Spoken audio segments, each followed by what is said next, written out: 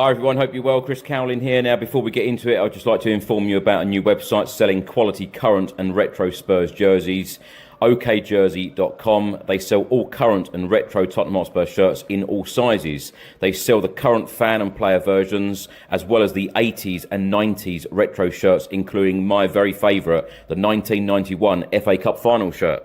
You can order very easily from okjersey.com, and if you use the code Chris, you will receive an 8% discount off your final order. You can also use the QR code on the top left of your screen. And by the way, they also have some training wear here and the 25-26 colour special edition jersey. Welcome back to the channel and welcome back to another edition of The Fan Show. In this edition, Craig Dearman and I, my name is Chris Cowlin, we will be talking about Spurs with Tottenham Hotspur fans from all around the world. There's a lot to get into in this episode. The transfer window opens in less than 48 hours and lots of reports to talk about. And Spurs are back to winning ways on Sunday. A 1-0 win at Selhurst Park against Crystal Palace puts us up to 11th in the Premier League table. And that now puts us within touching distance of the top European spots. Now, Spurs face Brentford away on New Year's Day. Of course, we'll be talking about that as well. We're live on YouTube, live on X and Facebook. Please do get involved. Put as many of your comments and let us know how you're feeling right now in the comment section below. And if you'd like to get involved by appearing on one of these shows in the future, please do send me an email. It is tottenhamfanchris@gmail.com. Craig is joining me today. Craig, how are you? I'm all right, yeah. Got a bit of a post-Christmas, whatever it is, cold, I think. But yeah, trying to fight it off. But yeah, all good. I noticed that on the podcast after the Crystal Palace win, you and Si just kept coughing the whole way through. Oh, God, yeah. It just I had a headache for the last 3 days and it just will not shift. But yeah, hopefully Spurs will make it feel a bit better come New Year's Day. Craig, we've got a lot to talk about, but I'm going to go to our first guest straight away. We're going to go to football journalist Josh Hughes. Josh, thanks so much for joining us today. How are you? Yeah, doing well. It was nice to have a win on the road for once. Absolutely. Looks, I think we can all accept, while we've said on the pod so many times how the style of football's got to improve, the entertainment's got to improve. I think at this moment in time, to get a clean sheet and a win at Crystal Palace, which we know is a very tricky place to go, especially against a group of top players at Palace and a top manager. I know how much you love Oliver Glasner, Chris. I think that's very much a let's take the 3 points and get the hell out of there and take the positives, really, because although Palace had a few chances, I thought we did pretty well to keep them at arm's length for most of the game. And of course, then the big news, which I'm sure we'll go on to this morning, and the transfer window fast approaching, it's got to be a really, really important month for Spurs. And of course, our next game is New Year's Day at Brentford, which is a ridiculously tough place to go. I think their record is probably second or third best in the league at home. And Bournemouth, who we, of course, lost 1-0 to, they beat them 4-1. And Brentford at the G-Tech, a really, really tough test. And of course, it will be an emotional one for Thomas Frank as well. Craig, before you come in, I just want to get Josh's reaction on the news that you've just mentioned there. Josh, David Ornstein from The Athletic has just reported that Crystal Palace have reached an agreement with Tottenham Hotspur over a deal to sign Brennan Johnson, subject to 24-year-old accepting the move, fee approaching £35 million in place, and clubs keen to proceed. But Spurs winger still to decide, more suitors for the Wales international. And Sky Sports have just stated that Crystal Palace have agreed a £35 million fee with Tottenham to sign Brennan Johnson. Discussions have advanced quickly in the last 24 hours, but the winger is yet to make a final decision. Bournemouth are also interested in Johnson, and Ben Jacobs from TalkSport has also stated that Everton are also interested in Brennan Johnson. But the main thing here, Josh, is that less than 48 hours ago in a press conference, Thomas Frank said that Brennan Johnson is an important player for Tottenham. We saw Fabio Paratici sitting in the stands with Vinar Venkatesham at Selhurst Park. What do you make of this news? Because it's obvious that Thomas Frank clearly doesn't see Brennan Johnson in his plans. Spurs are about to sell him. He was our top goal scorer last year. What's your reaction to this?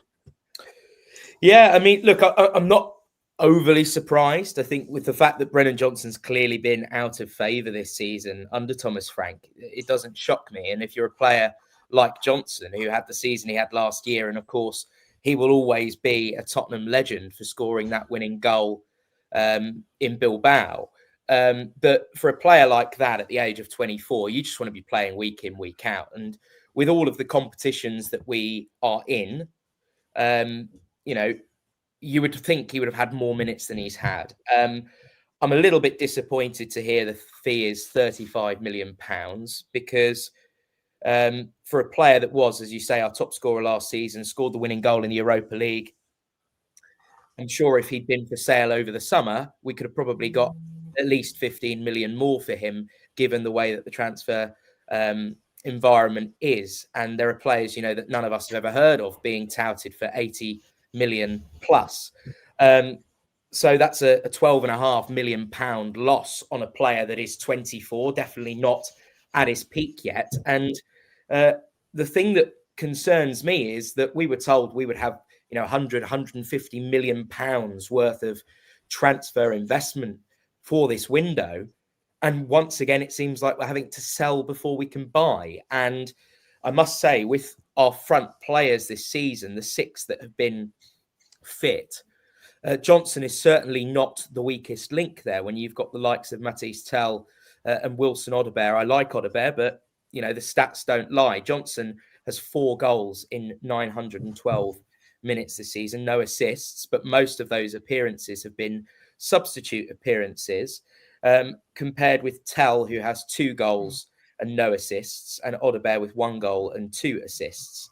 It just seems bizarre that we've got from a player that was, a guaranteed starter under Postecoglou and a really important part of that Europa League winning team, to hardly getting a kick and now going for £12.5 million less than we bought him. And this is a player that has scored 27 goals and has 18 appearances and 106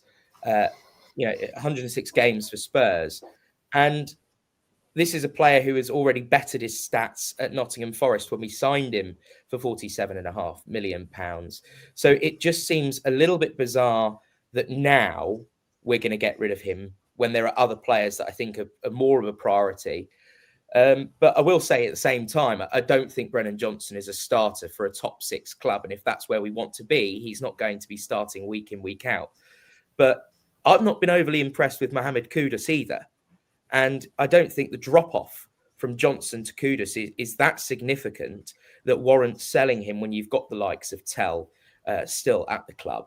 So it seems a little bit strange timing. And whether it's Palace, whether it's Bournemouth, and Bournemouth you would suspect will go in for him given they're going to be losing Antoine Semenyo. Aston Villa was another club that I saw was rumoured to be interested. And of course, Everton. I think this is a move that will benefit those clubs far more than it will benefit Spurs. And if you're going to sell Brennan Johnson, well, I expect us to spend big money on a top player that is going to be one that should be, if not a guaranteed starter, one you would expect to be one of the first names on the team sheet. And of course, you mentioned Ornstein, and he also said, I believe, that Sammy Mockbell as well said Marmoush and Savinho aren't going anywhere from Manchester City. And Savinho, obviously a player that we tracked over the summer, talk of £70 million. Are we really going to spend double the money on someone like Savinho, whose numbers aren't anywhere close to what Brennan Johnson has produced in the Premier League? It just seems utterly baffling to me. So I really hope the club has a top player up their sleeve, ready to go, and not a 19-year-old worth £87 million that nobody's really heard of, that hasn't proven himself. I think Spurs need to go for a ready-made player now if we're going to get rid of Brennan Johnson. But overall, I think you wouldn't blame Johnson for wanting to leave when the club is in the position that we're in. We've been in a bit of free fall, and he's not getting minutes as well. Josh, you mentioned mentioned there the £87 million. I take it you're talking about Samuel Agahawa or somebody like that the club have touted and No, Diamande. Diamande, right? Okay.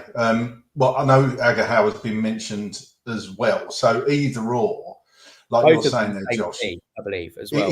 Yeah. But it's the same argument for both. The young players, they're not been in the Premier League. And it's kind of another risk, isn't it? And I agree with you about Brennan Johnson going for a fee less than what we paid for him.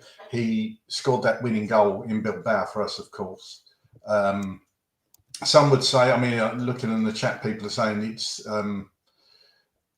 Johnson isn't liked by everybody, definitely. And people are saying it's a good deal for Spurs. I agree with you, though. Like you said, it's £150 million that we apparently got to spend that ENIC have said we're going to spend. Is this a case of ENIC just being the old ENIC and selling players before we can buy? Because we've seen that for years and years and years. And I think everybody's willing to give them this transfer window to actually see what they can do, see if they put their money where their mouth is, or is it just going to be a rinse and repeat of previous seasons? So I suppose my question, Josh, is, can we trust ENIC to actually spend the money this time? Well, we can't trust them to spend the money this time because the track record speaks for itself. And unless they prove us wrong with their actions, we can't give them the benefit of the doubt. I think they've had far too many opportunities and gotten it wrong for us to be giving them the benefit of the doubt all of a sudden. I'm not encouraged by the news of Paratici possibly leaving the club. It looks like that's going to happen. I don't have faith in Johan Lange that he's the guy that's going to suddenly turn our transfer fortunes around, considering that actually, if you look at the bulk of top players that we have signed over recent years, Paratici was involved in a great deal of them. So, what I'm thinking about and trying to think about this logically, and to me, it must signal that, Solanke and Kulusevski are obviously still to come back. And when Solanke and Kulusevski do come back, you can arguably say, okay, well, we brought in Kudus and Kulusevski is going to be utilised as a right winger again. And then you've got two good players, and we know Kulusevski's top. So we've got two very solid players in that position. We know that when Johnson's been played off the left, it's not quite worked out as we'd hoped. He's not fluent in that position, shall we say. And then the other option here is that Randall Kolo Muani, of course, he played on the left against Crystal Palace, and he's got a hell of a lot of pace. And it's just a case of whether, maybe Kolo Muani is being viewed now not as a centre forward, but as a winger.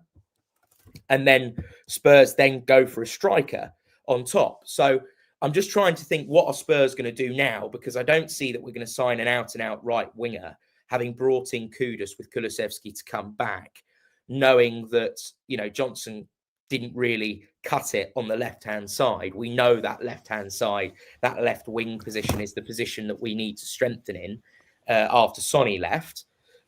So perhaps Thomas Frank views that as Kolo Muani's place, and maybe we go for a striker on top of a winger as well, and that £35 million may just allow us to go and get 3 players in January instead of 2, because obviously Spurs have also been rumoured to be looking for a left-sided defender as well, and Radu Dragusin coming back into fitness is a player that's had his future spoken about as well. So I think maybe it's a case of, with all of those players, clearly Johnson's not part of Thomas Frank's plans, but as fans, all we care about is seeing top players come in the door if players leave the club. Josh, last question for you. Regardless of what anyone thinks of Thomas Frank, whether you're a Thomas Frank fan or not, about the style of football and whatever else he said, he's come out and said a number of times, you've got to remember, we finished 17th in the table last year. And this is not a quick fix. Now, in my opinion, the board have to inject real quality into this team, into this squad, regardless of who the manager is.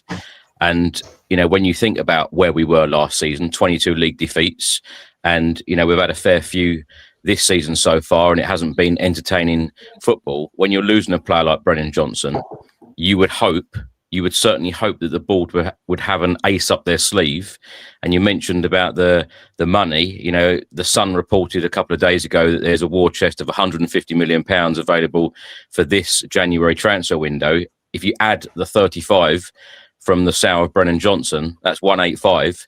You would think that Spurs could bring in a couple of real impact players. And when I say impact players, I mean players that are going to walk straight into this team, have enough experience to be able to, to do it straight away, rather than players for the future that we've quite often seen. And don't get me wrong, I love players for the future. I love Spurs building something for the future. But at the moment, I think we're crying out for players that are going to walk into this team, walk into this squad and make a real impact. How confident are you that that's going to happen?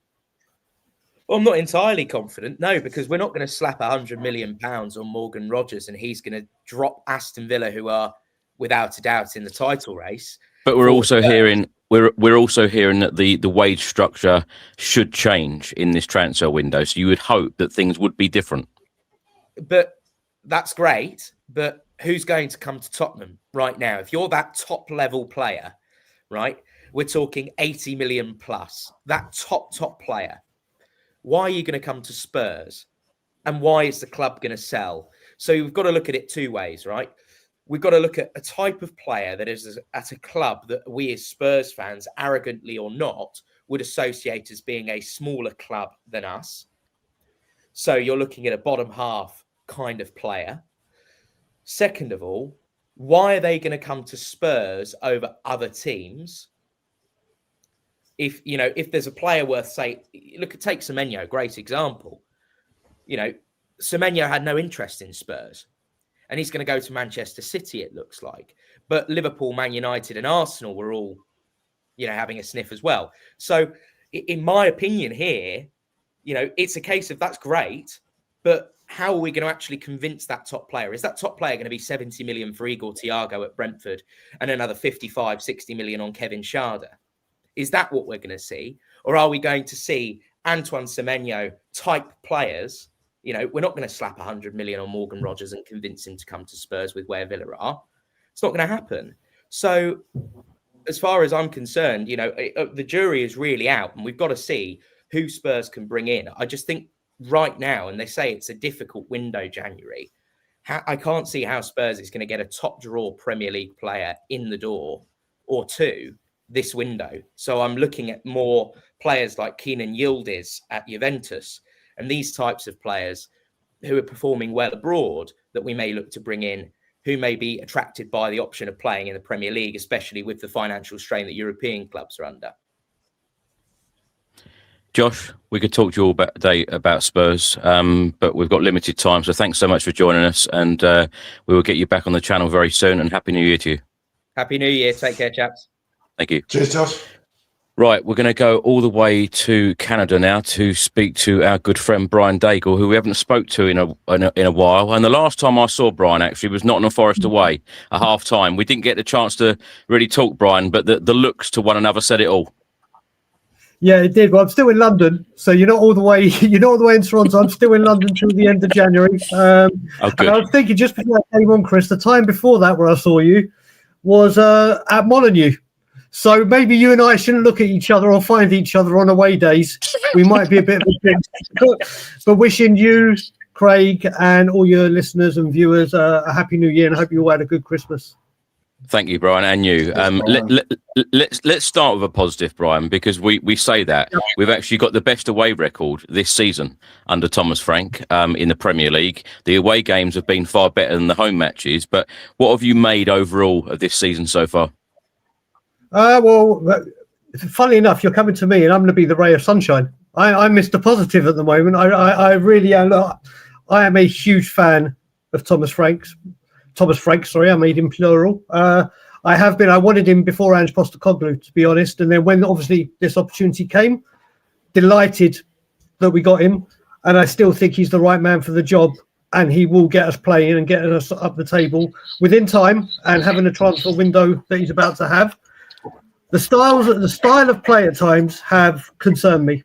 The dropping of Paulinho over Bentancur in certain games has concerned me. I did expect a better brand of football currently, which we haven't seen, but at the moment, like you said, yesterday, Palace game, it was all about the victory. We needed 3 points. We've had fans that have been moaning that we've been losing and conceding goals for fun. And then when we go to a tricky away ground and win 1-0, they complain about the way we won. Which look, I know full well with my stance on a certain person who's no longer at the club. Some people will never be happy, or some people will find something to blame. I do want the style of football to get better.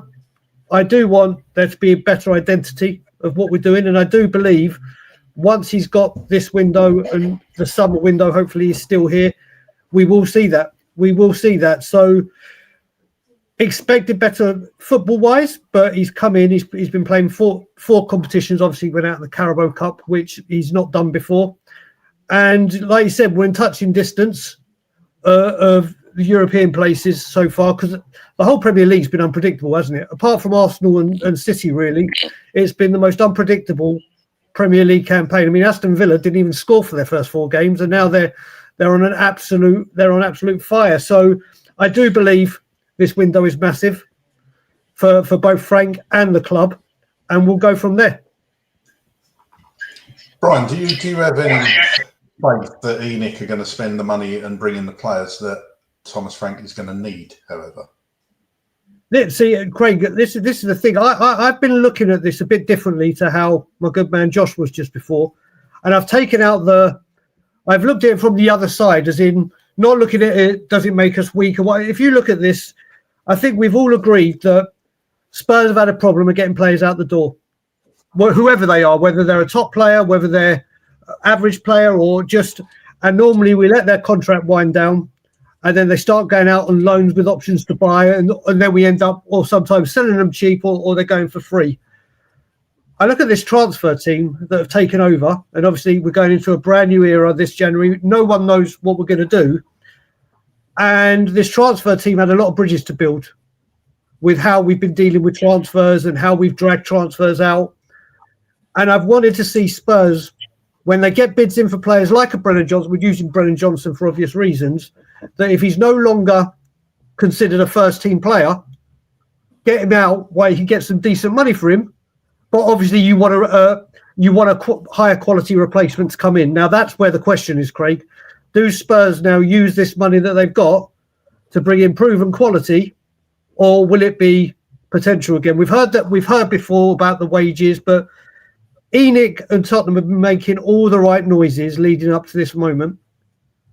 And then as of New Year's Day, it's time to practice what you preach and put up or shut up. And we'll see. I do think we'll bring in a big player, like a first team, like Josh was saying, someone that walks into this first team. I really do believe at least one of them will come in.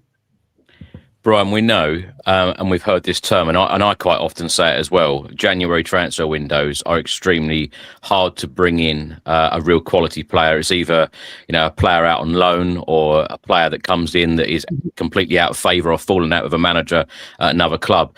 Are you willing to be, and I say this because you have been extremely critical of the board in recent years. I think that's very fair to say. Are you willing to be patient and wait for the summer for us to have marquee signings in rather than January? I've said from the moment Daniel Levy left, I'm giving ENIC 2 whole windows. Before I want to be fair, and rather than just going, oh my God, it's the same. I speak with a lot of people. Obviously, one of my dear friends, Craig, is in the chat right now. And you look at it, we're talking about these high quality players and January being a difficult window, but it doesn't need to be like that. I don't expect Spurs to go spend £100 million on a player. You look at a person like, and I didn't want him under Ange, and I don't, probably because of his Chelsea connections, but I think a Conor Gallagher right now would be absolutely bang on the money for this midfield, or a Ruben Neves, or a Wharton, or again, revisit Morgan Gibbs-White, which I doubt would happen. But those players may cost, I don't think they're not gettable. I don't think they're not gettable. I don't think, you know what I mean? There's certain players, and we've got to remember as well, with a World Cup year coming up, this market opens up a lot for a lot of players that are on the fringe of their national teams or whatever, but need first team football. So I think this is a real key part of this transfer window, like no other, because people will want to try and force their way into their respective nations for the World Cup, and getting first team football will be a key part of it. But I think the big deals will be coming. Obviously, the major deals will be the summer. That's obvious. We won't be, but I do think it's vital Spurs have a very, very successful window and target vital key areas that we need, such as, like I just said, the central midfielders of the ilk I just mentioned, a left winger, possibly now even a right winger because of Johnson. Because we, like it or not, we're stacked for left wingers, and it'll be Kudus and Kulu. So maybe it's another right winger, because we are stacked on the left. But I think a left-footed left-back is vital, absolutely pivotal to us, with Destiny's fitness being questioned. But I do think a dominant central midfielder and a left or right winger is the key areas. Brian, last point from me. You mentioned about transfers there. Absolutely. I think we can all agree the areas that we do need to improve this squad.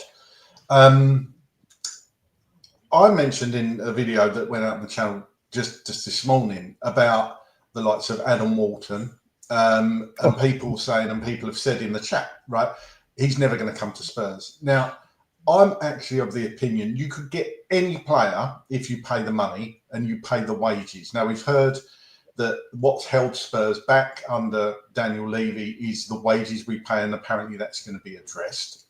Are you in line with that? Do you think it's the fact that if you pay the wages, the player's going to come no matter who it is? And what I would say about Walton is, I haven't really watched him that much. I've seen him for England. I don't watch a lot of Crystal Palace games, but I thought he was very good against us. I thought there's elements when he ran that midfield against us and actually made Bentancur, the likes of Bentancur, look very ordinary.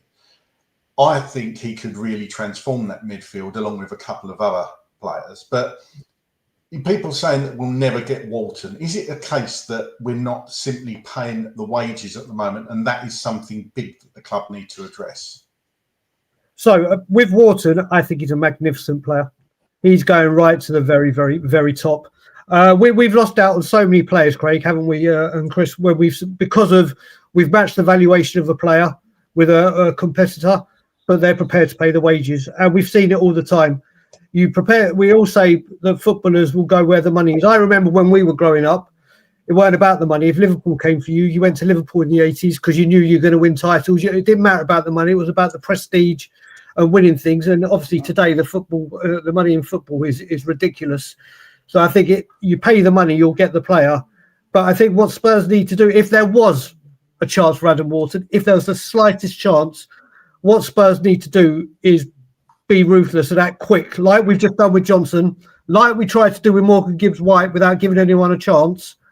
I've heard other things or seen on Twitter, whether it's reliable or not, that apparently we've gone for Walton in the past and messed him about, or his representatives about, and he's got no interest on that part. But then again, like you said, Craig, you offer the money, then you see. If we could get an Adam Walton in, that would be, I would say, the right here, right now, that would be the signing of the window. And not just for Tottenham.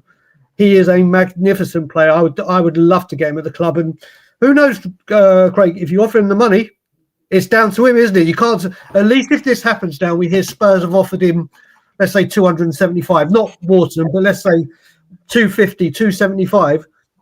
Then you can see there's a clear indication that ENIC have said they're going to do this. And they've quite clearly shown they're prepared to do it. And then if this is the thing, if ENIC offer the money, and offer the wages, and the player turns us down, you can't put that on the club. That's he's chosen to stay or go elsewhere. If Spurs can match players' demands, wages, and financially, as well as the club's valuation, then the club have done everything they can, haven't they? It will be down to the player. We've lost too many players because of the club fannying about, rather than giving the player what he wants and seeing if it's signed.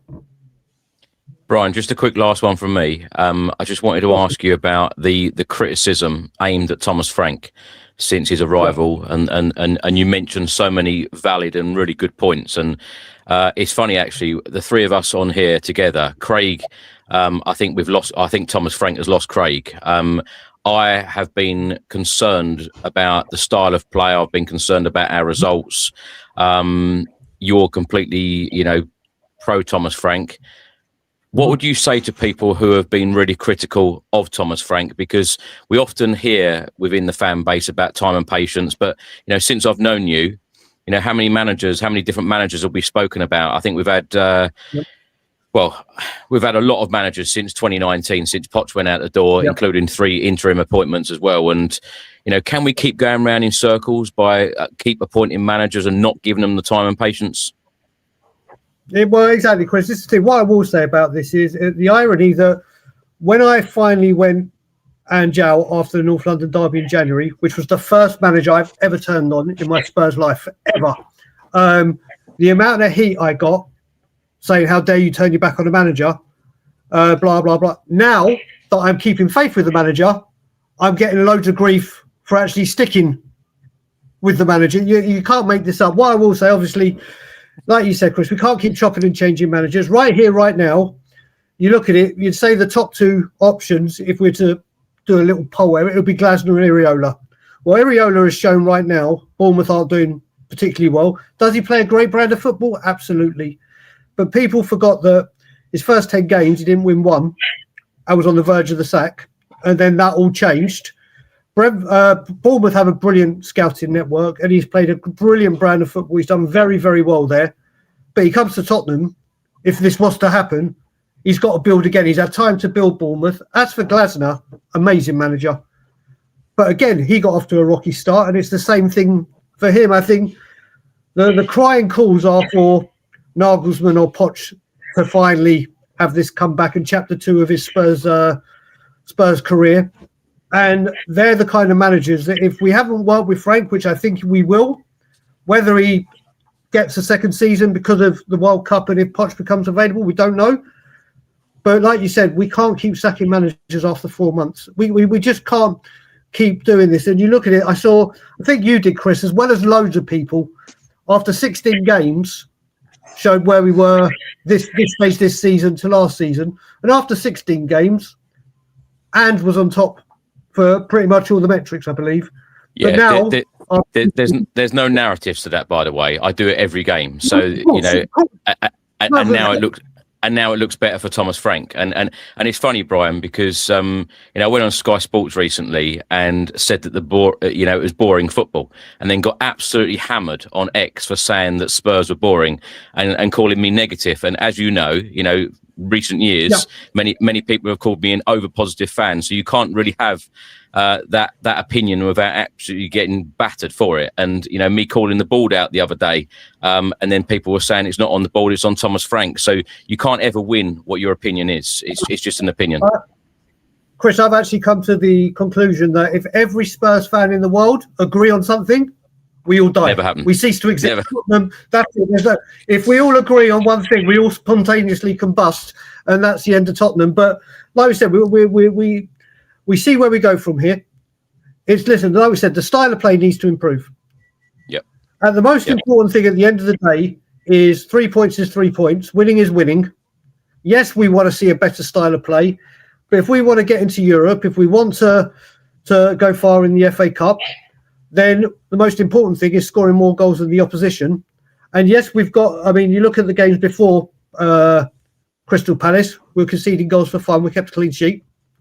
I actually believe the Crystal Palace performance, as done as the some parts were, you looked at it when Odebear and everyone came on, we had 2 goals disallowed, hit the post, kept the clean sheet. Yes, Palace had their opportunities, but every team in the world, in every game does. It's whether they put it away. That's not down to Frank or the Tottenham players or supporters. It's been a ground we struggled at for many a year. We've only got the odd victory here and there. Not many people go to Selhurst Park and won. We won. We ended the year, which domestically has been a horror show. If we're honest with ourselves, and we go into 2026, seeing what ENIC are all about, seeing what Charlie and Vivian's input is, as well as Vinay and whoever it may be, as well as Frank. We evaluate at the end of the window to see who's come in, who's gone out. Are we stronger? Did we bring in quality or potential? And hopefully the second half of the season, like Poch's first season, where the first half was a bit shaky, and then the second half, when he brought in Bentaleb and Mason and everything, and then we obviously skyrocketed, and the rest was history. Let's hope for a kind of repeat of that, and we go far in the FA Cup. Yeah, absolutely. Yeah, well said. And do you know what? I've said in the last couple of days, despite the first half of the season being so up and down and very inconsistent, we are in touch and distance of a top European spot. We're only 4 points away from fifth. So this second half of the season could be really positive. And, a couple of wins, including a win at Brentford and, an early transfer window signing could get everyone, up again and the mood lifted. So, right. Brian, thank you so much for joining us, and we will talk to you again very soon. I look forward to it. I'm going to the Villa FA Cup game, so if I see you there, I'll see you there. We're at home, so we can see each other. We won't lose. Wishing everyone a very, very happy New Year. Craig, take care of yourself, mate, and Chris, all the best. Brian, thank you. Happy New Year. Cheers. Bye. Right, we're now going to go to Krish. There we go. Krish, how are we doing? Hello, Chris, and hello, Craig. Oh, yeah. Where, guys, first of all, since I'm following you since 2-3 years, you are doing a great job. Thank you so much. Thank you so much. Is this your first time on the... I can't hear you, Chris. Sorry. I can't hear you. Okay. Craig will have to do this one. All right. Yeah. Can you hear me, Chris? Sure. I can hear you, Craig. I can't hear Chris. Where are you calling us from? Where are you, Chris? No, I'm from Italy. And I'm a fan of Tottenham, of course, and I'm a big fan of Ange. I still didn't like what Bod has done to Ange last season after the end of the last season. They're coming to Thomas Frank. I want to say something, regardless of players who may come in January or who may not come. What I observe is that Thomas Frank doesn't trust Matistel and Odobert. He really don't trust them that they can do their job. He used Xavi Simons as a left in the beginning games. He used Colomoni, who is a proper number 9, as a left winger. And he never used two strikers, where Brennan Johnson is really good at scoring goals. We all know that Brennan Johnson is good at scoring goals, but he don't use them. He don't use a 3-5-2 formation or 4-4-2. He has that mindset. I heard about Thomas Frank is that Mr. Flexibility, but I didn't see that throughout the whole season. That's my issue with Thomas Frank. And he said Spurs finished 17th last season, but we finished 17th because we concentrated on Europa League. And Archie Gray played as a defender for the most games under Ange Postecoglou. Maybe the only weakness of the Ange Postecoglou is, I don't know, but maybe his training methods, because many players got injured. I don't know what they do. But on the pitch, what we saw is that Ange did a wonder. He won the Europa League. That's why we got Xavi Simons, Kudus, Colomoni, Paulinho to Spurs. Otherwise, they're not going to choose Tottenham. So rather than using the players he's insulting the team that they finished 17th last season. I really don't agree with that at all. And I don't see any positivity in Thomas Frank's press conference or on the pitch. I don't think he's the man who can take Tottenham to leading titles or whatever. This is my honest opinion. I want him to do well. I want to see some positivity. If you see Arsenal game, Chelsea game, we just sat back all the time. We are playing like a Serie A B team, like a Siena. We are not Siena, bro. We are not a Torino, or we are not a championship team. We are Tottenham, who won the Europa League just now. You just don't sit back and allow the teams, again and again. How many shots we had? All against Chelsea, against Arsenal. We don't even have 6 shots on target in both of the games, not even in one game. That's what I think about it. It's a really horrible show. Yeah. And why you don't give Matistel as a chance as a striker? He played 270 or 280 minutes. He scored 2 goals. And Richarlison, yeah, he scored a goal, but he's getting the minutes, so he's scoring. But maybe if you give the same chance to Brennan Johnson, maybe he would score the goals too, or the Matistel. He's not using the players he had. Even I don't know. Even if we are getting new players, he don't try every player. I feel like he's not using the players what he got. That's my point to say. Yeah. And Chris, another thing is this. Yeah, please go ahead. Yeah. Yeah, you can talk about whatever you want, Chris, on this. So you can just go and talk about anything. But let me just ask you a quick question. What has improved under Thomas Frank? Give me some positives. What's improved since he's become manager? I would say nothing. Nothing. Okay. Maybe nothing. Nothing. But under Ange, we never won a game after Sheffield. We never won a game when we are trailing the games. But under Thomas Frank, I think 2-3 games we had a draw. That's it. That's the maybe I don't see anything in the mentality. I don't see anything in the game. I don't see anything in having a possession, or I don't see anything in taking long shots. By the way, every team is scoring bangers against us. Every team, they are scoring bangers against us from the edge of the box. Even if you see in UEFA Super Cup finale, whether it's Vitinha, whether it's Rogers, every team is scoring bangers against us, and we are playing defensive and we are conceding goals. That's I don't understand that. We are playing back. We are just staying back and we are conceding goals. That's too much to take. Chris, Yeah. Chris, do you think that the players like playing this style of football under Frank? I've asked that question to people before. Do you think the players prefer? I'll use the Ange Postecoglou because he was the previous manager, but Yeah. do you think the players prefer playing this style of football that Frank's got us playing? No. I think they can do better. We have a decent squad who can play better, but just Thomas Frank doesn't trust the players. He don't just trust them that they can do well, and that's the thing. For example, Kudus is a wonderful shot taker, but how many chances that Kudus got to score? Maybe an entire season so far he got 6-7 chances and he scored 2 goals because he's always playing at the wing and he's creating chances for others. But who else are the other players who can create a chances for him? Because if you stop Kudus, you are stopping Spurs attack. That's it. Because 2-3 defenders from the opponents, they are on Kudus because they know Kudus can do something. And apart Kudus, no one is there to try something because Thomas Frank doesn't trust the other players. He's not using the squad from the 4-4-2 or a 3-5-2. He can use 2 attackers. That's what I think. Maybe he can try Kudus as a second striker. You know what I'm saying? Because the only players that we have who can score the goals at the moment is the Kudus. He's a wonderful shot taker. We see that in West Ham. And there are couple of wonderful goals which were cancelled. But yeah, it's a kind of a mess now. It's a kind of a mess. As I said, Matip still need to play more minutes. Brennan Johnson need to play more minutes, but they are not getting opportunities. And you use the players you have, and then you try for new players in January. So we can see that you are trying. I don't expect Thomas Frank to win every single game. Every single game we can't win 4-0 or 5-0. But he's not just using the players he got. And sometimes in the from the press conferences, I feel like he's just saying we got very bad players. We got that's what he means.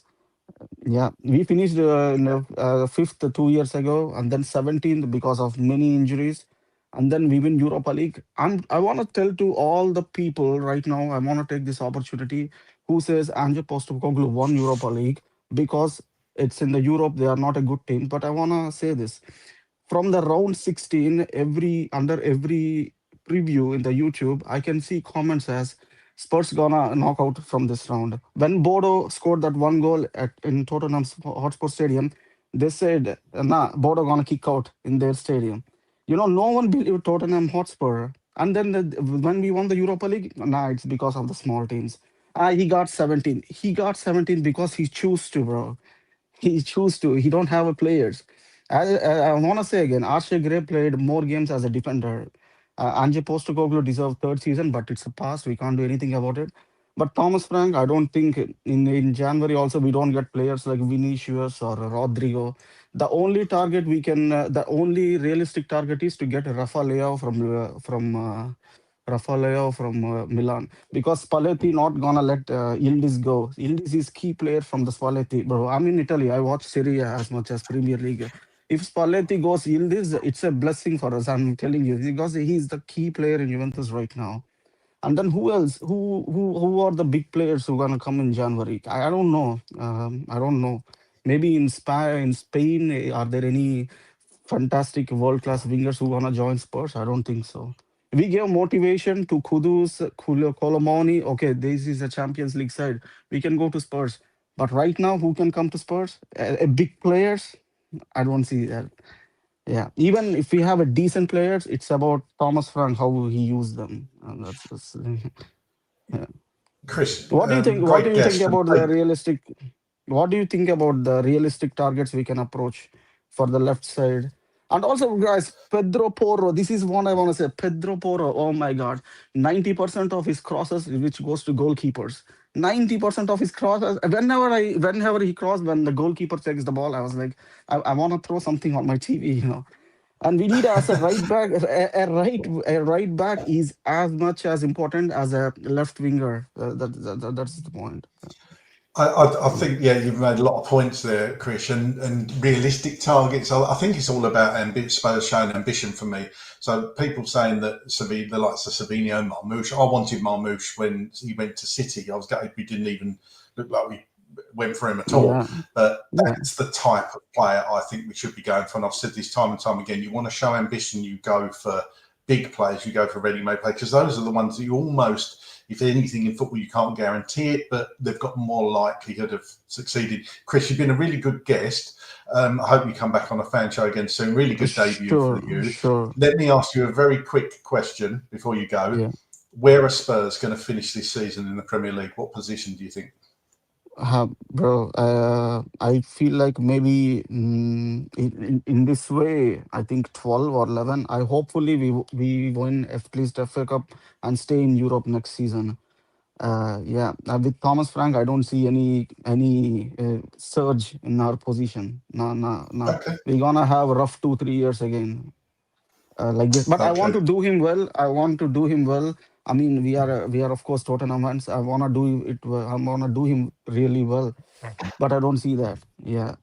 You sit back and allow teams taking shots, everyone scoring bangers. I mean, how we can concede 4 goals to Arsenal, and we are playing defensive. At least we will lose 1-0 like Allegri, in Serie A. If he or Mourinho style, it's okay. You want to play like Mourinho or Allegri, Conte style of football, playing back, it's okay. But you are taking goals at the same time, 4-5 goals. Under Ange, last year by the December, we are top 2 or top 3 teams in scoring goals with injuries and everything.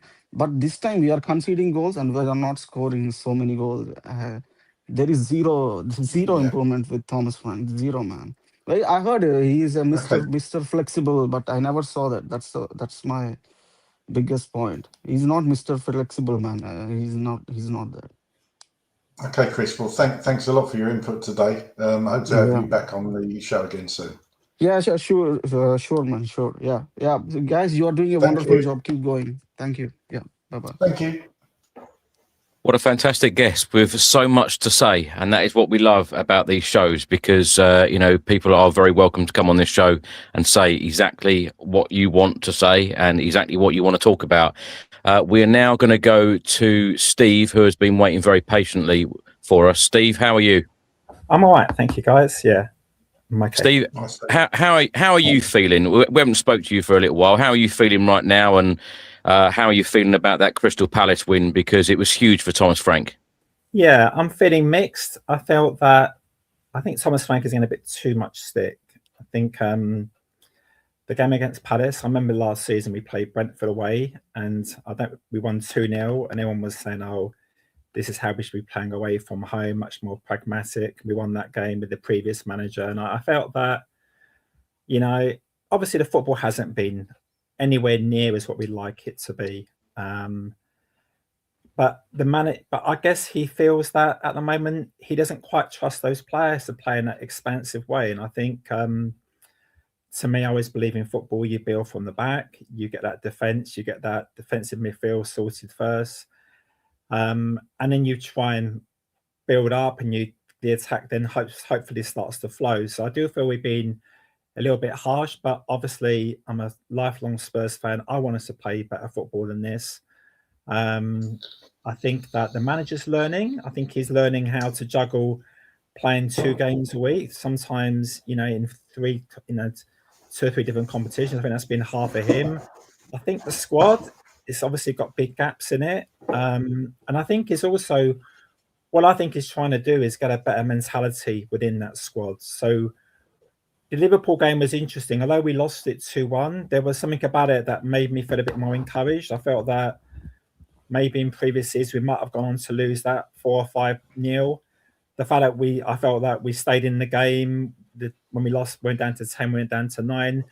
We actually gathered more strength, I felt. So that game encouraged me. I think I have seen a little bit of improvement, but I do wish, particularly at home, the home performances have to really improve. And I'm a One Hotspur member, and I'm not getting off for free tickets. This is Spurs, obviously, but we're getting a lot more. Coming in, and there's offers to see these home games. All of a sudden, a lot more tickets available. So if the home form doesn't improve, I think Thomas Frank will leave. I think that the club have to sell. The club needs to win at home. The club obviously makes a lot of money from home games. So, I feel we've been a bit impatient, but I do wish the football would improve a bit, and obviously the results need to improve a bit. Craig, before you come in, could I just ask you, you've had time to reflect on that win against Crystal Palace. And Steve, I don't know whether you watched or listened to the podcast after that game. I felt that Craig, Si and Ricky were very negative after us winning at Selhurst Park 1-0. And I think a lot of people who watched and listened to that show thought exactly the same thing. I saw a lot of positives from that game. Steve, you just mentioned positives from the Liverpool game. Craig, you seem to have switched off from Thomas Frank, as have a lot of Spurs fans that I talk to, either at games or on these shows or face-to-face, wherever. Is there part of you, like Steve mentioned there, the end of the Liverpool game, there were positives in that game. Like, some of the other guests have mentioned already, going to Crystal Palace, very difficult place to go. Yeah, it wasn't the most entertaining game, but in that final third, we did create opportunities. Richarlison scoring twice, disallowed. Brennan Johnson having a couple of chances at the end. Wilson Odobert hitting the post. Of course, Archie Gray's goal. What needs to happen for you to be won over by Thomas Frank? Because, like I mentioned earlier, we're within touching distance of a top European spot. So this second half of the season, it does need to be a lot better. But what needs to win you over? It's interesting, the Premier League, as you say, it's also tight in that middle bit because everybody's beating everybody else. I think in seasons gone by, we would have been lower and almost cut adrift from the top 4 or 5, or even a chance of getting there, to be honest with you. I think you say about positives in Crystal Palace, the win is a positive, definitely. I think there was elements during that game, the game as a whole, really, where we got quite lucky. I think Palace had played a lot of football where we had a bit more of a break. I think there was more. You could see the Crystal Palace players tiring towards the end of the game. But look, that's football, right? That happens in football, and we just, the fact that the Palace had played all these games and then the cup game, of course, and the disappointment at losing and going out of that, that's all part of it. I get that. If you say that I've switched off from Thomas Frank, I'd still personally think he's not the right manager to take us forward. That's not, I've said before, I don't dislike the man. I just don't think the manager's going to be the right fit for Spurs long term. It's odd to me that he doesn't like Brennan Johnson, because he tried to sign him when he was at Brentford. He really went after him quite hard, from what I'm led to believe. Yeah. And now we're selling him. So I just find that really strange. As you've said, Kudus has kind of gone off the boil a little bit in games. So having somebody to challenge Kudus, and now we're letting Johnson go. And I've been on X during this podcast and seen there's a lot of people seem to think that he's almost already gone. In fact, Fabrizio Romano on YouTube has turned around and said there's an agreement in principle between Palace and Spurs for Johnson for 33.5 million. Bournemouth are ready to pay the same, while Sunderland and Everton have also called in the last 24 hours. Johnson will now decide, but he's expected to leave in January. So it does look like that deal is going to go ahead. coming back round, I suppose, to what you're saying, my opinions on Thomas Frank, what he's got to do is just start playing a bit more entertaining football, because I am, like people have said in the chat, I do get bored watching us sometimes. I think we're probably the worst team to watch, Wolves aside. I'll be honest about that. I don't actually enjoy watching us anymore. I find the football quite boring at times. But then again, if you're getting points on the board, does it really matter? Palace game aside, that was, great win against Palace, but I'm just not seeing enough. I think he's been in post to see enough. And people are saying, yes, he's got injuries. All managers have injuries. Ange Postecoglou had more injuries this stage last season than we've got now. Yet I still personally think we were playing better football at this stage last season, even though Ange did go a little bit more pragmatic. As I've said millions of times, I think the fans will get behind someone if they can see a plan, if they can see what we're trying to do, and if they can get on board with the football. I'm just not sure what we're doing week in, week out to make that work. I mean, Steve, this is probably, if you can jump in here, I know you said that Thomas Frank gets a bit of a rough deal from fans. How do you feel about the football that we're playing? And do you think this is going to be the way forward for us and Thomas Frank is going to survive this rough period? I think that you build. I think that what he's trying to do is think that actually let's install some really good habits into this team. And think all the defeats last season, defeat, when you lose games, it becomes a horrible habit. And you've seen it at West Ham, you've seen it at other clubs this season where you lose and you let a goal in, your heads go down. And I think what he's trying to do is get a stronger mentality. I think he's talked about this before. It's just small steps. It's a step-by-step incremental kind of way of improving. I would like to think that once things improve in terms of results, that there'll be more confidence that the players will play in a more expansive way. But I think it might take time. It might be a bit painful to watch. The problem obviously is that if you don't play well, you're not attractive to watch and you lose. Obviously that puts some more pressure on you. But personally, I don't know. I've watched us play for a season and a half with the previous manager playing this so-called entertaining football and losing a lot. And I would rather feel that there's something being built here that has a bit more longevity about it, it's a little bit more solid about it. So I'm prepared to give them a bit more time, but they have to improve at home and they have to start winning at home, because if they can't sell tickets from home games, and if they, the fans will stop coming, and he'll be under more and more pressure, and I think he'll last the season, but I think by the end of the season, we have to review it then. I think if we finish around 8th, on 7th or 8th, 9th, I think that'll be probably enough for him to have a second season. But I feel like Brian, I think it's absolutely pointless sacking the manager by end of December. Because what will happen? Someone else will come in. If they start badly, let's sack him. This goes on it's a cycle of hiring, sacking. And if you look at the top clubs, they give their managers time. I mean, our bitter rivals gave Arteta bloody hell so much time. Sorry to jump in, Steve. A couple of people have said that we can't continue this cycle of hiring, sacking. Ange Postecoglou was in post for 2 years, and before that, we had obviously Antonio Conte for a decent amount of time. We had Jose Mourinho for a decent amount of time. So the only one really where we've got rid of after 4 months, and this is a bit of a fallacy, you're taking caretaker managers out of the equation, was Nuno. So I think we give managers a decent amount of time to put their stamp on it. No, we don't. If it works. No way, Craig. No way, Craig. Pochettino. I disagree with that. Hold on, Steve. Hold on. Let me just give you this stat, because since November 2019, that's just over 6 years ago, we have had 6 permanent managers and 3 interim appointments. And you think that's enough time? On average, 1 year per manager. That is ridiculous. I think that a manager, you don't get much time in football generally nowadays, but I think with the likes of Mourinho and Conte, you saw, improvements in the team and things that are plan in place. I would just have expected to see more from Thomas Frank already, because people said what a good coach he is. I haven't seen any improvements from him. That's all I'm saying. But we sacked Antonio Conte when we were fourth. We sacked Maurizio Pochettino when he'd just taken us to a Champions League final, didn't spend a penny in 518 days in transfer windows, and sacked Jose Mourinho 6 days before a final. These are poor management and board decisions.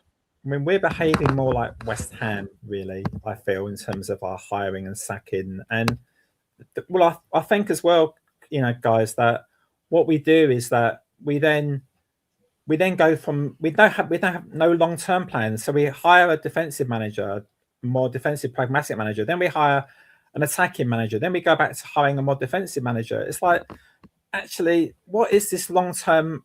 We need to have a longer-term vision as to what this club is. So we need to be thinking like Brighton, to me, are a great example where managers will come in. Okay, they may have stayed 2 or 3 years, but there's a bigger plan behind the scenes. They seem to but with Tottenham, I just don't know what that plan is at times. And I feel that if we sack him, okay, so we take Areola from Bournemouth. Say Areola starts off as he did at Bournemouth, loses, I don't know, he didn't win for 10 games. Semi Glasner had a really poor start. Then people going, oh, actually, these guys are at their depth. They can't manage a big club.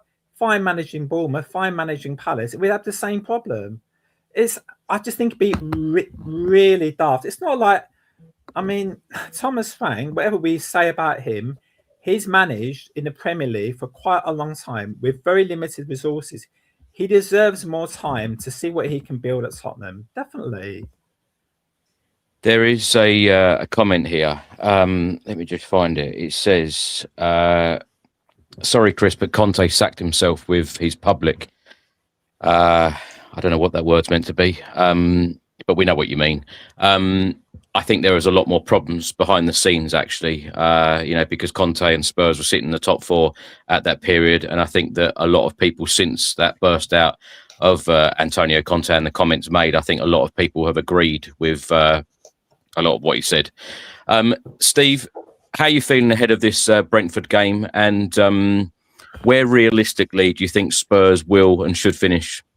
Well, I think I came on at the very start of the season and I said I thought about 8th, and that's realistically what I think we're going to be. I'm praying that Villa put out a really, really poor team in the FA Cup. Go really light and we go heavy with us, with our first team. I'm going to be positive because I think there's a lot of negativity about our club at the moment, and I don't like it. And I feel that we have to be more positive. I know it's up to the team, it's up to the manager to bring that, but also, I went to that Bournemouth game. I couldn't believe the negativity after about 15 minutes. And it's interesting now, the same people are going, oh, we can't sell Brennan Johnson. There were thousands of people that game were giving Brennan Johnson ridiculous amounts of stick. So I'm going to be positive. I think we're going to have a better second half of the season, and I hope I'm going to have a really good FA Cup one. Steve, that's a really good point. And let me come to both of you on this lastly, because I'm actually quite surprised by so many people defending Brennan Johnson leaving in the January transfer window, because you're absolutely spot on. The amount of times that I have seen or heard Brennan Johnson abused by the fan base, either at games or online. Number one, but prior to that Coventry City game last season, God, it was the abuse that he was getting from Tottenham fans was unreal. Yeah. I suppose the question is, if you're letting a player leave who was your top goal scorer last season, and of course, got the only goal in the Europa League final, leaving for £33.5 million, can we replace a player that is going to have that many goal involvements, including scoring goals? Can we replace a player like that for £33.5 million? And I suppose that if you weren't a Spurs fan, you would say, God, Brennan Johnson, proven player in the final third, can score and assist. And you're going to get a player like that with Premier League experience of £33.5 million. You'd be thinking that's a pretty good deal, wouldn't you, Craig? Well, yeah. Absolutely. Absolutely. I was 100%. Sorry, Steve, go on. No, so I'm a bit surprised. I mean, I think, goals have been our problem, and he's the one person who I think, I think he has got some limitations as a footballer, but he can score goals. I'm being a little bit surprised we're letting him go. And it's weird how wrong I've been, because I thought that, when Thomas Frank came in, and we know that he gets the best out of players, I actually thought Brennan Johnson was top of my list, and thinking he is going to make Brennan Johnson a top player. And if there's anyone that he's going to get, the best out of and more out of as a player, and make him an all-round player, it was going to be Brennan Johnson. And then first transfer window, since the start of the season, there you go. He's heading out the door. Yeah. Steve, thanks so much for joining us, and we'll talk to you again very soon. Happy New Year. Thanks. Cheers, Cheers. Do you know what, Chris? There's a really good comment here. Trying to be balanced. Silly singularity. Sick of sacking managers is not the excuse to keep Frank. He has to be assessed based on progress and results. I do agree with that. Yeah. So let me just share with you a bit of lighter comedy. I'll just get a text message from somebody saying, congratulations on Daniel Levy receiving his CBE. I think it was, he got in the New Year's Honours list. And he said, another member of the Spurs staff who leaves and wins something on leaving. It did tickle me. Wins a trophy, yeah. By the way, we've had so many hundreds and hundreds of comments in, great comments, and we will read out as many as we possibly can during the stream. But if you would like to be involved and come on a future show to talk about whatever you want, just send us an email, tottenhamfanchris@gmail.com. We'll add you to the list, and you will be invited on to all future shows. We're now going to go to someone who says it how it is always, and that is Tim. Tim, how are you?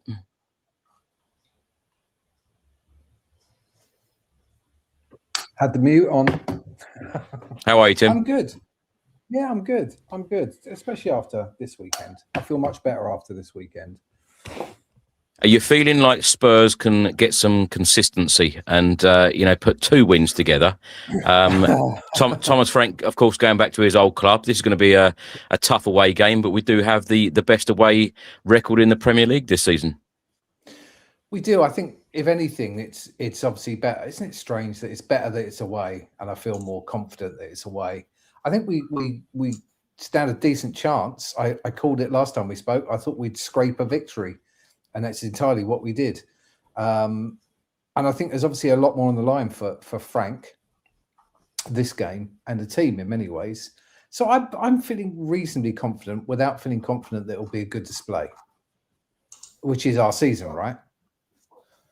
Yeah, I'd agree with that, Tim. And I said, when was the last podcast? A couple of days ago, that I think if there's a man on the planet that knows Brentford better than Brentford do, is Thomas Frank. So I'm actually quite confident we should get a win actually at Brentford. So do you think it's going to be more important for Thomas Frank though this game because of the continued pressure on him? You're only as good as your last game, that old cliche, but especially going back to Brentford, he's going to want to put one over on them, isn't he? I think so.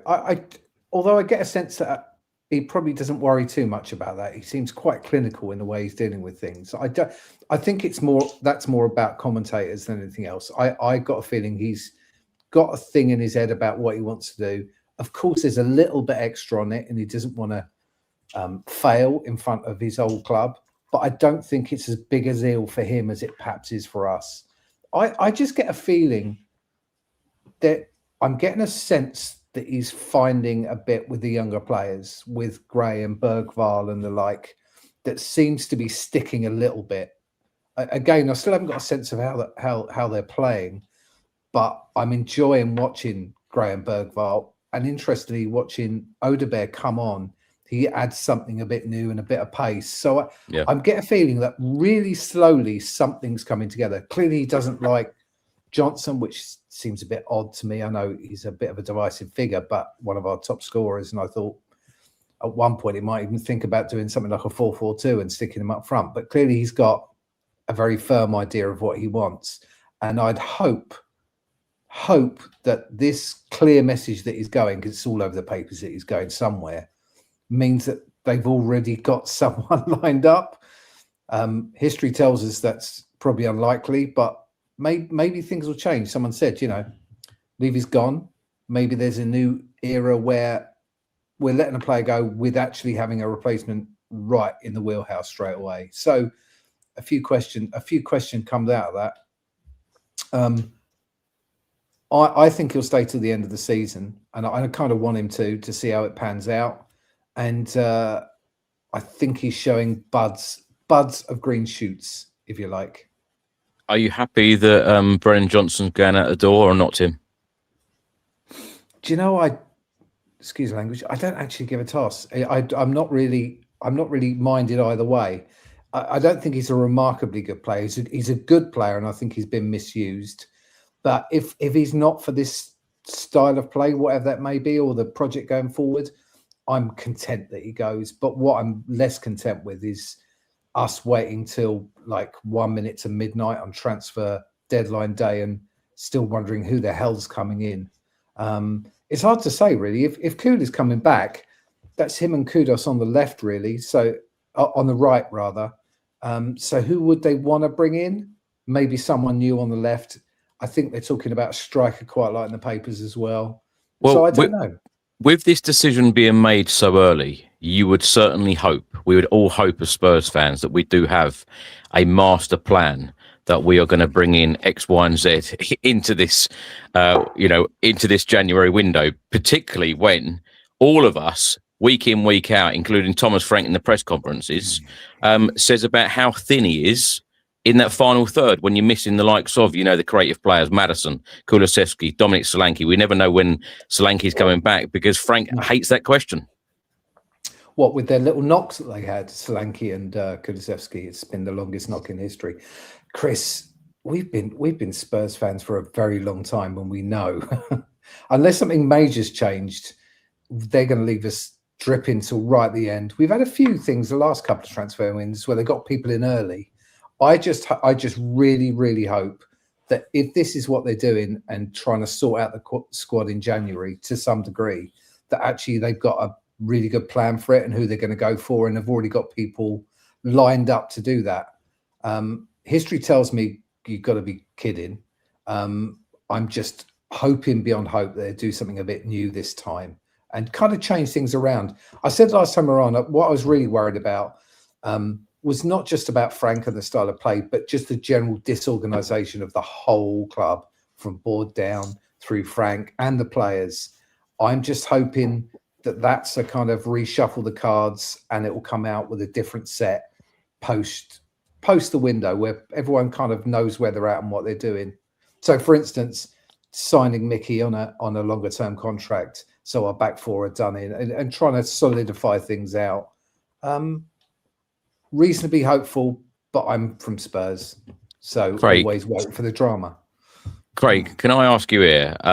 Jazz Jones writes here about how much is Tell and Johnson worth now, and then there's a couple of comments from a couple of the viewers here about Tell. Tell needs a loan. How much is actually Tell worth? And it actually works out that we'd have spent more money on Tell than what we're going to let Johnson leave for. Make that make sense. I can't actually. However, saying that, I mean, I think there's been various times where we've come on here and other people have discussed Matisse Tell and is he good enough and why did the club make his loan? Well, not make it a loan deal permanent. I suppose it was a separate deal in the end, but before Thomas Frank got in, we're led to believe that Thomas Frank green-lighted that, before he actually joined. But how true is that? I don't know. It is a weird one to me because I think Matisse Tell's been a bit hard done by, actually. I thought there was certainly opportunities for him, a good shout for him to be in the starting lineup because our front line haven't been consistently good. And when he scored a really good goal at Leeds earlier in the season, didn't he, when he was given a chance? So for whatever reason, he's not really fancied by the manager, and there's been rumours he could be going out on loan in January. So it's a very strange one. You're losing two strikers, but to be fair to Thomas Frank, if he's not seeing something in Matisse Tel, if he's not seeing something in Brennan Johnson, then regardless of what us fans think, it's the manager that needs to be working with these players, and you have to trust the manager to make those decisions. And if those decisions turn out to be bad ones, then that's got to be on the backroom staff and the manager themselves. But if Thomas Frank doesn't see those two players as being the answers, the club have also, in that regard and in the same breath, got to bring in the players that the manager wants, regardless of what the fans think. So I think you're right, going back to what you said earlier about, Tim, perhaps you'll have your opinion on this as well, about people on X saying that Brennan Johnson, giving him all the plaudits, thank you for the memories, thank you for the goal in Bilbao. It's those same people that I've seen slagging him off. Absolutely. And so it is funny when a player leaves the club, isn't it, Tim, that people kind of switch, and it's a human nature element, I suppose, where they'll switch and say, oh, perhaps that person wasn't as bad as I thought, or whatever. I don't know. It's a really strange one, isn't it, when a player goes that during their tenure, people haven't really been that bothered about. I'm interested in how you said that, actually, because he wasn't as bad as I thought he was. And I think that says Tottenham over the last few years a lot. I don't want players to be not quite as bad as I thought they would be. I want them to be good players. And same with Tel. I don't think Tel's been given a chance. You're asking a lot there, Tim. You're asking we want quality impact players. That's what we want. Well, and also consistent. Johnson's a classic one with that. He could have been, that back stick, his finishing was remarkably good. And on his game, he was a great player, still is a great player. But he was terribly inconsistent. I remember sitting on the shelf sometimes thinking, is Johnson actually playing today? I'm like, look, literally not see him touch a ball, or if he did, he wouldn't go past a player, go back. So he's very much a confidence player.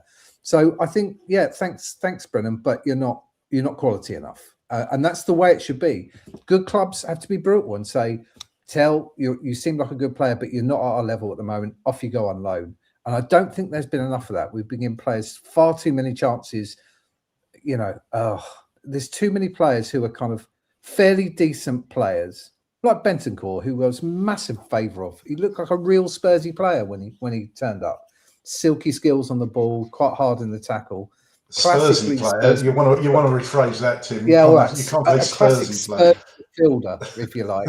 But he's turned into a Spursy player, which is really inconsistent, not good enough. So see you later. And again, I don't really understand some of the decision making about that. I think Palani is probably a better player at what we need to do, which is a stopper. And I think, to be fair to Frank, he's trying so many different variations out.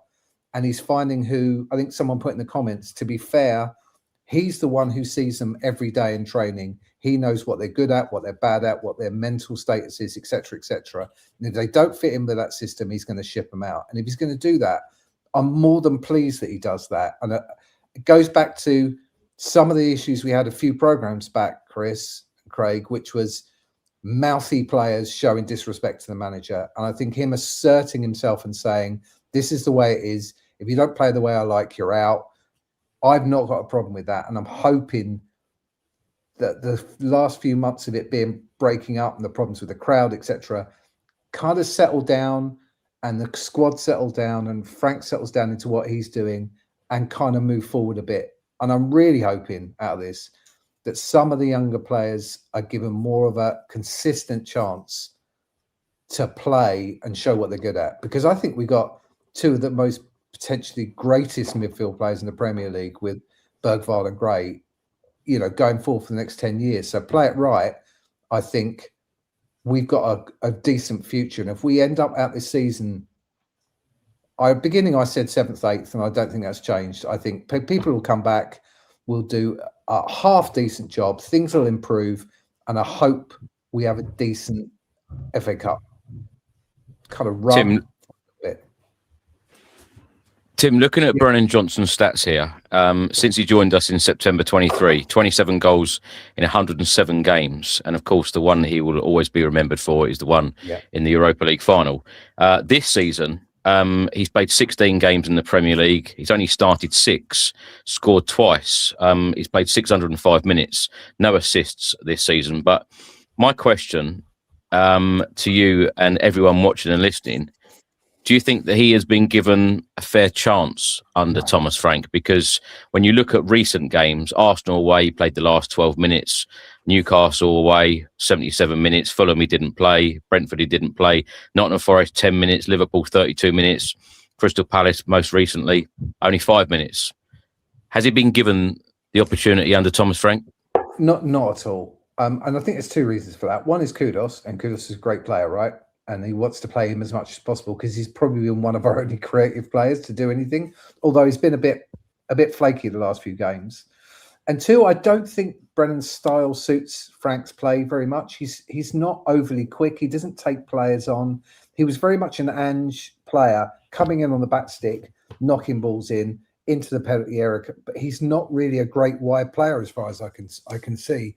So although he's not really been given a chance, I'm not sure exactly where he could have been given. You guys got an idea where he could have played that he would have been a pretty good player for Spurs this season? I don't think there's anywhere. I would have liked to have seen Mohamed Kudus change his position in a lot of games, and I don't see the problem in changing Mohamed Kudus on the left and playing Johnson on the right in certain games. Thomas Frank always says about different formations, and we hear so often about his tactical, flexibility, etc. And I would have expected a little bit more of a change in Mohamed Kudus's position this season to allow someone like Brennan Johnson to come in. But I just feel like this is a relationship that didn't work from the off. But like I said earlier, at the start of the season when he came in, I thought one of the players definitely he will get the best out of, and he will improve, because we saw him improve so many players at Brentford, and Brennan Johnson was the top of my list, but hasn't worked. And sometimes that's right, isn't it? You can see players come in and out. Yeah. They perform well for certain clubs or under certain managers, and totally bloody awful under others. And of all the players, I think Johnson is a confidence player. You can see his head used to go down really quickly if he wasn't doing. He's kind of those big Bambi eyes, just looking sad at the whole thing. And he doesn't strike me as sort of player who pushes hard to do something extra to get in the squad. I think he needs to play regularly and to do well to be the confidence player and kind of score goals. And I just don't think he's going to do it under this manager. And it's not because I don't rate him as a player. I just don't rate him in this lineup. And I think best of luck where you go. Hopefully we get someone in that suits the squad and the holes that we've got at the moment. I think we've got too much. He doesn't fit in anywhere in this, for me personally. Just as an aside, I would have loved to see him up kind of almost beside Richarlison or Kodemwani. As almost like the old school number 10 that used to sit just behind them clearing up. I think it'd have been great in that role, but no one plays that game anymore. That's back to when I was, back to the 80s. Tim, thank you so much. And we will talk to you again very soon. Happy New Year to you. Yes, and come on, you Spurs, for the weekend. See you later. Absolutely. Guys. Cheers. Bye. Craig, let me come to you on this point. In the summer, we have got 2 players out of contract. Yves Bissouma. Now, Yves Bissouma played his first minutes. He started for Mali the other day in the AFCON. And L'Équipe in France have stated today that Nice are considering a January move for Tottenham Hotspur defender Ben Davies. Would you expect both of these players to go out the door in the January transfer window in order for Spurs to get some kind of fee for the duo? Certainly Bissouma, if they can do that. If not, they'll trigger the year extension to his deal, I'd imagine. I don't know how that works with the player. I don't know if the player's got to be agreeable to that, or whether the club can automatically do it and trigger the extension to get. I don't know. Depends on the contract. Yeah, that's true, I suppose. Ben Davies, however, I think it could happen with Ben Davies. I think with his good mate Sonny leaving in the summer, Ben Davies obviously just a year left on his deal. It would surprise me if he goes to France. He may well do that. I always thought that Ben Davies would want to go back to Wales to play out his last season. Where was it? Swansea that he was linked to? I don't want to do him a disservice if it's Cardiff or Swansea or even Wrexham. I can't remember I think it was Swansea, wasn't it? So yeah. It wouldn't surprise me if Ben Davies moves in January.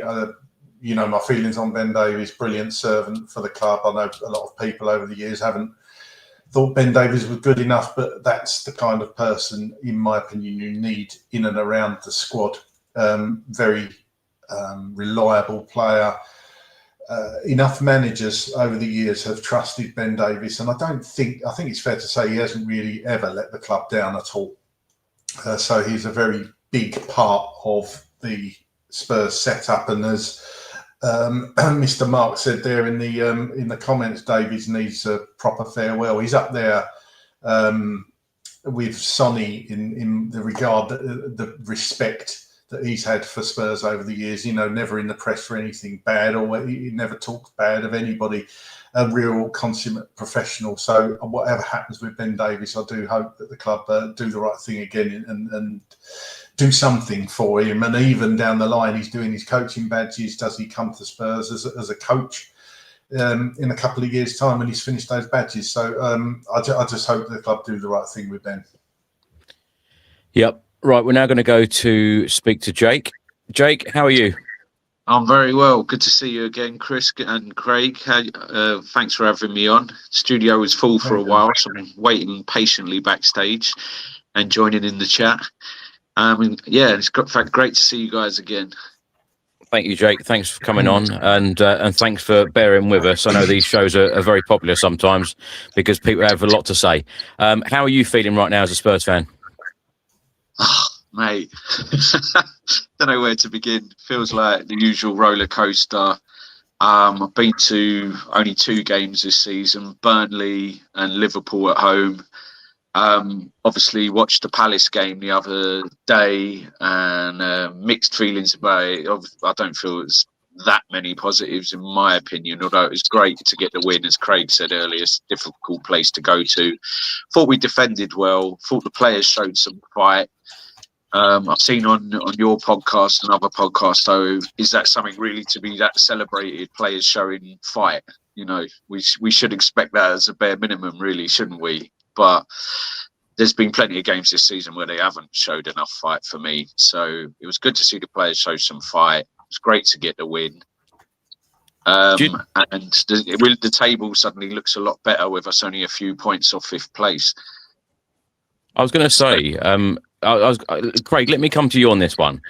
At the end of that Crystal Palace game, the Spurs fans, the way that they celebrated and went over to the away fans, it felt like a really big win.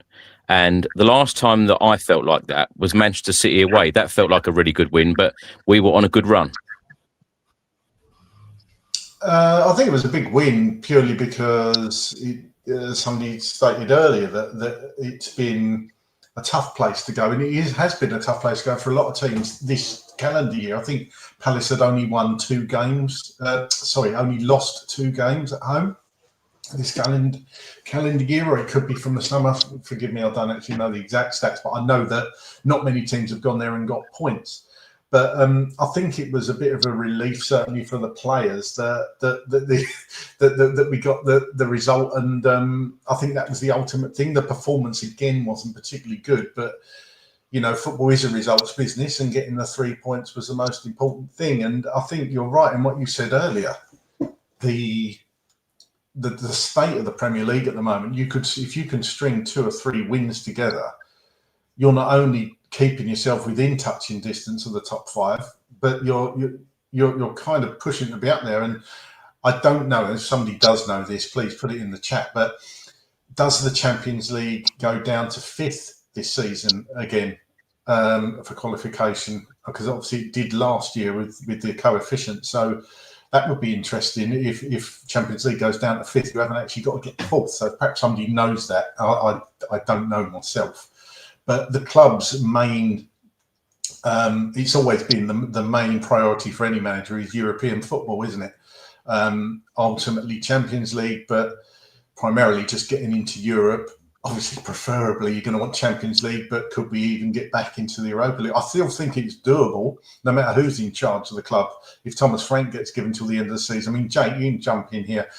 Is European football still achievable under Thomas Frank? And how are you feeling about Thomas Frank at the moment? Are Spurs actually progressing, or are we kind of treading water at the moment?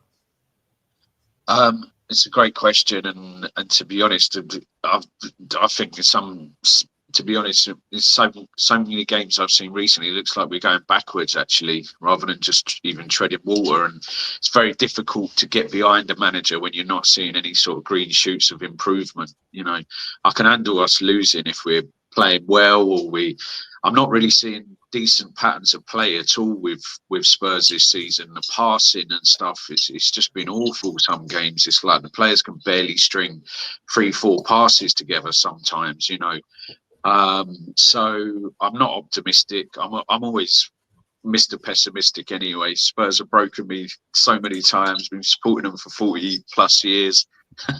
My brother's the optimistic one for some strange reason. But yeah, I think that if we keep Frank and we keep playing the way we're playing, I can see us finishing the season kind of 9th, 10th place, really, unless we do major moves in the transfer window in January. I can't really see us doing much better than that.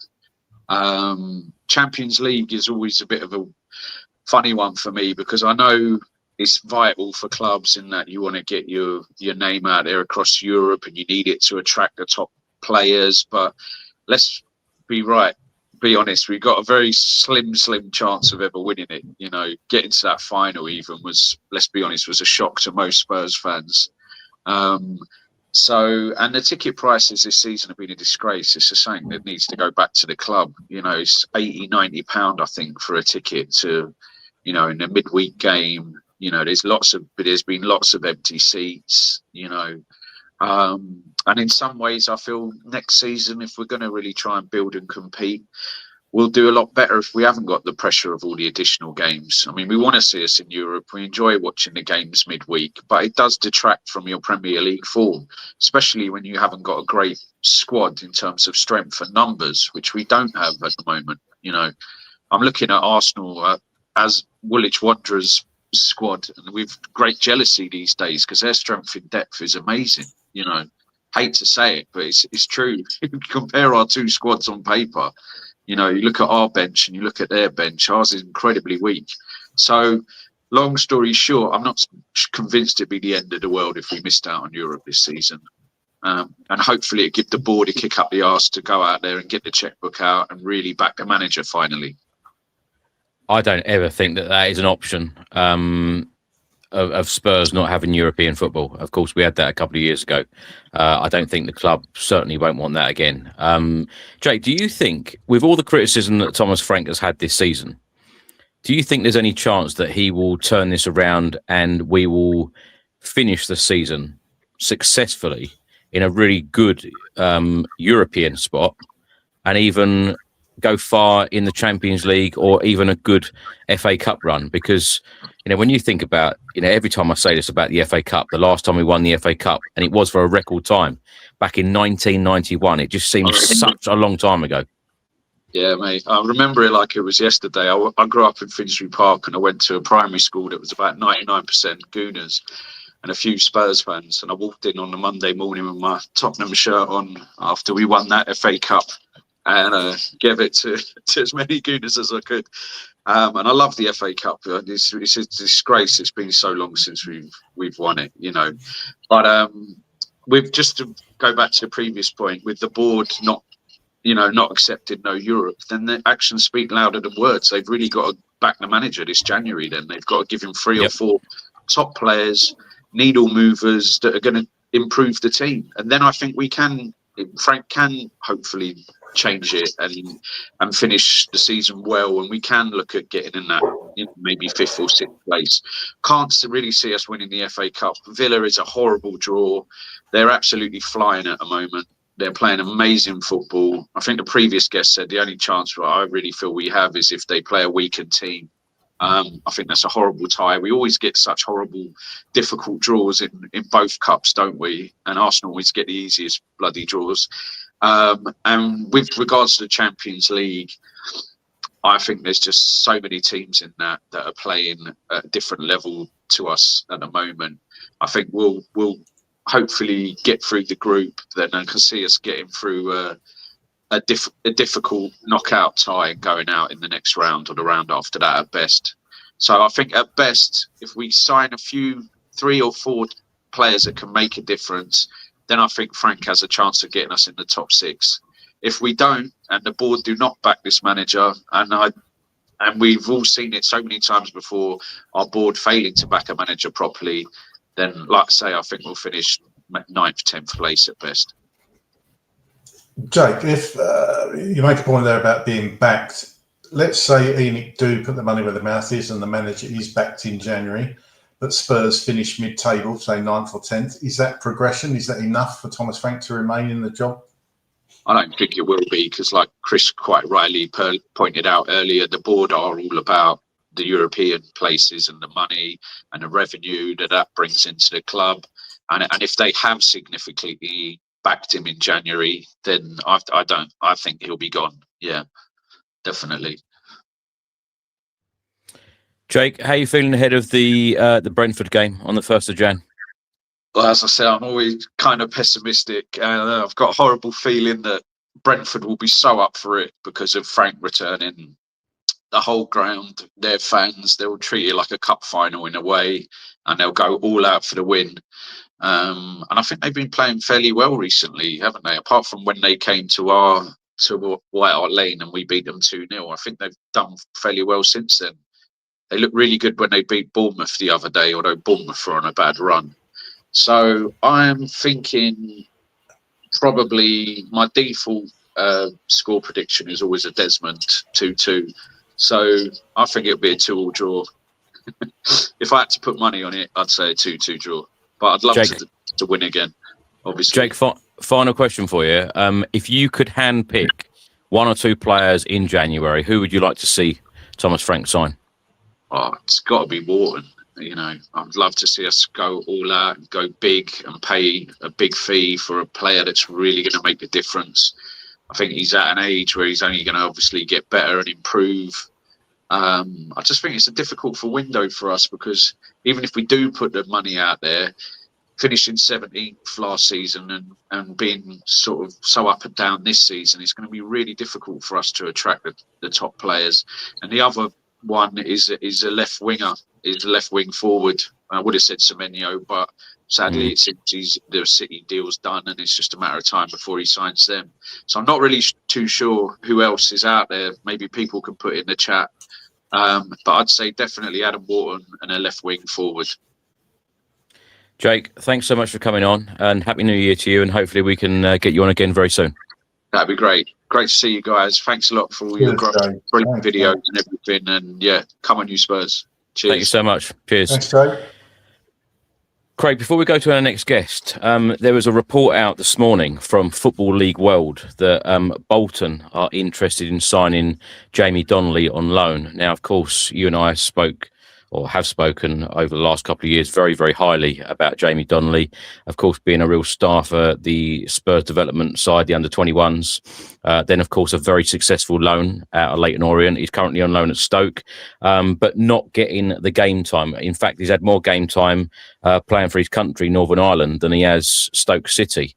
What have you made of this move? Because these loans, and from what I understand and from what we are told a lot of the time, the clubs always choose these loans very, very carefully. It's always about, getting the game time, so these players can develop, gain experience, etc. He's had a tough time at Stoke. Will Bolton be the ideal place for him to go next in January? It's interesting, isn't it? For any loan, there's a certain degree of luck to it, you would have to say. Jamie Donnelly, this hasn't worked out brilliantly for him so far. It's a bit of a shame that Leyton Orient didn't actually get promoted last season. I went to that playoff game and they didn't really show up. sadly. I think another loan back to Orient would have been better for Jamie had they managed to make it into the Championship, to be honest with you. And a whole different scenario around Josh Keeley might have come of that as well. So I think it's funny what the knock-on effect has with these things and these games. Whatever happens, I'm still convinced that Jamie Donnelly, there is a path for him at Spurs, but he needs the right loan, like you say. So I just hope whatever is decided with Jamie, that the club make the right decision and give him the best loan. It's got to be a Championship team, in my opinion, because he's got to take that step up. I think he's capable of it, more than capable of it, in fact. But I would just hope that a step up for Jamie is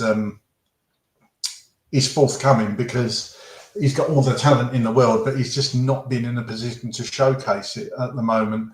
And it's so tough trying to break through there. But what's the saying? The best views come after the toughest climb, I think is the expression in the climbing world for people that have summited Everest and stuff like that. So let's hope that happens for Jamie.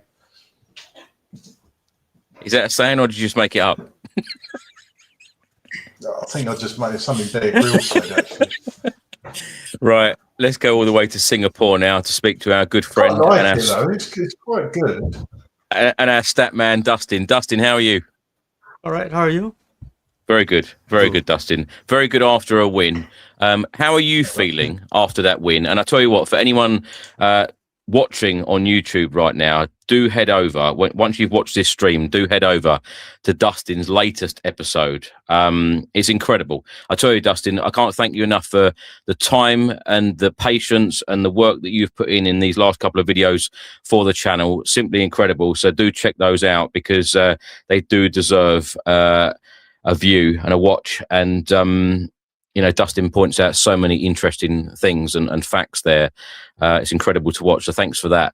But how are you feeling after the 1-0 win at Crystal Palace? Because I don't know how much you've listened to, but we had Brian on earlier saying that, even though we'd won, some people are still negative about it. How are you feeling, and how are you feeling about Spurs going on a consistent run now of games? As a person that's always separated results from performance, it's one of those things where we might have gotten a win, but I don't see a lot of things in the performance to indicate that we've solved our chance creation problem. I think through balls, we're still kind of like where we are in the through ball stat, which is at the bottom, is still in single digits. I think with the Liverpool game, we saw a little more to be optimistic about in terms of build-up play. But then again, like the teams that we play that are Champions League teams, they're the only teams that like come out to kind of attack us. And therefore, the results we have against teams that come out to play, dominate possession and try to do more with the ball, they're not really most of the games that we have in the league, right? Most of the games we have in the league are against teams that either look to counterattack us or not necessarily looking to dominate possession. And therefore, the kinds of games that we have against like the cities who we beat all the time anyway, somehow, and Liverpool, are not indicative of the kinds of performances that, we have to put in, week out, which is against the bottom half of the table, which we don't actually do that well against, especially at home for some reason. So, Liverpool game, I saw some green shoots, but then again, it's the opposition we're up against, and then against a team that's kind of, even though Palace are relatively high in the league, but the way that they play is more of the style of a mid-table team, and against them, we still have the same problems with like central ball progression, that it's not a solved problem, right? And I think we still do need signings in the winter transfer window to solve some problems. And it's signings that, the obvious things are left back, left wing, but, actually we do need reinforcements in midfield, which sounds crazy considering the number of midfielders we have, but the midfielders we have just don't really have the right profile. Now that Xavi Simons is out, we don't really have creative, progressive passes because Kulusevski and Maddison out as well. So we are still very light for that profile of play in midfield. Dustin, you, as Chris said there, you did some brilliant work on the channel, some superb videos. And it fascinates me watching them and the way you see the game and the patterns of play. You mentioned there about progressive ball passes through the middle of the park. Is that something that you think that is missing from this Frank team? And you could even take it back to when Javi Simmons was in the team, because for him to create those passes, he's got to be given the ball in the first place, and he's got to be given the ball in those areas. So would you say that it's the likes of Brian Bergvall, if they're not going to be doing that, then that position, that Adam Walton sort of position, progressive carrying and passing through the middle is something that is more important than any other position, that we've got to bring in somebody like that, because Paulinho is not that sort of person, although he does fit the profile of a proper number 6, which is what we was all crying out for, of course. Yeah, I think I think the issue is that kind of like the position a player plays is not a, it doesn't indicate anything about their actual qualities. So, there are deep lying players, but, whether they're a deep lying player that's a midfielder, a box to box player, is completely different thing. And I think the challenge here is that I don't think Frank likes having that many progressive passes in his system if they don't play well defensively. And I'll back up what I say, which is kind of like Wilson Odobert actually had some decent performances down the left wing in terms of what he was doing in an attacking point of view. But he had one bad defensive game, and now he's been frozen out of the team. So I think the issue is for Frank, he likes players that can help progress the ball, create chances and all of that, but they've got to put their defensive shift in. And the sense I get is that if a attacking player doesn't put an attacking defensive shift in that satisfies Frank, he's out of the team. I mean, we're selling Brennan Johnson, which is the epitome of, attacking output and very little defensive responsibilities. So I think that the issue is the profile of player that we have. And that's why I think we need signings in midfield, because the signings we have, or the current people we have there, are kind of, you have Paulinho, which is, max out all your stats on defense and then very little on progressive passing. And then you have Xavi Simmons, which is max out your stats on passing and everything, but then, defensively, he can't contribute as much. So what happens is that you have a lot of players that are kind of, you don't have multi-tools.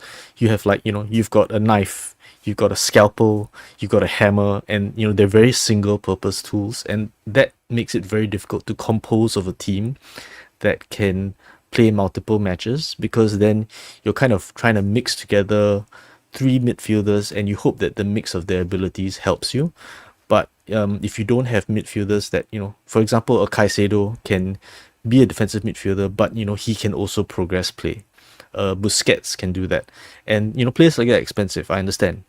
But what we have now are players that are very niche in their capabilities, so they can do one thing or not. And then as a result, we're kind of hamstrung by the combinations of midfielders we can put up to match up against teams when we play them.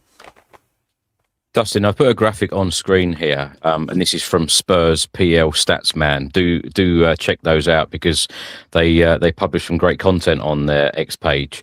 Now, Crystal Palace v Tottenham, their progressive pass breakdown. Now, the progressive pass map here shows attempted 47, completed 19, accuracy 40.4%. Now, Pedro Porro is the 46%. It was 5 out of 11. Mohamed Kudus 100%, 4 out of 4. Richarlison is third on the list, 75%, 3 out of 4. Archie Gray next on the list. Any of these players, do they surprise you with the stats and the graphic on screen? Doesn't really surprise me. So one thing I'll point out about the progressive pass map, right, is that progressive passes, ideally, like it's a forward. I don't know what the definition this particular stat site uses, but basically it's a forward pass. If you look at this map, you notice most of the passes are very vertical. That's not a bad thing in and of itself, right? But if it's a very vertical pass, what kind of pass is very vertical? It's a pass that, a striker is running, and to receive it, his back is facing goal. So it's a pass that's difficult for an attacking player to control. Ideally, you would see more diagonal passes, because when you are receiving a diagonal pass, you have the ability to receive the pass while looking at goal. Whereas if all your passes are very vertical, as they are here, then you are putting the pass receiver in a position where it's very difficult for them to receive and do something else. The only player we have that can do that, and we've overlapped him, is Kudus, because he can take it down with a touch, protect the ball with his strength, and then dribble after that. You ask Xavi Simons to take a long ball like this and take it down and control it, he just gets bundled off the ball. So I think part of the issue is that our progressive passes are over-reliant on a specific kind of progressive pass, which is a vertical one, and we don't have many players that are able to handle the vertical pass well and bring other teammates into play. So Solanke might be able to do that, but he's injured. Richarlison, his first touch is not very well controlled, so even if he can hit the first ball, whether it goes to a teammate is a different question altogether. So of these progressive passes that you saw, the vertical across, that is a dangerous progressive pass, because the right winger, the right back can receive that and hit it towards goal. But everything else, you're kind of backpedaling, you've got a centre back jumping over your back. It's a progressive pass that is difficult for our team to do something with.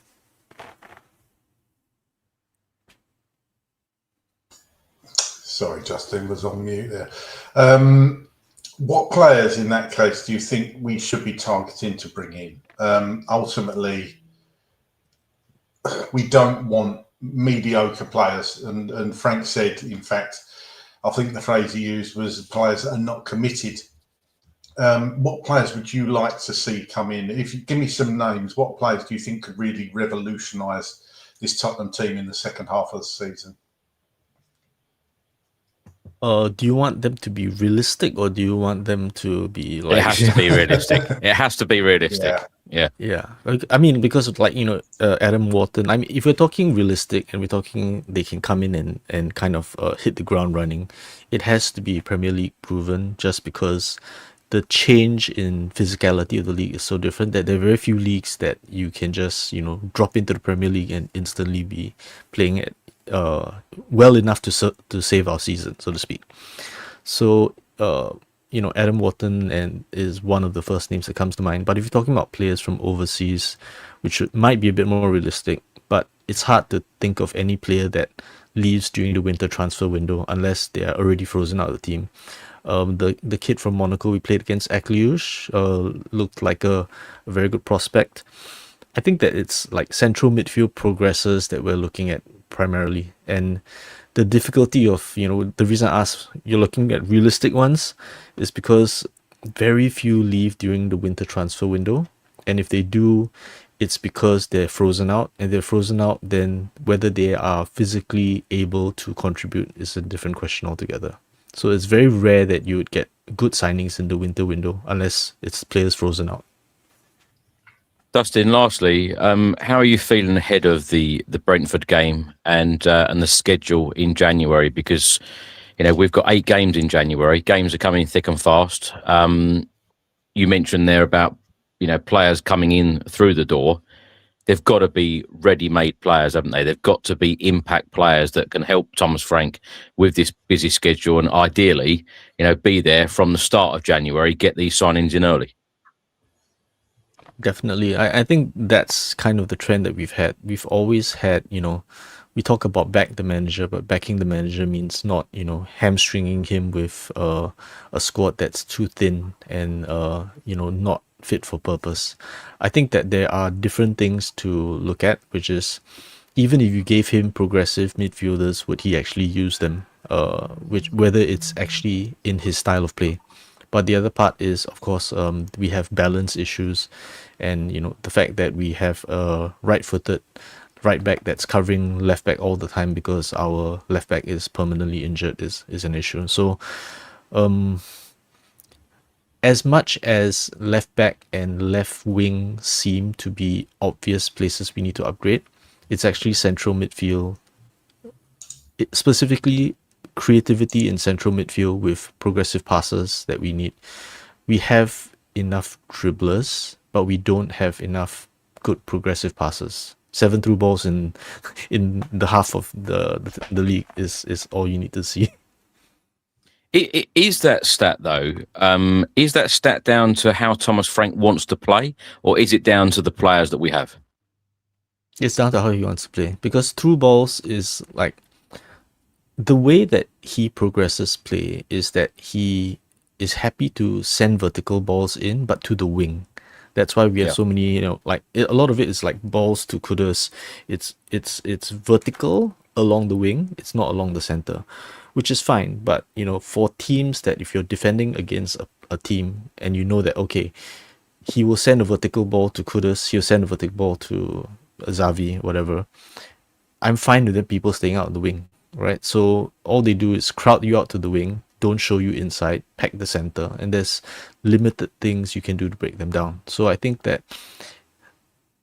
the most important thing if attacking patterns of play is versatility. If you're over-reliant on a specific way of generating chances, teams will always figure out a way for defending against that. So even if you're a coach that has a specific bias or preference of how to play, you should always have a player, a style of play, or a set play that defies the normal convention, just so that you can keep teams on their toes. So if you always develop chances from the wing, teams will just pack the center. So you've got to have some kind of trick that, maybe you shoot, you have a player that can shoot well from long range in the center. And that is enough to scare people that they will, close down that chance and create spaces elsewhere. But if you're too predictable, then teams always prepare for that specific way of playing that they know that you're going to try to beat them with. And it's the same with any coach. Dustin, based on what you've just said, plus the recent tactics video that you put out, the way that Spurs play and have played this season under Thomas Frank, who's the most likely winner on the 1st of January against Brentford? Is it home or away? Away. I think we'll probably win away. Lovely. Well, let's finish on a positive. Thank you, Dustin. We'll talk to you soon. Right, and keep cheers. up the great work, and Happy New Year to you. Cheers. All right, cheers. Right, we're now going to go to someone grumpy. He was grumpy the other day. I wonder whether he's still grumpy today. Si the Fox. Si, how are you? I'm good, mate. I was one of the 3 grumpy people on the program the other night. I don't think I was grumpy. It's just a little bit of realism. That's all. No, you were grumpy. Miserable bastard. You were grumpy. So having had a couple of days to reflect now, do you feel a little bit better about the win against Palace, and do you feel a little bit more confident going into the Brentford game? And also, let's get your opinion on Brennan Johnson leaving the football club in January.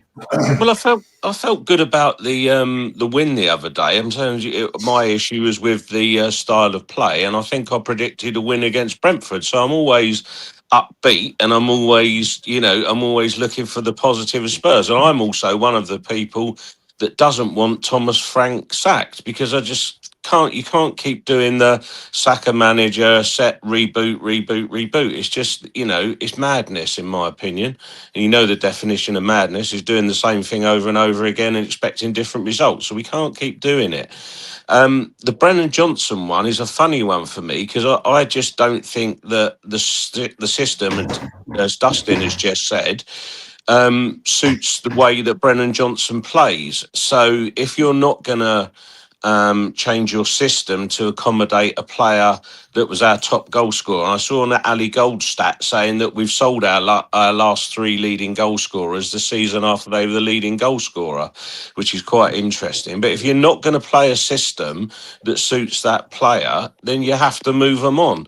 And on the same basis then, if you're not going to play a system that can suit or accommodate Matisse Tell, you need to move him on and go through X number of players from there that do the same. So, look, will I always be thankful that Brennan Johnson was on a certain pitch in May of this year? Of course I will. Do I think that he's been maligned at times when he shouldn't have been, absolutely. But ultimately, football is a game that it's about the manager, it's about the way you're going to play, and if players don't fit the style you're going to play, then you have to move them on. And to be fair, whether it was Alex Ferguson years ago or whether it's Pep now, if somebody doesn't fit their system, they're shipped on, aren't they? So why should we be any different? And, as Spurs fans, we have all moaned about the fact that we don't get a return on any players. We're going to make an FFP profit on Johnson because we've written his contract down, if you take it on a straight line basis, to 22,500. So if we get 35 million for him, we've effectively got an extra 12.5 million FFP headroom and his wages. So, it's not just about the player. There's always factors in every transaction regarding players that you have to take into account. But I am pleased that we're actually we're going to be selling a player where we get an FFP positive. So, as I say, but the biggest issue for me is always going to be whether it's Thomas Frank, whether it's Mourinho, whether it was Spirito Santo, Conte, whomever, and you have to let them have the players they want for their system. That's going to be the deciding factor to me of whether it was good, bad, or indifferent. Si, Rob writes here, Si might be very, very grumpy, but I'm with him on all of this. I thought Craig was as well. And even the normally ebullient Ricky was a little bit jaded by that performance. But, like I say, I'm always positive about Spurs generally. But if I see a performance that I don't think it, matches up to, I come back to basics. The club's motto is to dare is to do, and the game is about glory. That's all I want us to adhere to, and then I'm a happy bunny. Yeah, I think we're generally quite balanced. So most of us on this channel, I still come back to it, and I've kind of now my colour's still the mask with my feelings on Thomas Frank. I never want a manager to fail because they're the manager of my football club, right? Yeah. But I still don't see the what you gain by keeping a manager on if you don't think he's going to be the one to take it forward, just because we can't keep chopping and changing managers. You're going down a path. I don't get that. I'll never understand that thought. Just because we've done it in the past, if you've made a mistake, if it's not working, you've got to change it. That would be my opinion. Don't say too much, Craig, because Mr. Mark N17, if this isn't you under a different name, he said Craig is actually a very positive guy. There you go. You two have got your fans in the chat today. Well, what can we say? Is that your brother and my brother, Craig? What I would say is, Thomas Frank said in his latest press conference on Brennan Johnson, he said, again, this is the third time I've had this question. I won't comment on rumours. Brennan has been he loves that word, top professional, trained well today, and he's ready in 2 days' time for the game. And Destiny Doggy is actually back out running on the pitch, which is great news. But he also said he's a very important player for us. Exactly. So, look, we know Thomas Frank can be cryptic, Sire, with his assessment of a lot of things, because we've said before, like a player's got a knock and then they're out for 6 months. So, is that Thomas Frank just deflecting? Can we expect to see Brennan Johnson in the squad in a couple of days' time for Brentford, or do you think he's just protecting the player, the deal, whatever, or just telling the reporters what they want to hear? How do you think Thomas Frank goes about these things, and do you think he goes about it in the right way by things he says in press conferences, or not, or what he doesn't say? Well, I just want to touch on one other thing before I answer your question directly. What Thomas Frank needs to do in press conferences is stop talking about the fans. Okay, this thing about the fans, the true fans, real fans, this fan, that fan. No, we're all fans. Doesn't matter whether we're true fans, real fans, or whatever. We're all fans, supporters, and you open yourself up to criticism as he's getting at the moment if you keep going on about it. So, first of all, Thomas, have a little listen and don't do that. on your exact point, I think he's damned if he does and he's damned if he doesn't when he comes out. So if he turns around and says we're selling Brennan Johnson, okay, then everybody's going to go, right, we got another 35 million to spend, pressure goes on, we've got to do it. If there's a deal in place for Brennan Johnson, what we don't know is it could be contingent on Spurs getting a replacement lined up. Maybe we haven't got that replacement lined up. So if it goes in the press that we've got Brennan Johnson, player X who he wants to replace him goes up by 10% the price because they know we've got another 35 million in the pot. So I just think that Thomas Frank is damned if he does and damned if he doesn't. What I would say is where his word salad don't match up with his actions. If Brennan Johnson is, kind of a critical part of your team or a valued player, then you need to find ways to incorporate him. And let's just go back to Brennan Johnson himself. As a right winger, he's not a creative right winger, is he? He's not a creative forward. He's more your guy that finishes off things, as Ange proved, and set a system up around him that brought the best out of his finishing ability. Well, Mr. Frank, if you are the manager that you think you are and the manager that you say you are, then you would find a way to get the best out of Brennan Johnson in your team, just like you find the way to get the best out of all players in the team. So I think, he needs to make his actions match his words or his words match his actions, because let's look at it. He's not picking Brennan Johnson, is he? So how critical a member of your squad is he? Well, that's for him to decide. But I don't think any manager can come out it doesn't matter what club you're in. I expect if you went and spoke to Iraola and said, is Semenya going to be in your squad on New Year's Day? He'd probably say, we'll wait and see. So they're not going to say one way or the other, are they, to be fair? So, final question for you. All of these reports, including from Fabrizio Romano, stating that Fabio Paratici is going to be leaving Spurs when the January transfer window opens. That's what he said. He fully expects him to join Fiorentina from the start of January as their new football director. Yeah. How much of a loss is this going to be to Spurs? And how much of a surprise does this come to you? Because it was only a couple of months ago, Vinay Venkatesham and the two sporting directors, Fabio and Johan Langer, was sat down saying how much of a positive thing this was for the club. I'm not surprised at all. In the corporate world that I operate in, you do not have joint heads of anything. So I think it was always destined to fail. I have concerns whether Langer is the right person for the job generally as a sporting director. However, if you had a director of football above him who's setting the tone and the tempo for the club above it, then those two are really recruitment guys, retention guys, and guys that are guiding the development of players, both the ones we've got and the ones we're looking to purchase. With Paratici, I've always floated in the middle, because some people hail him as the Messiah when he's really just a naughty boy. Was that the phrase from Life of Brian? He's just a naughty boy. But he's had as many misses as he's had hits. However, what I would say is all, sporting directors of football, what you want to call them, will have successes and they'll have failures. So I don't think it's a great loss. I don't think it's a great look for the club, because I think I said on the show the other night, I think that if you're Vinay, you need to pin your colours to the mast and have one person in charge and carry the courage of your conviction to do that, not just have a convenience. And the reason for Paratici going for me is he wants to be his own man.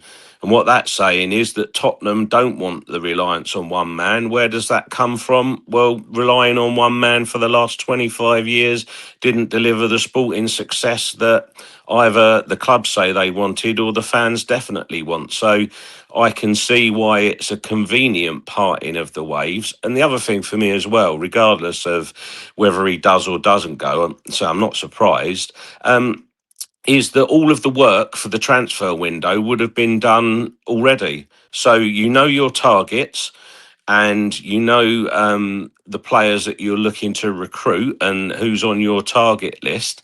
So I don't think it matters whether it's Paratici or Venkatesham or whomever who goes to negotiate a contract. You know, and do we know whether the guy from Man City is starting on the 1st of January? Because that would play a part in it. Don't know. But I think that all the work's been done. You know who your targets are. And if we're paying the right wages and we're paying the right money, as lots of people have said today, players will come. You know, and you just have to live to that mantra. Are they, though, all on the list side? Because we hear that term a lot, opportunities. Yeah, but that's all. When they say opportunities, I think that they say that they have a list of players, and let's just say a scenario, right? I'll give you a scenario. So Semenyo was on our list. Let's just say, for whatever reasons, it falls apart with Manchester City. It falls apart with Manchester United. Are we saying that because it became an opportunity then to go and get him, we don't do it? That's how I view it, is that there are players. Let's just take Man City, for example. Let's just say City went out and bought another centre forward to give them cover for Haaland. Well, suddenly then Mamouche is available, who wasn't available at the start of the window, because Manchester City would be crazy to only go into the second half of the season with just Haaland, isn't it? So that's what I view opportunities as.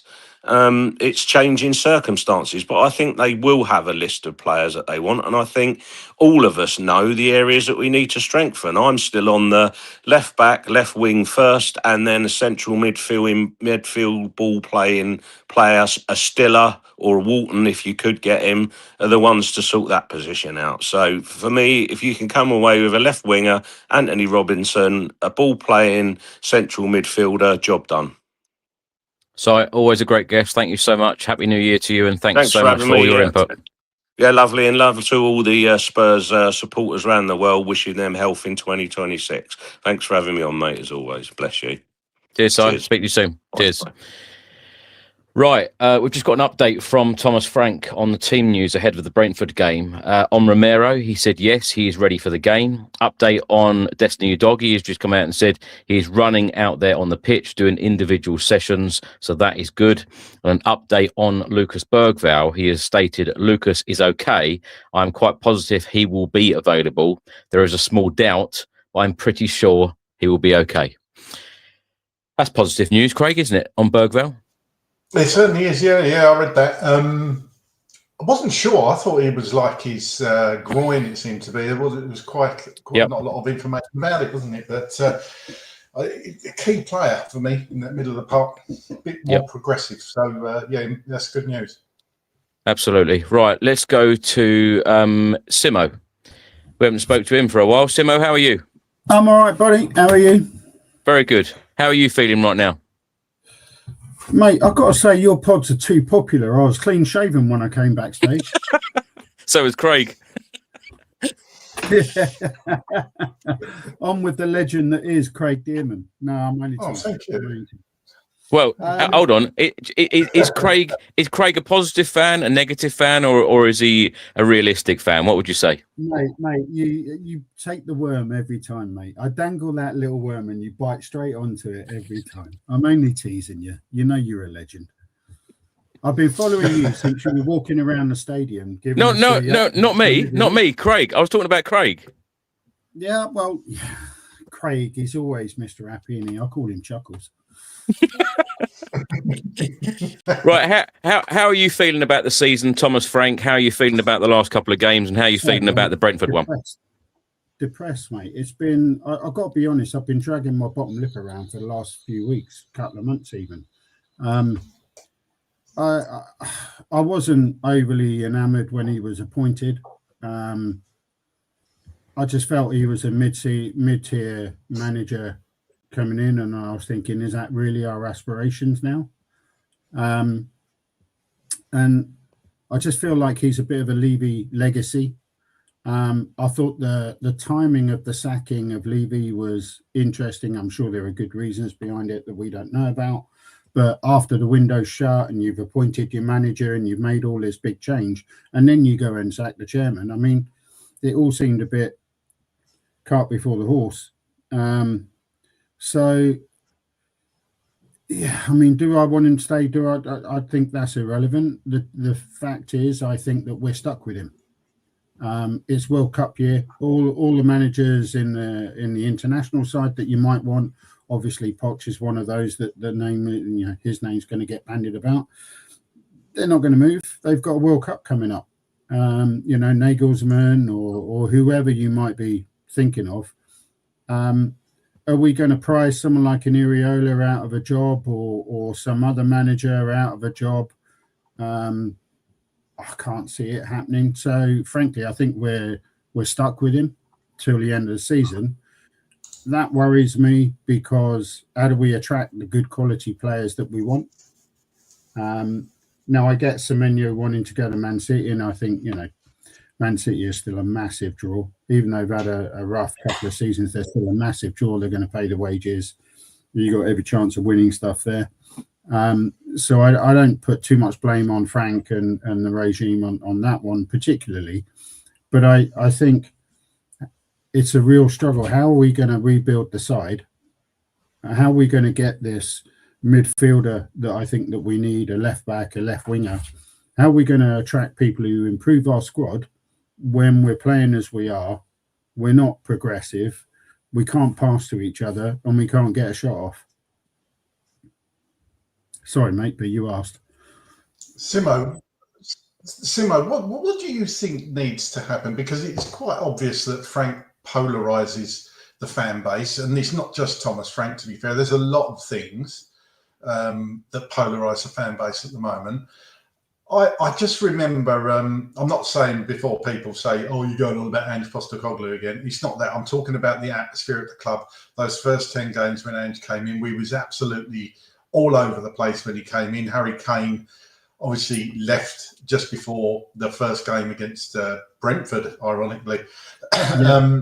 But within those first couple of months, I think it's fair to say that from a split fan base, from split players, Ange managed to bring everything together a la Pochettino in a very short space of time. What needs to happen for that to happen again? Because I think we're all aware and can remember those times, how good it felt.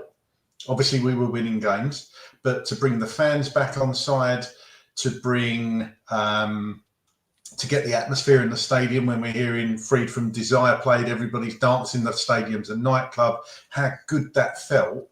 Is Thomas Frank capable of doing that? And what's he got to do to get that back? Short answer in my view is no, he's not capable. But also, you make the point about Ange. For me, it was heart over head. I said you've got to give him another shot. He's just won your first pot in 17 years. The Free from Desire, every game was a party. Yeah, that was someone's made a comment that's got Chris chuckling. No, I love that. I love that because it felt like a nightclub. You mentioned that song, and I tell you, they were great moments. And I tell you what, Craig, going back to Craig saying, "Oh, I don't want to mention Ange because of blah blah blah."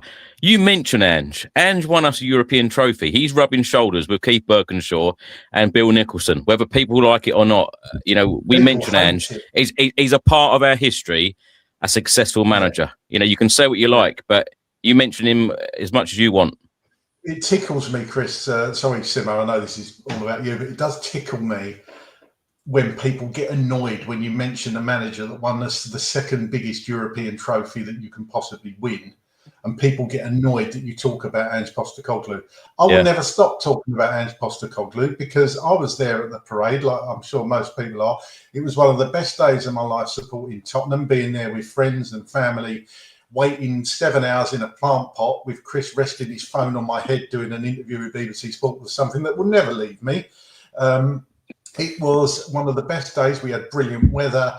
We all had a couple of drinks and then suddenly realised you couldn't get to a toilet for love nor money because there was only about 3 Portaloos available. So I was just sipping water for most of the day, hoping I didn't need to go, which was actually come to fruition because about 7 o'clock, seeing those players on the stage after waiting 6 hours in the brilliant sunshine, getting burnt, didn't care because Ange Postecoglou appeared on that stage with the squad and gave that brilliant speech, which he was absolutely fantastic at doing. I make no bones about saying that. I will continue to talk about Postecoglou. It doesn't mean to say I want Ange back. Here's the thing, but Craig.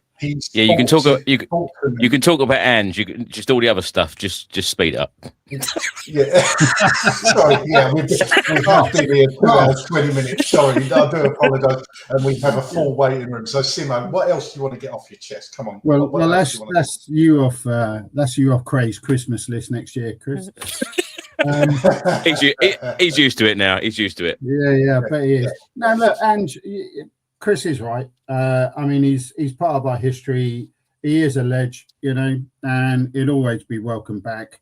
But let's be honest, the last sort of season or whatever was fucking awful in the stadium. It was just terrible, and a long way from the nightclub that it was with the lights going, the music going, and what have you.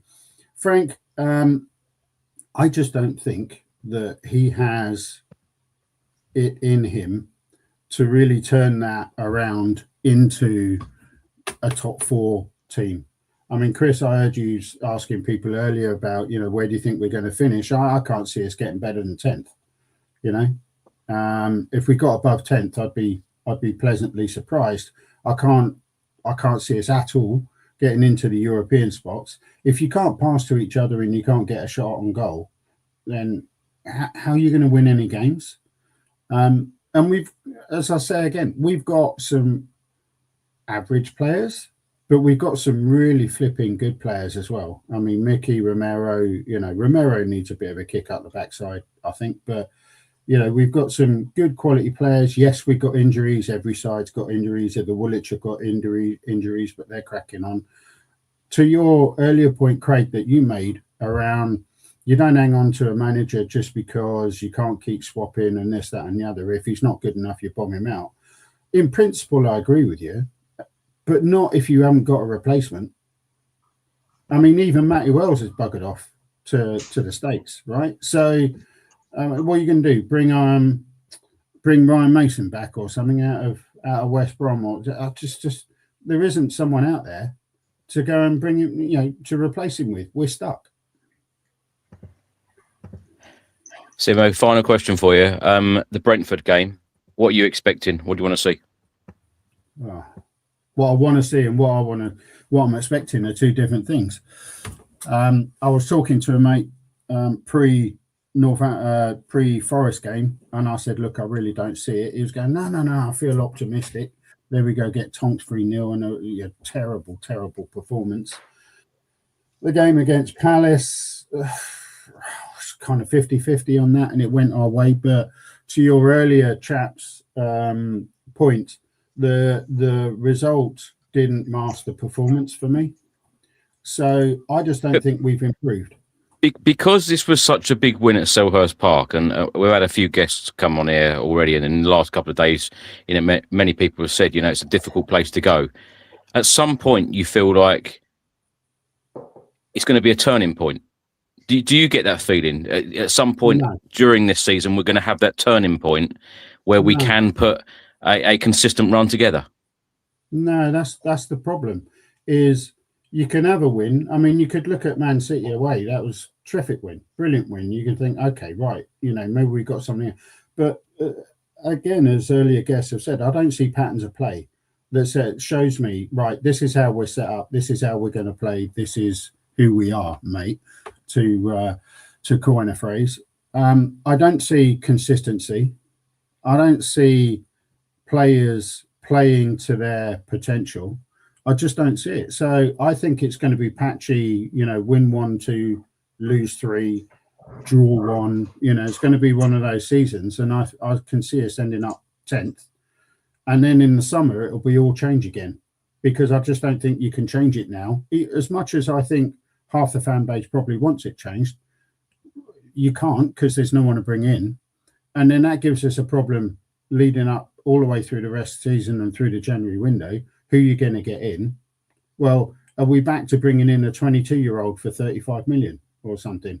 You know, I mean, what we really need is when I say a midfield general, everybody goes Roy Keane. No. I don't mean a Roy Keane. I mean a good quality international player that can share his experience and guidance in the pitch as how to get through games and how to win games and to organise that defence and how to move forward and hopefully even pass to your own teammate. That's what we need in the midfield. But I don't see how we're going to get a quality midfielder like that. Interestingly, January is going to be really interesting. It's the first opportunity we've got to see what attitude and posture this new ownership group take. Are they going to go balls out? We're going to splash out 80 million on a midfielder and pay him 250 grand a week, and that's our style now, which I'm not convinced. Or is it going to be, well, we'll try and pick up someone we think is really good, and but it might work, it might not, which has kind of been our modus operandi till now. We all hope it's the former, less of the latter, but we don't know. We'll find out in the next 2 weeks, I guess. I think it's going to be very, very tough this January window, particularly because, as Craig mentioned, and rightly so, in that middle of the table, there are a lot of teams, 5 or 6 teams within touch and distance of those European spots. So everyone will be thinking, all club owners, all club managers at this moment will be thinking, a couple of players in here, we could be climbing up that league table and we could get a place in Europe for next season. So I think it's going to be even more competitive, the January market. And that isn't me making excuses at all. Just before I bomb off, mate, is where do you think we're going to finish? I think it all depends on the January transfer window. I think if the club can bring in and pull something out of the bag, they bring in, 2 or even 3 players of real quality that can really make a difference, be impact players. So I will answer that question on the 31st of Jan. I really am hoping that... No, Chris, I'm not. No. I'm not going to let you off now. Come on. Where do you think that the team, the club is going to bring in those high-class quality players and then get us up into those European spots? I think if we're letting a player like Brennan Johnson leave and they are sorting a deal on the 30th of December, I think that we have a plan. I would certainly hope so. If you ask me now where we would finish, I'd say I haven't got a clue, because I tell you what, these games at the moment, we're so inconsistent, but there are a lot of teams that are really inconsistent as well. A whole host of teams in the middle of the table, inconsistent. And that's exactly my point. I think that with that inconsistency, the managers will be saying to the board, and the board will be talking to the managers and sporting directors, etc., and saying, look, we need a couple of game changers in here. And I think if we can get those deals done, and I would hope that if we're letting Brennan Johnson leave, who was our top goal scorer last season, if we're allowing him to leave, we have something up our sleeve and we have a plan in place for players. Talking of a plan, you asked a question of an earlier panelist. What's your view on Paratici going? I mean, what's the impact there? I think that that's going to be a huge loss for us. And I think that something has gone seriously wrong there. I think that, and I'm not going to speculate on why, but I would say that it's either for personal reasons that he wants to go back to Italy, or, early on, this hasn't worked out by him saying that we should do X, Y, and Z and him being unhappy. That's my take on it. But for him leaving, if that does happen, I think that is bad news for Tottenham. The contact book that he has, he's a great football man. He knows football inside out. He knows every player across Europe and beyond. And I think that's going to be a huge loss for us. I agree, mate. Love the pod. Love your content. Love your work. Thank you so much. Christmas, mate. Hopefully, New Year and everything is a good one for you. And come on, you Spurs. Thank you so much. We'll speak to you soon. Happy New Year. Right. Let's move on to our next guest. We're going to go to Ireland now to talk to Noel. Noel, how are you? Well, Chris, happy New Year to you and Craig. How you doing? You? No, we're all good. We're all good. We're smiling after the Crystal Palace game. Well, I am. Craig isn't. Chris, I couldn't believe the grumpy man in the studio on Sunday. Go on, give it to him. Craig had a face like thunder. He was unbelievable. Even Sai, even Ricky, the normally a buoyant Ricky was down in the dumps. My God, I was delighted with that result. I thought it was brilliant. I've been off the podcast I've been off the podcast a couple of these games, Noel, and Craig's been hosting. What has Craig done to Ricky? That's what I want to know. I don't know, Chris. He needs you back. Chris, Ricky needs you. He doesn't seem the same person without you. I actually thought, I mean, how many times have we lost playing pretty football? I think Crystal Palace was a very difficult game on Sunday. And I'll tell you one player that really impressed me, and I'm going to throw a cat among the pigeons here. Kevin Danso really impressed me on Sunday. He was booked in the first couple of minutes, and Mateta was a very, very physical presence, and he was all over him. Now, if that had been Romero booked in the first couple of minutes, the chances are that he wouldn't have seen out the match. So I'm wondering, I'm going to ask a question to both of you. Is Romero proven to be a bit of a liability? If he had stayed on the pitch against Liverpool, kept his head, we might have got a draw. We might have got a draw there. He could actually have scored the equaliser, which would have been, there was a lot of positives in the game. And I think the previous caller said it, that Romero needs a kick up the backside. I wonder, would Frank be a good man manager and leave him out against Brentford? I know he won't like it. He's a World Cup winner, but somebody needs to calm him down. He's a liability, Chris. If you don't have him, he's no use to you. So that's the first thing. That's my first bugbear of the day. Yeah, I said pretty much that at the time. Romero needed to keep his head. Very disappointing, that second yellow card. I can understand the first one, the frustration. I can too. I can't. But then, Chris, to make it worse, they're charging him now for gross misconduct or whatever it falls into, overreacting to the referee. He's off the pitch. They're not going to change their mind. He's remonstrating with the fourth official on the sideline. Get into the bloody dressing room and calm yourself down. And you're no use to your teammates. Finishing that game with 9 men was an absolute disgrace. And there was positivities in that match. There really was positivities. And Liverpool are not the team they were, and they were certainly there for the taking. And unlike the Forest game, I spoke to you after the Forest game, and I think that was the lowest point for me this season. Liverpool was an improvement. Crystal Palace was a very, very difficult place to go. They defended well, and let's face it, they did create a couple of chances. And VAR being so technical and disallowing the second one, especially for maybe his toenail being offside, and we did hit the post. There was positivities there, and the way they defended. So I thought it was a great day actually on Sunday, or was it Saturday? Sunday actually, I think it was. And it's very bad for your heart being a Spurs supporter. I was actually biting my nails right to the last minute. I was actually watching it in Budapest, and there was a couple of English supporters in the team, and they say, "Sure, you have this one," and I said, "No, as a Spurs supporter, not to the final whistle goes." So I thought it was a great day. It should be the springboard. It should be the springboard for something better. Yeah, no, talking about the January transfer window, in the press conference today, Thomas Frank. Greg's not, but I see Greg shaking his head there. He's not agreeing with me, so he's not. He can come in a minute. Let me ask you this about the January window, because in the press conference today, talking about a possible departure of Brennan Johnson, Frank said rumours are rumours. He said exactly the same about Radu Dragushin as well. And of course, we know Basuma and Davies are out of contract in the summer. Okay. So these are 4 players that could leave in this January window. Would you be sad to see any one of those 4 leave? I think that what I would be sad would be Brennan Johnson. I mean, the man that gives you 18 goals last season. I said it to you the last time. Surely, they should try a new system. I think actually the first time I saw Spurs this season was against.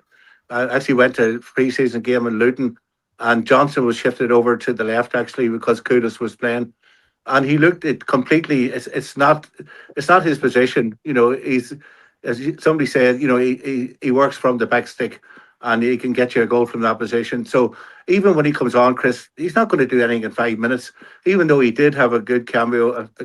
A player's not even going to get warmed up in 5 minutes. If you're not going to give a guy like Brennan Johnson 20, 25 minutes, what's the even point in putting him on at all? I mean, he's only been put on this season when there were absolute desperation and we were being beaten and needed a goal. And in this game, I thought it was obvious, that he should have been on a lot earlier. And he gets 5 minutes. I don't think it's enough. And I don't think his face fits. I think Frank actually prefers Kudus in that role. And surely that they could have tried Kudus in a different position, maybe in a number 10 role or on the left wing, which seems to be a big problem. And giving Johnson more game time. So of all those four, I wouldn't be sad to see Basuma going. I don't think his attitude is right. I won't go into certain things that that he has done. There's other things that he has done that has become public. I don't think that's the sort of player we need. It's just a pity. I think actually Thomas Frank hasn't proved to be a good salesman because he came public with it in August. And if you're going to look for a fee for somebody, don't tell people about his deficiencies. That to me, I know what he was trying to do. He was trying to make a statement, but he virtually devalued him at that stage. And then he gets injured, and now he's away at the African Cup of Nations. So I don't think there's somebody said that they could extend his contract. I don't even know how that works. Would he want to do it? So I think it's inevitable. Ben Davies, great servant. He owes us absolutely nothing, and I think Craig is right. I think he probably will end up in Wales. As Swansea probably was his hometown. Who was the other one? Dragusin. That actually impressed me when he come on the other day. I thought he did well for the limited time he had. I can't see him getting much game time between Romero, Van der Ven, and Danso. And I was in Croatia a few months ago, and they were all talking about this young guy, Vuskovic. They think he's going to be some player. All the local people think he's going to be some player. So maybe we should bring him back next season and integrate him into the squad. And maybe if there's a player that needs to give Romero a kick up the ass, maybe it's somebody like him, young, enthusiastic, energetic, and will do as he's told, and doesn't have an attitude problem. So we would, I think, Chris, as well, midfield definitely. And I agree with you. A left back.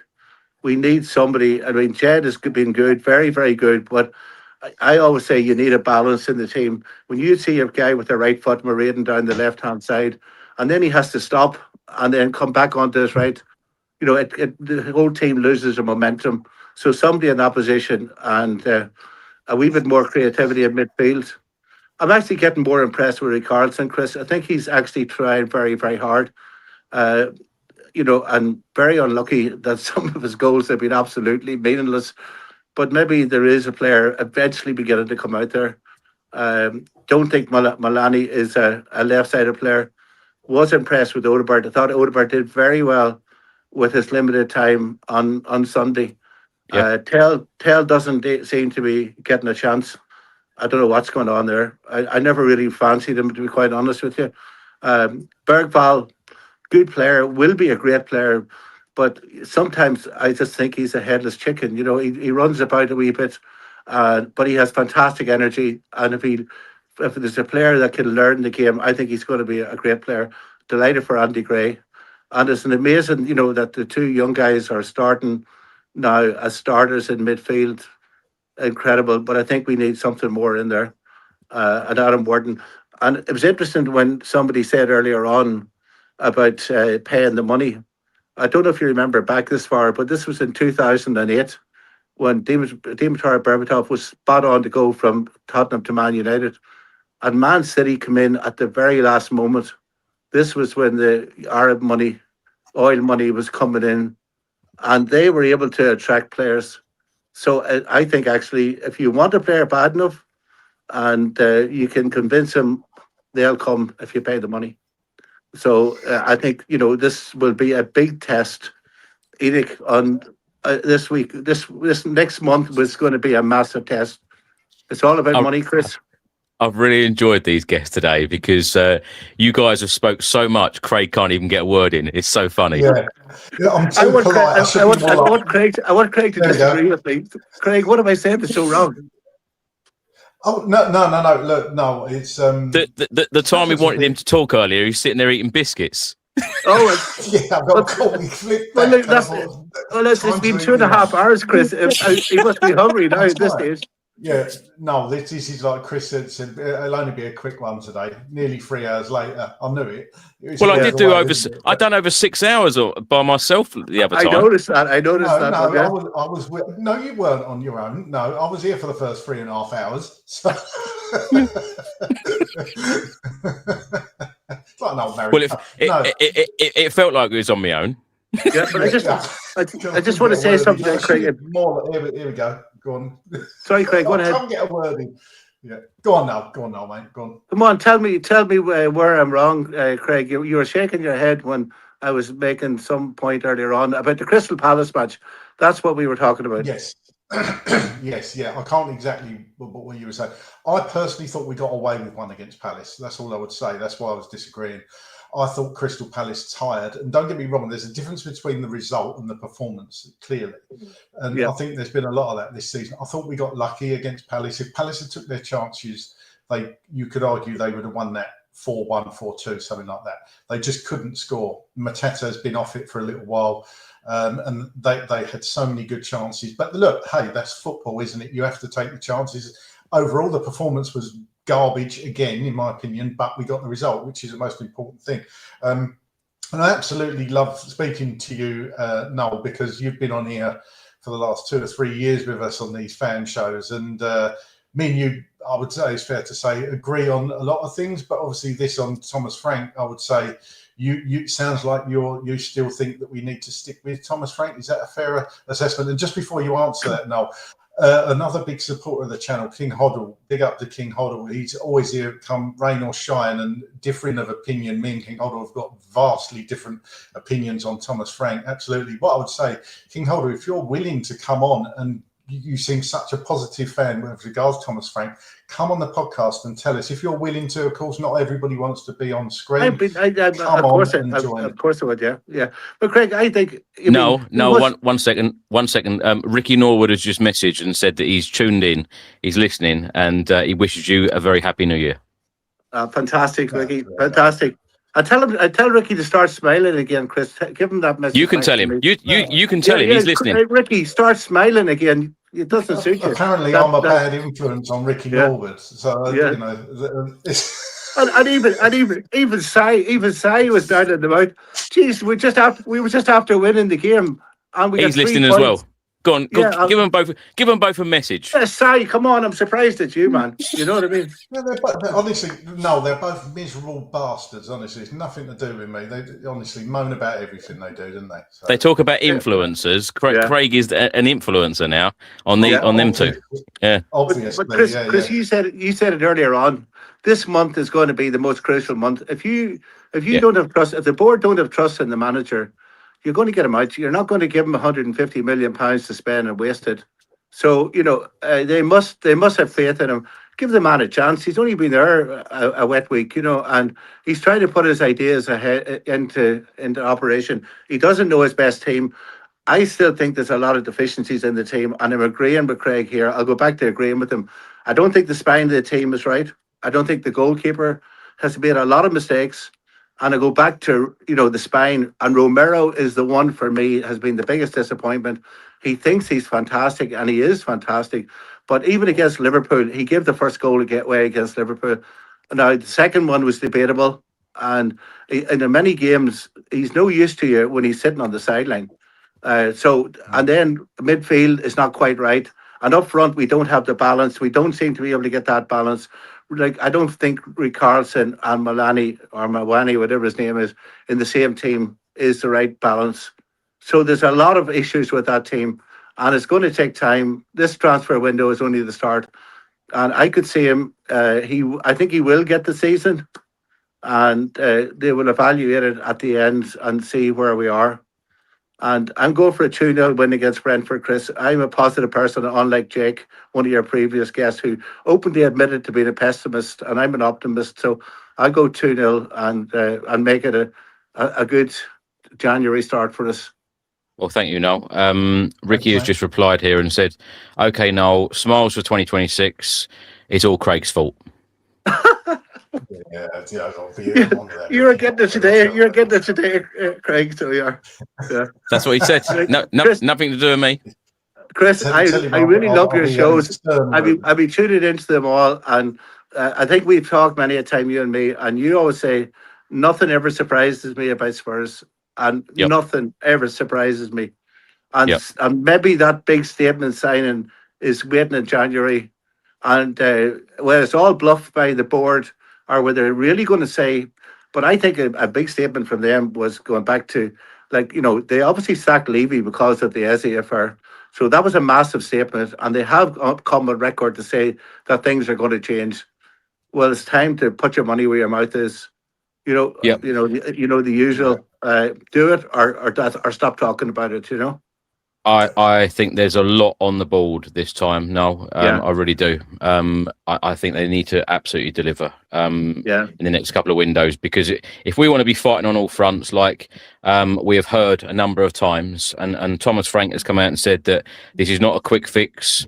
You know, we need improvements. He's even said in the press conference today that we need to strengthen this squad. You know, it's exactly what we need to do. And when we are, and I do see this as a positive as well, the fact that it has been an up and down inconsistent season with poor performances, we still do have the opportunity. The opportunity hasn't disappeared yet for us to finish in a top European spot. So, you know, make this count, make this window count. Yeah, absolutely. It's been an up and down season. Like, I mean, somebody said earlier on, you know, the teams are all beating each other. So a couple of wins and you're up there. You know, the other side of it is a couple of wins, a couple of losses and losses, and you're down. But I think there's a lot to play for. We're just halfway through. A lot to play for.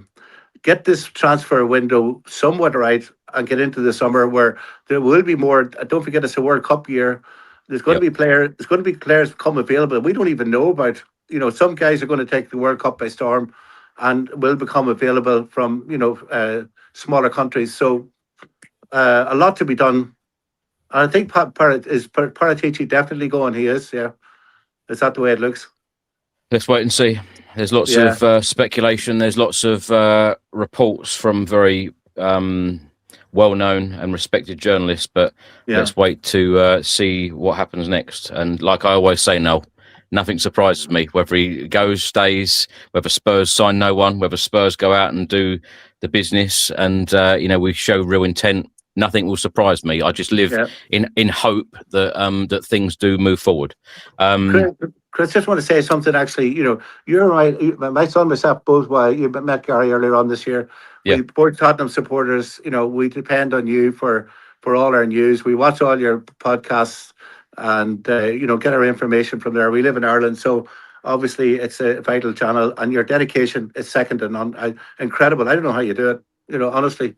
I don't know how you do it, and I really don't know how you do it. When we had against Nottingham Forest, when I seen you, oh my God, I can't even remember if you were on that day, but how you even sat in front of the camera that day. That was the worst day of the season for me. The amount of games that we have had, the amount of games this season that we have handed to the opposition. Take the points there, lads. Come on, just take them. That's incredible. That really pisses me off, Chris. I'll give Craig some credit here.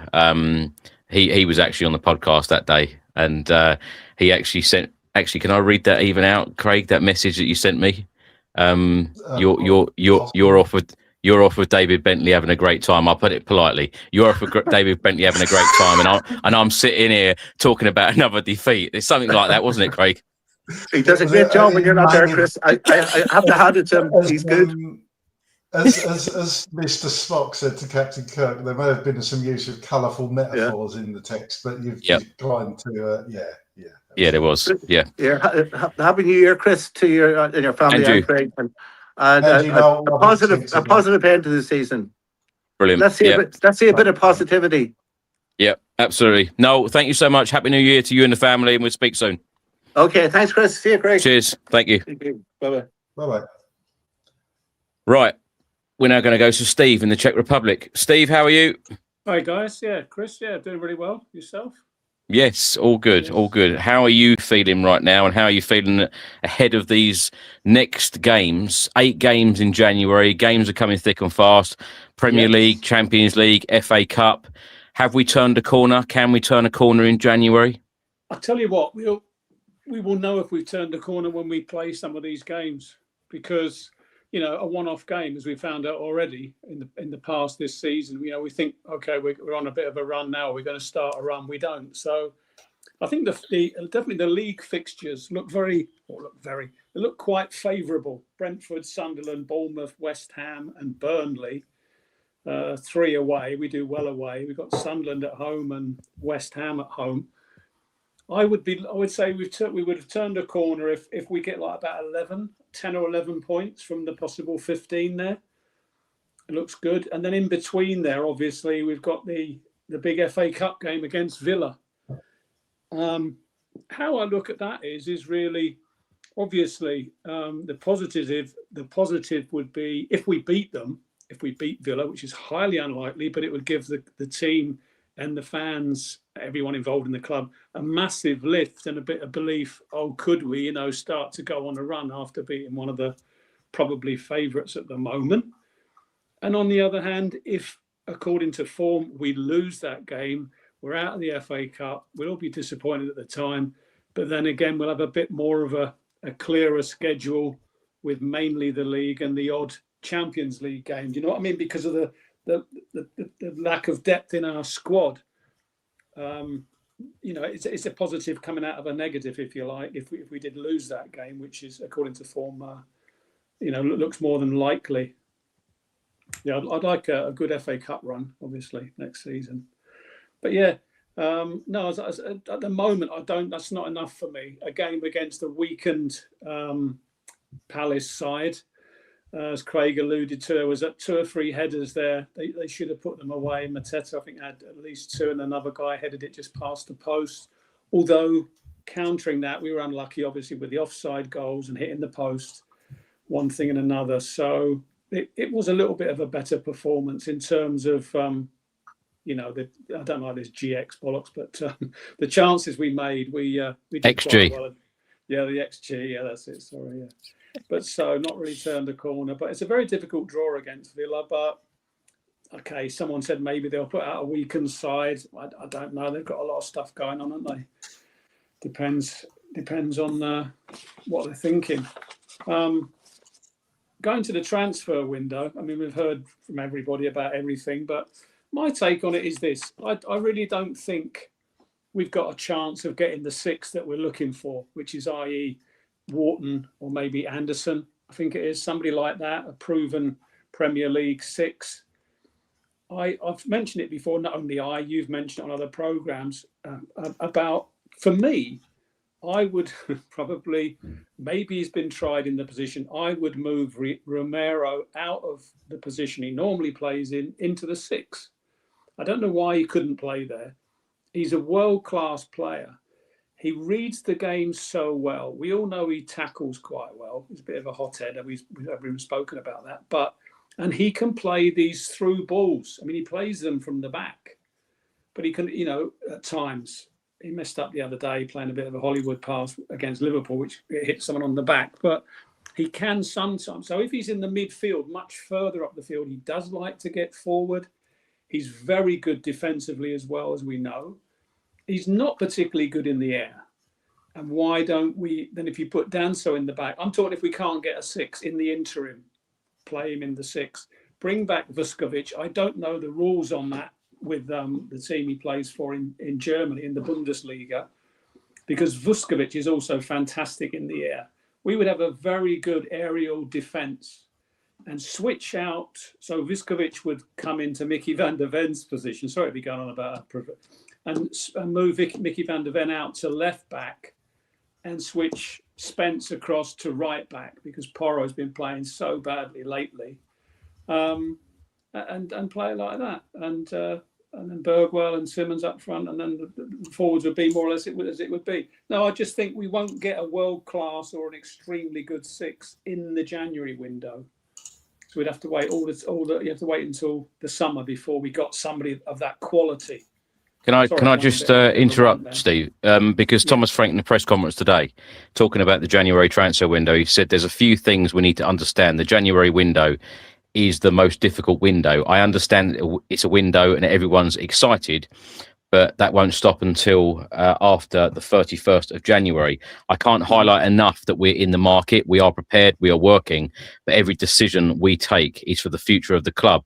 There is no reason to sign a player if he's just helping a little bit for the next 6 months. We need to build something sustainable, which can be very strong and powerful. That journey takes time, and it needs to include good, clever decisions along the way, not necessarily wow, but good, strong decisions which can help us along the way.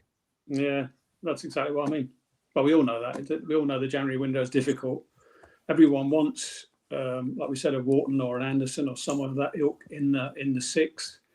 We don't have it. I thought Dustin was excellent with his summary of the options we have in the six. One can defend very, very well, but is not good at forward movement passes. The other one can get the ball forward, but isn't so good at getting the tackles in. And I think this is where Romero covers both those sides of the game. His game is excellent like that. And if he is doing the odd misplaced pass or aerial, he's not great in the air, Romero. That it won't matter so much of him being in the back line as a central defender. I don't know what do you think about that? You've obviously discussed this in the past about Romero. Do you not think he's suitable to be a six, or what do people think about that generally? We've spoke about that before, Craig, haven't we? Yeah, I think he'd make a good six, to be honest with you. Well, there you go. I do. It's funny that no managers actually tried him there, to be honest with you. I thought it would be a good experiment, at least in one game. I think he's definitely got all the attributes to play that role. Yeah, exactly. He's forward passing, as we said many times. When he's not in the team, there's no other defender in that team that can play those passes. So exactly. I think he'd be a really good six. Yeah. Well, Thomas Frank, in a previous press conference, Steve, said that there are a lot of social media experts when it comes to Tottenham. So we are just three social media experts when we're talking about these sorts of things. Yeah, probably that's the way it goes. Yeah. I did find your what was it?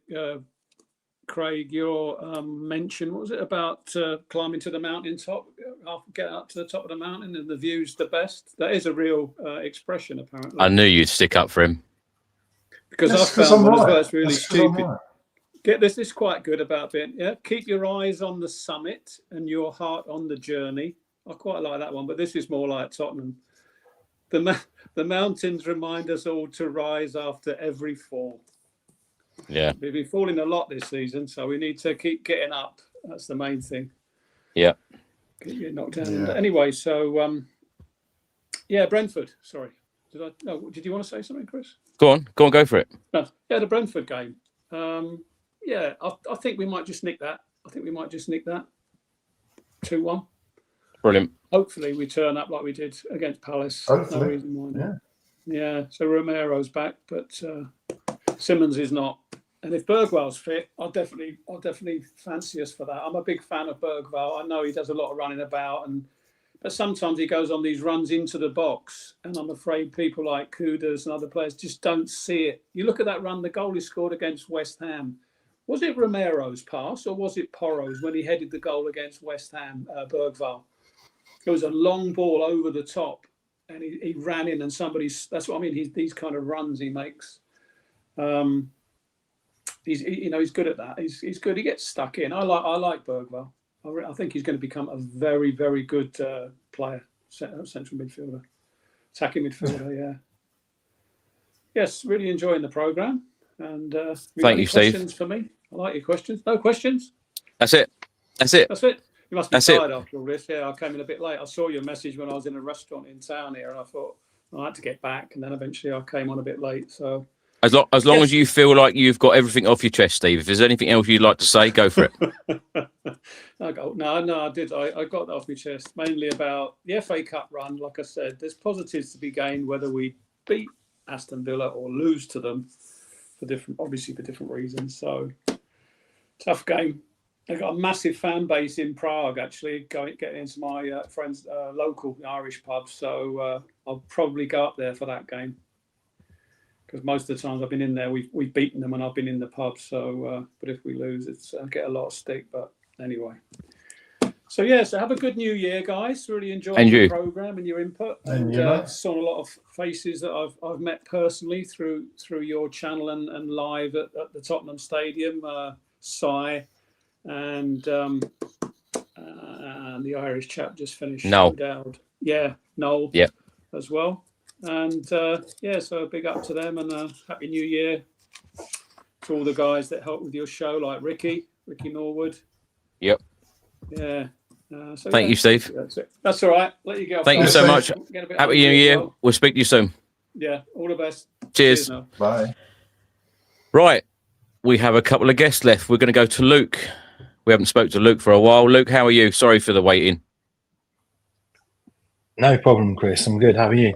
Yeah, very good. Very good. Happy New Year to you. How are you feeling, Luke? I know you're always very balanced about these things, all things Spurs. How do you reflect on the season? And Thomas Frank has just been talking actually about the lack of victories during the calendar year of 2025. We all certainly hope for a better 2026, but how are you feeling overall about this season? Emotionally, it's still very difficult, isn't it? It's still very difficult to get excited about watching the team. I went to my first match of the season. It was very late for me this year. We've had a baby this year, so couldn't go at the start of the season. But so my first match was Liverpool at home the other day. It was great to be at the stadium. It was a good feeling to be back, but I didn't feel very good about the football. So there's that side to it, the emotional side. And in many ways, I've been listening to Craig talk about it after the games a lot recently, and I do agree with you on that. The feeling that is being created by Frank's football, I do feel pretty negative about it. But I sort of hold on to the idea that I look at the past and I think we've done both of the other things that you can do with your manager, which is to go for someone who wins all the time, is sort of eternally successful, bring them in and expect them to win straight away. We've done that and that didn't work, and there's reasons for that. And we've also gone for the person who's done a very good job at a mid-table, lower-table team. You saw with Nuno, I think the fans didn't have the stomach for Nuno very quickly. And you remember that substitution, was it, I don't know, it was maybe Palace at home or someone. He took someone off. I think he took Son off and he got enormous boos. And so I think we've done both things recently, and now we're at a point where we have to really take a good long look at ourselves as a club, as a fan base, with the board, and say, what do we want? I mentioned this to you quite a while ago, that I just don't think that the board did a very good job of creating an identity. I don't know what the identity of the team is or the club is. We say we want to play the Tottenham way, and Daniel Levy even said that himself. We sort of, as a fan base, know what that means, but how does that run all the way through from the top of the club to the bottom? We have no idea, and we didn't see any evidence of that. So we've got a new ownership structure. We've got a new manager.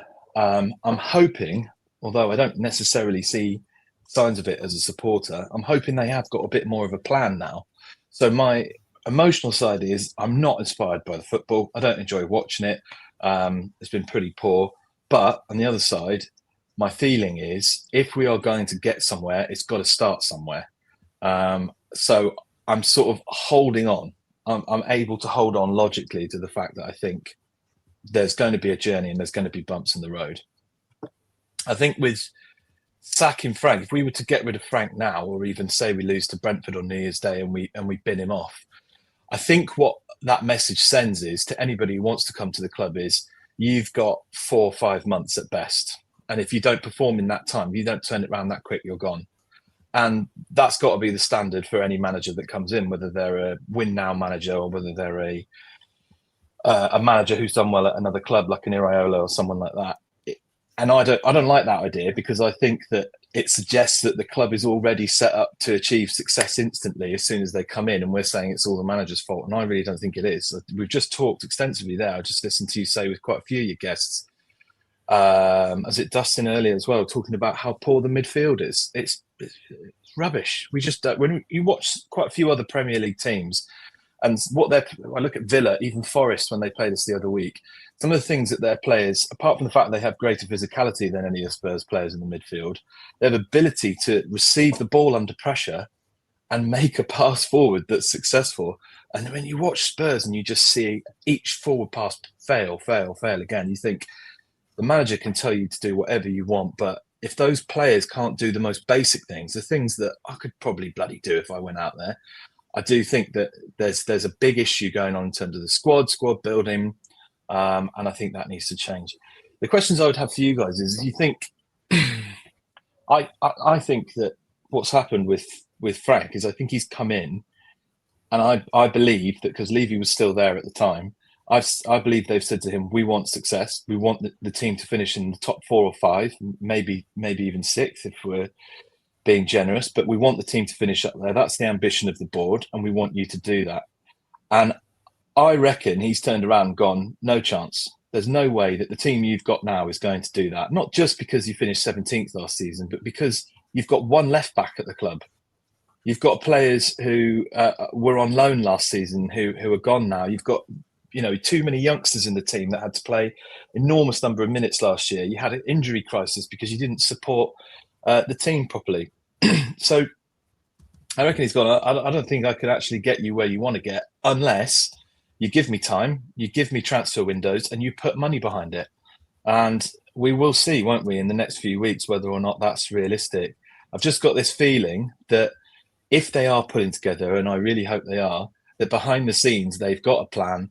They know the squad isn't good enough, and time will improve that. Now, it might be that we get to the end of the season, Frank's been given the players he wants, and he, at that point, as a manager, has failed to actually get anything better out of them.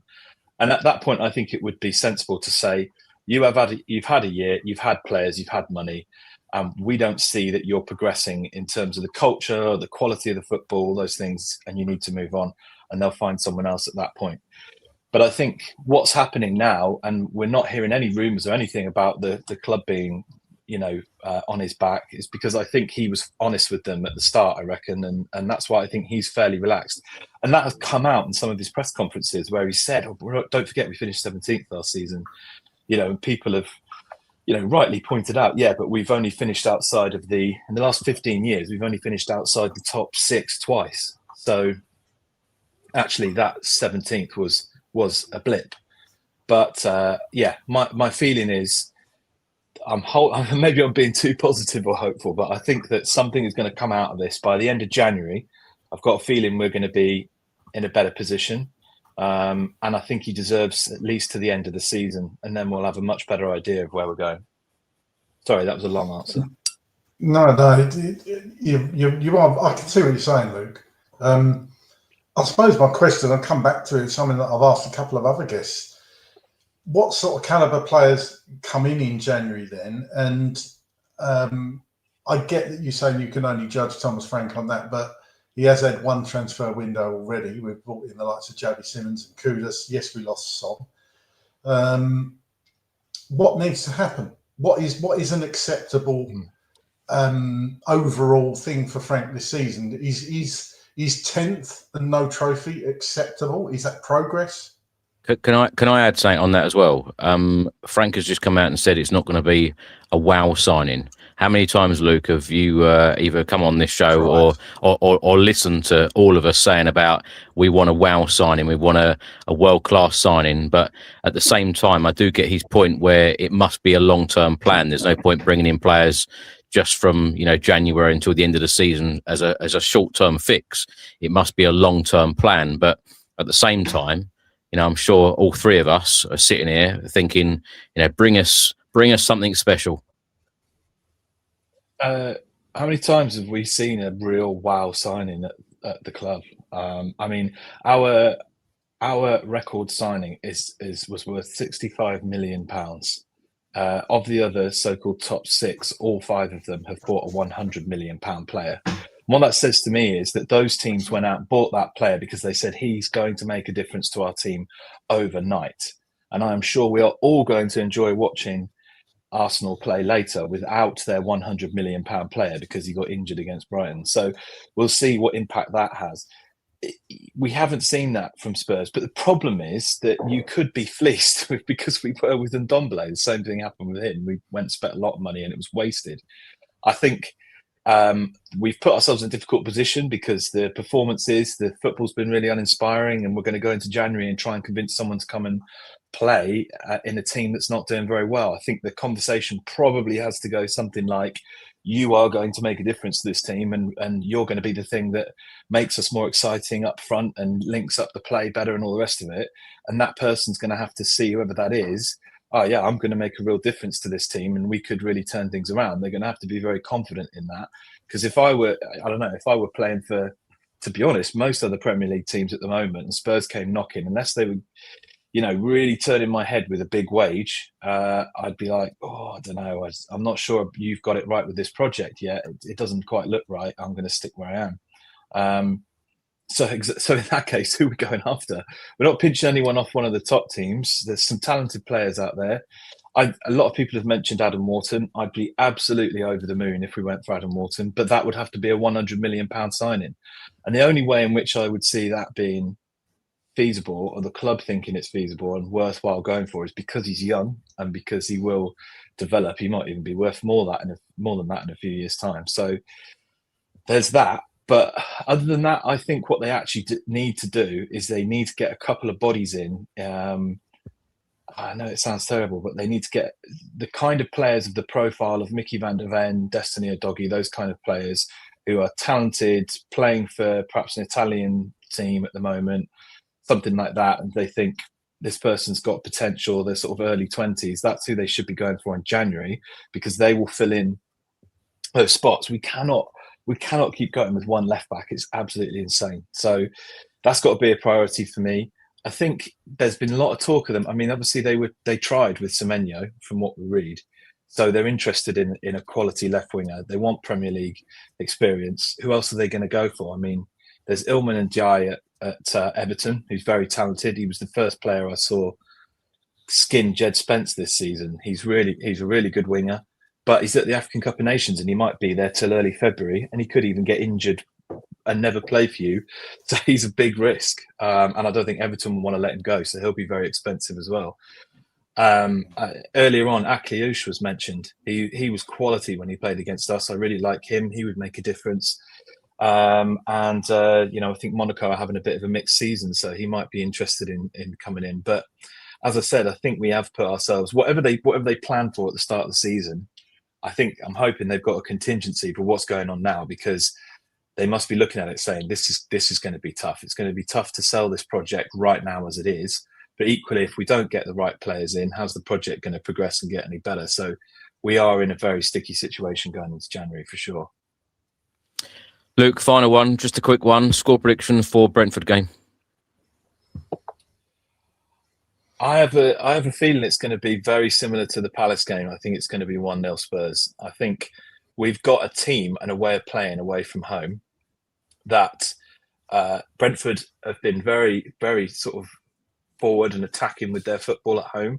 I think they're fourth in the league for home form at the moment. They're only 4 or 5 points behind Arsenal on that. So, but we're obviously top of the away form, and I think that they're going to find us very frustrating to play against. And I don't think we had too much of a difficult time with their forwards at home recently. But obviously, Romero's back, I think, isn't he? So he'll play. So yeah, I'm going to go 1-0 Spurs. I think it's going to be another horrible watch and a squeaky win.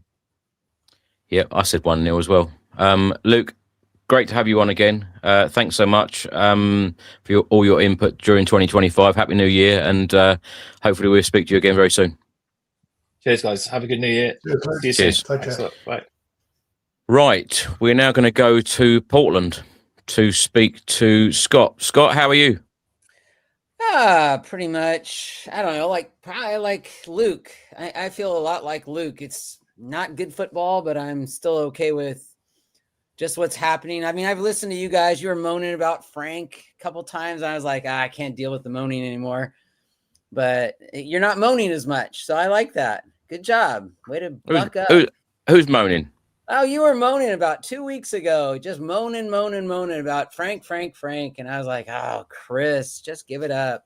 I don't think it's moaning. I think I think that what I say after some of these games is that when you're not winning games and you're playing really badly and not performing and you can't see signs, I don't see that as moaning. I think that there is a certain expectation when you come to a club like Spurs that, one, you've got to get results, two, you've got to show signs that there are positives going forward.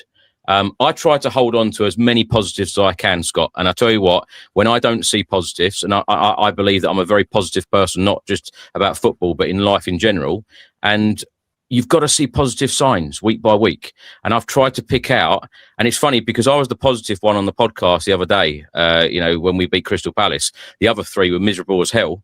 And, hey, moaning's a good thing. I moan all the time. My dog hates it when I start moaning. Yeah. Okay. But we've got to see positives week by week. And I feel like that is really important for me. And I know that a lot of people have really heavily criticised Thomas Frank. I'm holding on to some of the hope that a January window is good. I'm holding on to the hope that we are in a fairly decent position in terms of where we've had a really disappointing first half of the season. We're still not in a bad place where we can try and get a European spot in the second half of the season. And I'm also holding on to the fact that, the very positive Spurs fans say, well, we haven't had Dominic Solanke in this team. We haven't had Kulusevski and Maddison. So I'm also holding on. And I said this under Ange the last 2 seasons, that I always like to judge a manager fully when they have a virtually fully fit squad. And I feel like that is a little bit unfair on Thomas Frank to say, well, you've got all these players out. So I think that's pretty balanced. I don't know whether I think you are balanced. I think you were kind of going a little negative, and it was okay. It's okay, because I go negative half the time until I finally just give up. And you can't give up because you keep going to the game. I'm a happy clapper compared to Mr. Dearman. I know you are. We were teasing you that last year. I don't even remember what point that was. Just about happy clapping, but even that's all good. Moaning. Yep. Okay, I haven't heard. Who do you think will come to Spurs that will make a difference? I really think we need a left back. I think Spence is too one-footed. He does make those nice right-footed crosses occasionally, but I think those are so few and far between. I think we need a left back. And I don't know if Odegaard is the answer on the left wing, but I don't know. I haven't heard who you think we can get that will make a difference to this team. Because I think that's what Frank needs, a change. Yeah. Go on, Craig. What do you think? Give me some positives then. You're saying, I'll take it, you're saying you think I'm negative, which I think I'm just being realistic. I think he didn't say that. He didn't say negative. I said moaning. Moaning. I think a lot of people would agree with me that we're well within our rights to moan at what we've seen dished up this season on the whole. And I've been moaning too. And I would have expected better. I think what it is, I would have expected better from Thomas Frank. Because he was never really my first choice, but when you actually did deep dive into him and the coaching staff, Justin Cochrane, for example, very, very good coach, very impressive. I was just expecting to see more.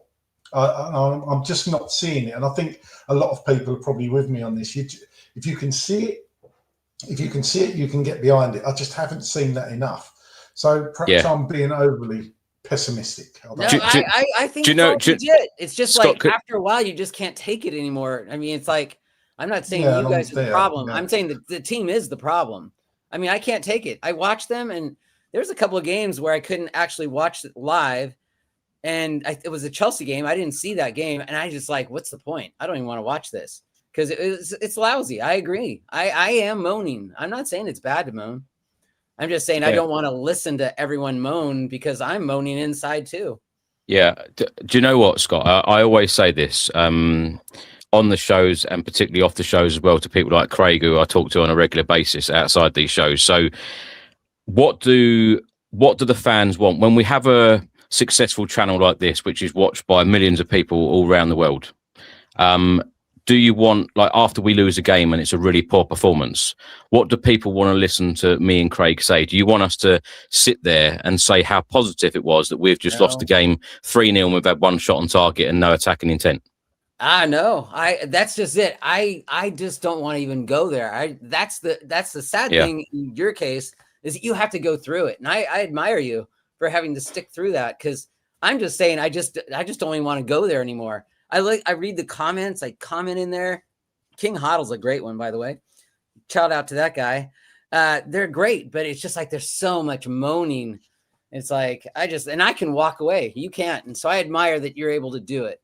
But I don't know what the solution is. It's funny, Craig. I don't know whether you agree with me here. And you've just mentioned King Hoddle, and that's why I bring it up, because I was just thinking exactly this.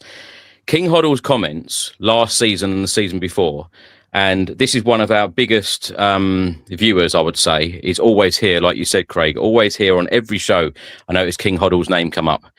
And the comments last season and before that were really quite polite. This season, I've noticed that the comments are a bit edgy and a bit arsey towards some of us.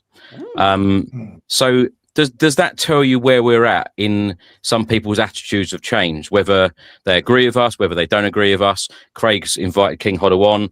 We invite people on all the time. Whenever I bump into someone in the stadium and they say, Chris, you shouldn't have said this, or Chris, or I disagree with Craig, or Ricky was super positive the other day and he shouldn't have been, and all these sorts of things. And the one thing I always say, Scott, is come on the show. Come on the show, tell us how you feel. And it's funny because when we were talking to other guests, I noticed in the green room when I looked down, you were writing a lot of notes. You've obviously got a lot to say. So we're going to let you get it off your chest of what you want to tell us. Well, I think we need a left back. I watched Spence. I watched him all last year. When he came on, he only came on because Ange did not sub worth a damn last year. I don't know how you guys felt about that. He would not bring Spence on no matter what. Then all of a sudden we get down to bare bones. He brings Spence on. Everyone's like, oh my God, Spence. And Craig, I think you were a big Spence supporter like I was before he got quote unquote big. And I think he needs to get on the right side. I think too often teams can sense that they can trap him. If they get him towards his left foot, they know they've got him. And he makes dumb decisions when he gets trapped. I don't know how many times you saw it last game. He made like 2 or 3 passes. One of them, I think, got to a Crystal Palace guy inside the box because he missed a little pass. So I think we get a left back. And I don't think we're going to get any EPL left backs right now.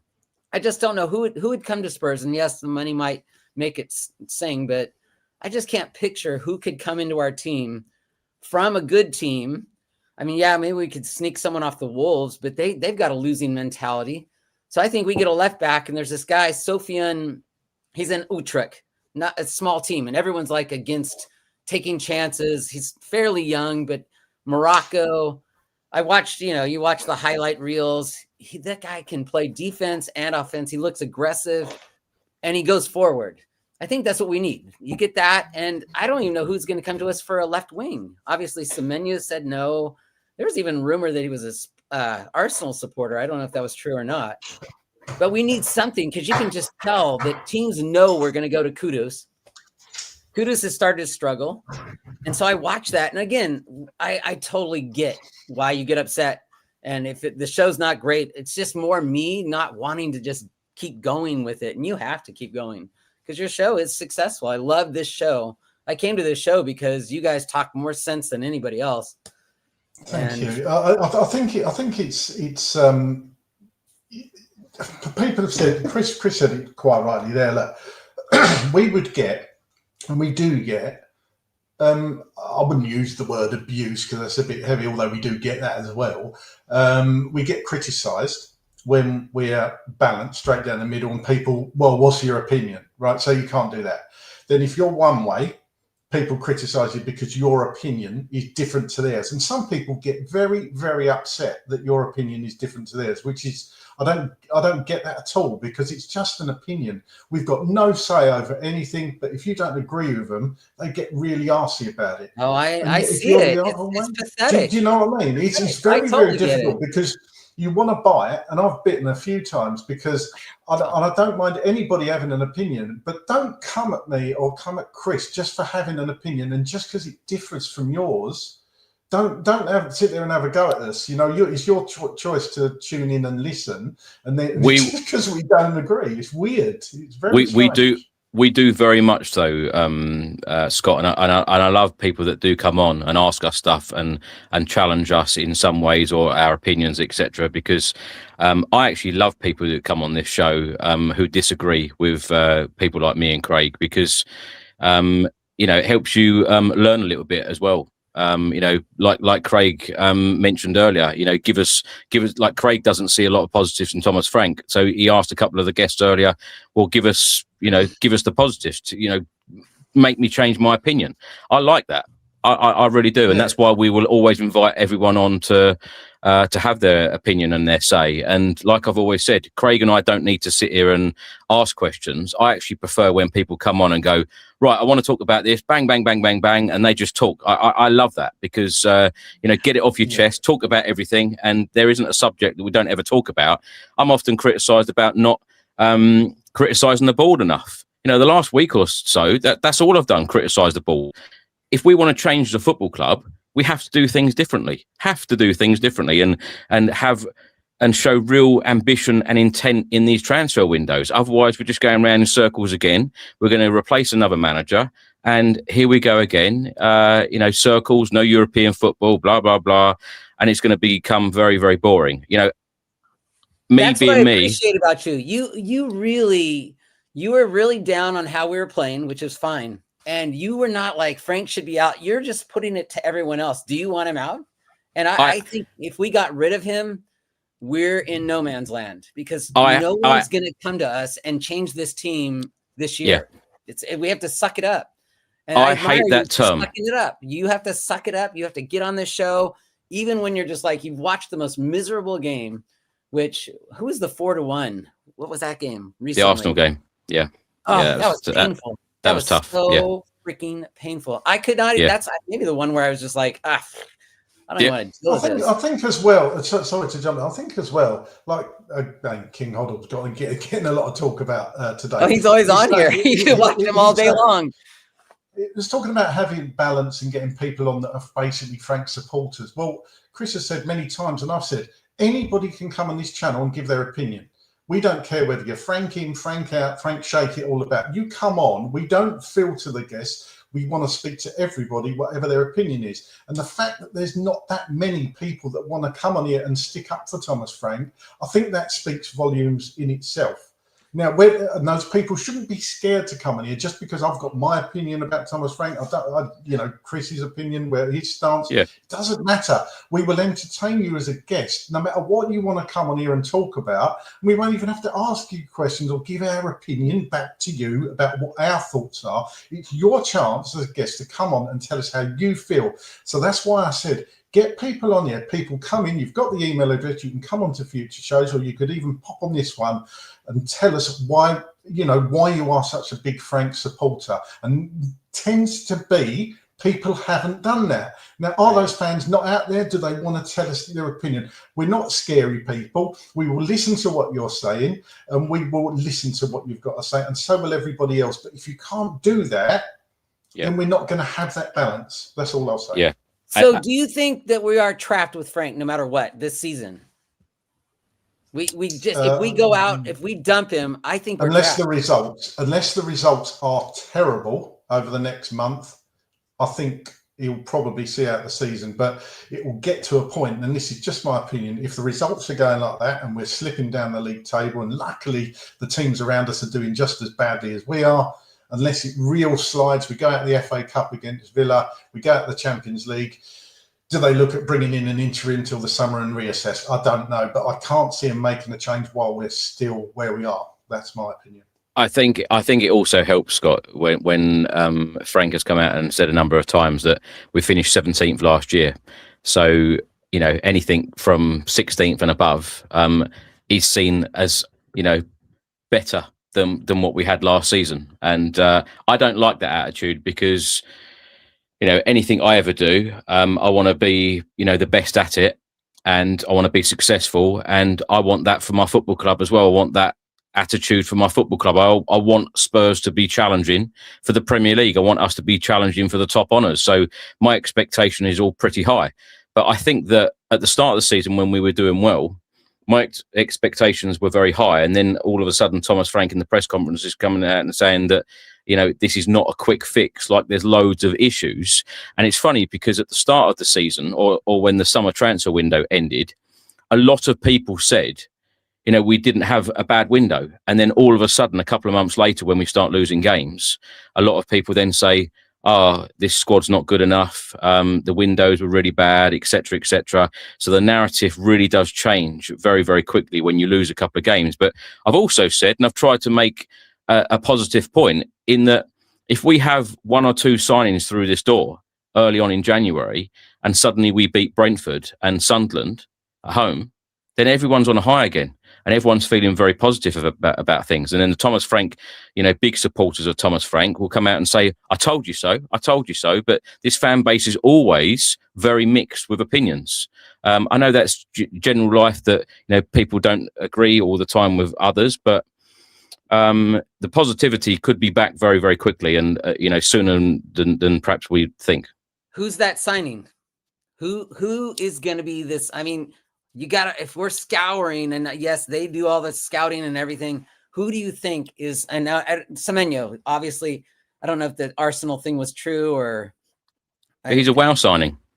But who, if we can't get Semenyo, and I'm pretty sure we can't, who's But he's that? a wow. He's a wow signing, and Frank has he come out and said that today. We're not going to be signing wow signings. There'll be players that perhaps you won't know a lot about. So you don't, do you have a player that you want? Is it Semenyo? Oh, I'd have Semenyo all day long, and it was disappointing that the fact that Spurs didn't get that deal done in the summer. But of course, we worked on a number of deals. Those deals didn't get over the line in the summer, which was disappointing.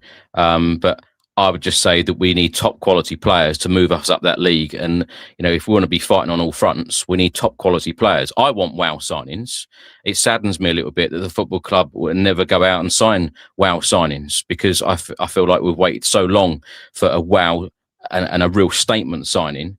But you don't just need one wow statement signings. You need two or three. January, very difficult, but the summer, we have to go big if we want to be, fighting on all fronts and winning trophies again, because that's the other thing. The real positive in 2025 is winning the Europa League. I want to feel like that all the time, Scott. I want to feel like that down that high road. You know, we always joke about dancing in the plant pot on the day of the parade. That was incredible. And every time I talk about this, I get goosebumps. And, you know, the night in Bilbao, you know, people talk about it was a really poor game. Who cares? We lifted that trophy. That's all that matters. We lifted that trophy. We had one of the best nights, and we had a great parade where, you know, so many fans come out for that parade. It was incredible. And I want to feel like that again.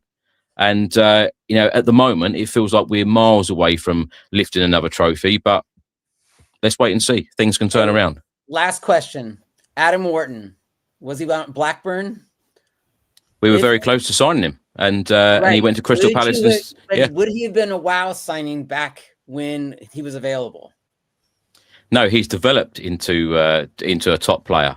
And you could look at some of our players where we have signed players. If you sign Bergvall now, knowing what you know about Bergvall, would he be a wow signing? Because I don't have any doubt that Bergvall will turn into a top player.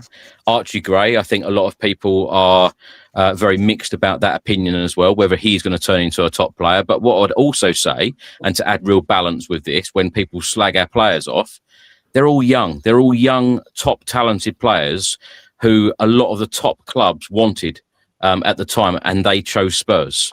You know, there's different reasons why they chose Spurs, but they did. They chose Tottenham. And we are going to make them and hopefully develop these players into top wow signings. But it takes time. But in the meantime, I just think that blend, and I think Ange got that as well in his second season, where he was thinking we need more quality. They went for young players rather than experienced players. And that's exactly what we need right now. Okay. Good enough. Well, I appreciate everything you do. I might say you moan. Don't take it personally. It's okay. I moan a lot. My dog will tell you all these stories about me yelling and just cowering away. So it's okay. I'm going to still watch you. And I appreciate you, Craig. You're balanced. You've been a little sadder lately, but because how we play. I know it sucks. It sucks watching us play. But if we have fight for right now, I'm okay. I'll just deal with a win here, a win there, as long as we have fight. Thank you, Scott. Happy New Year to you. Speak to you soon. Happy New Year, cheers. mate. Thank you, Craig. Cheers, mate. Right. Oh, wow. We've suddenly got loads of guests coming. We've got Si the Fox back with us. Si? Hello, mate. I'm sorry to come back on again, but I wanted to ask you two some questions, seeing as you've been questioning all of us guys. So I've got 3 questions, if you'd allow me, and if each of you could answer them, that would be great. So the first question is, what 2 positions do we need to focus on more in this transfer window than the others? So Chris first, and then Craig, if you'd be so kind. A creative midfielder and a left wing for me. Okay, Craig? I'd say definitely a left winger. I would personally go for another striker as well, but definitely striker as well. A deep line midfielder actually that's capable of progressive passing. Okay, is that question number 1? Question number 2, realistically, which players will be the ones that you target for those positions that you've chosen? Can't give you name. I can't give you names, Si. Because you always ask us. You always ask us. I know I do. I know I do. But I actually think that the players that we sign in January are going to be players that we haven't even mentioned yet. Mm-hmm. That's my answer. Yeah, fair enough. What about you, Craig? Look, if you were given, I suppose there's a difference between being realistic and what's on the, what we know Spurs have done in the past. Adam Walton, absolutely. I'll take him. That's completely unrealistic. That's completely unrealistic. He said realistic. Yeah, it shouldn't be, though, should it? It shouldn't. But they are. They're unrealistic, Craig. They're unrealistic. It shouldn't be. It's a player from Crystal Palace. We're not talking about a player from Real Madrid. This is a Crystal Palace midfielder. So I think it's realistic. If you want to, I think it's realistic in the if you put it on the table that the players we should be going for. We should be going for the likes of Adam Walton and not consider him too much for us. We should be able to tempt players like Marmoush, who's not getting minutes at Manchester City, even though he's at Manchester City. So for me, I would take Marmoush because he could. I wanted him when City signed him, to be honest. We just need to show, Si, and answer your question. I'll answer it with this. We need to show a bit of guts, and go for players that previously us as fans haven't seen us go for, because I think we're all a bit we've been deluded in the past, but we're at that point where we kind of settle for not mediocrity but just run-of-the-mill players, and it's time to change. If they want to change it, they're going to have to go for these players,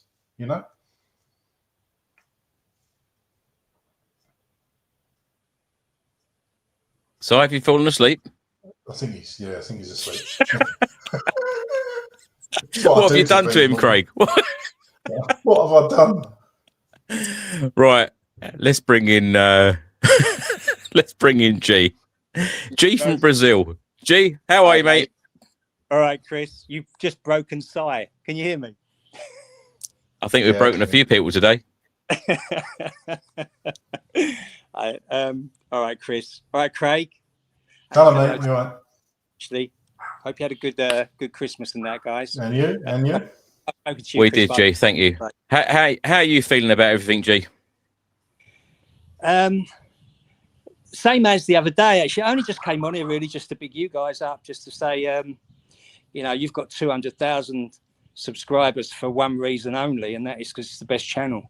Not just the best Spurs channel, it's just the best channel. There's no doubt about it. I know you won't admit that maybe or whatever, but come on. Where else out there is there a channel anywhere near like this one? It's unbelievable. You have me on here, for Christ's sake. The rest of us, I wouldn't do it if I had a channel like that. No way. Yeah, dog's agreeing with me over there. So that was all really. I've got nothing else to add to that. I just wanted to put my 10 pence in on behalf of this channel, because I think it's just a great channel. And I got to be honest, I will admit, all right, and this is really bad of me, right, and I shouldn't have done it, but I tried to see where Hoddle was on the channel, like, just because I see people talking about him down there, and I realised I blocked him a while ago. So obviously he really wound me up on something that he said. Well, and I don't know how to get back now. That was a stupid thing to do, or maybe it was a mistake or whatever. I don't know, but I'll try and find it again just to see what he's going on about, because I can't keep up with what you're saying there. You know. Well, G, thanks for your comments. But it's very important, isn't it, that a channel like this, gives fans from all around the world the voice. Whether people agree, disagree, it's interesting to hear all of the points, because there are a lot of people that I talk to where they've got certain takes where take for example Brennan Johnson on the verge of being sold by Spurs. Some people think that this is terrible news, some people think that it's absolutely fantastic news. It's always a difference of opinion, a mixture of opinions. And quite often when I talk to people and we raise 5 or 10 points, some will agree on, some we won't agree on. That's just life, but it's how it's delivered, I suppose. This is true. Yeah, that's true. Yeah, and it is delivered very well. I mean, we've got, you two just do a good job. I'm sorry to butter you up right now. No, I didn't mean us. I didn't mean us. I meant how the fans deliver it in whether they're agreeing to disagree or abusing somebody or whatever. No, absolutely. No, abuse is no good. We get rattled. I get rattled. You see me in the comments sometimes. I don't have a go at any particular people, but we'll get rattled because if we don't like to hear something that someone else has said and we don't agree with it. But that's all. That's just enthusiasm. Yeah. We get that in the park, don't we? Every weekend or whatever. When we're out there, that's the run of it. That's what we do. This is what we're supporters. It's in our blood. I get jealous of the weather you've got there, G, behind you. I'm very jealous of your weather at the moment. So yeah, I get totally what you mean. No problem. No part. You've always had the invite, you guys. You know that. We've got good clubs over here.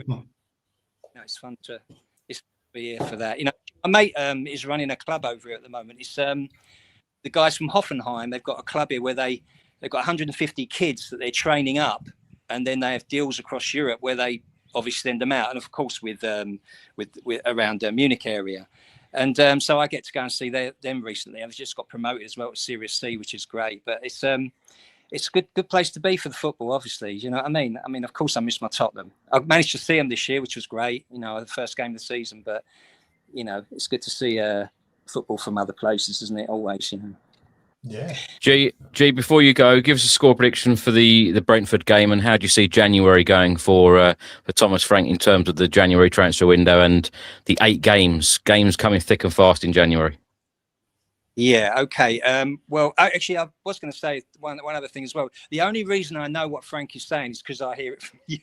I can't listen to the bloke anymore. I've given up. I gave up a while ago, so sorry about that. But thanks for reminding me every half an hour on Facebook. You joke though, G. A lot of people are like that. They don't engage with Thomas Frank's press conferences. You only have to see the viewing figures on the Tottenham website, or the Tottenham YouTube. People just don't watch his pressers anymore. I don't know why, And that you said today, I mean, I would be spitting blood at the screen if I'd seen him say something like that. That is just wow signings. What club doesn't want that? Do you know what I mean? Yeah. Even if, it's just the way he puts it, I think, as well. You put something like that. Okay, don't say it. Just say, listen, we're going to get, it might not be someone but they're going to wow you. Put it the other way. Do you know what I mean? Yeah. Don't be what's that about? Anyway, yeah, I'm not going down the Frank tunnel, as it were, because he's derailed me enough. Frank Tank Engine. Sorry, mate. There's loads of little what's names in there. Okay, this Brentford. We should win these games, right? We should win them, or at least Sunderland. That's a good team. They're playing well. They don't score a lot, and realistically, with our backline, we should be able to keep them out. So I've said before, December, January were our best really good runs. A long break. I think we had 8 days just gone, didn't we, or something like that between the games. So it's not like normal seasons here. It's definitely not like last season. Do you know what I mean? Yep. Plus, of clubs that we were playing last season. I know they're all difficult to play in general, you know what I mean? Let's face it. But we have had a better run. It's not like we're playing Man City and the Gooners all the time now or anything like that. You know, we're on a roll. I hate to say that, but it's true.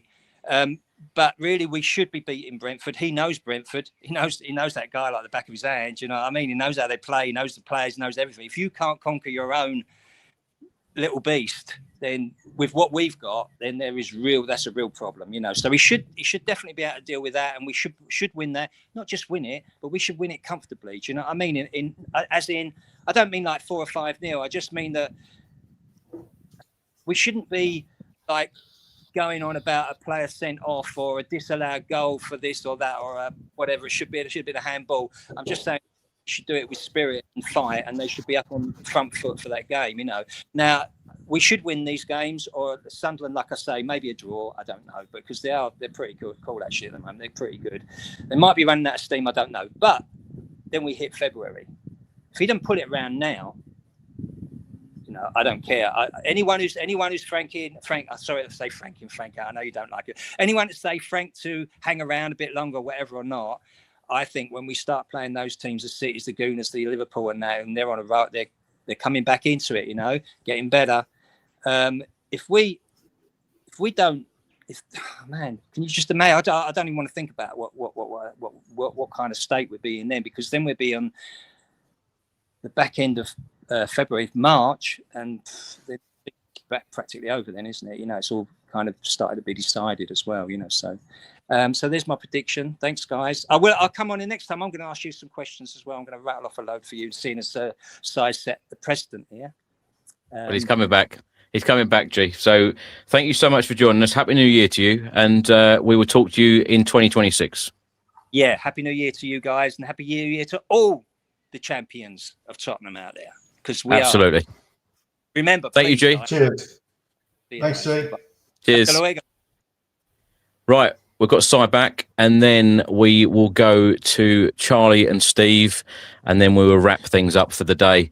Si, we've got you. Can back. you hear me, boys? Can you hear me? All good. Yep.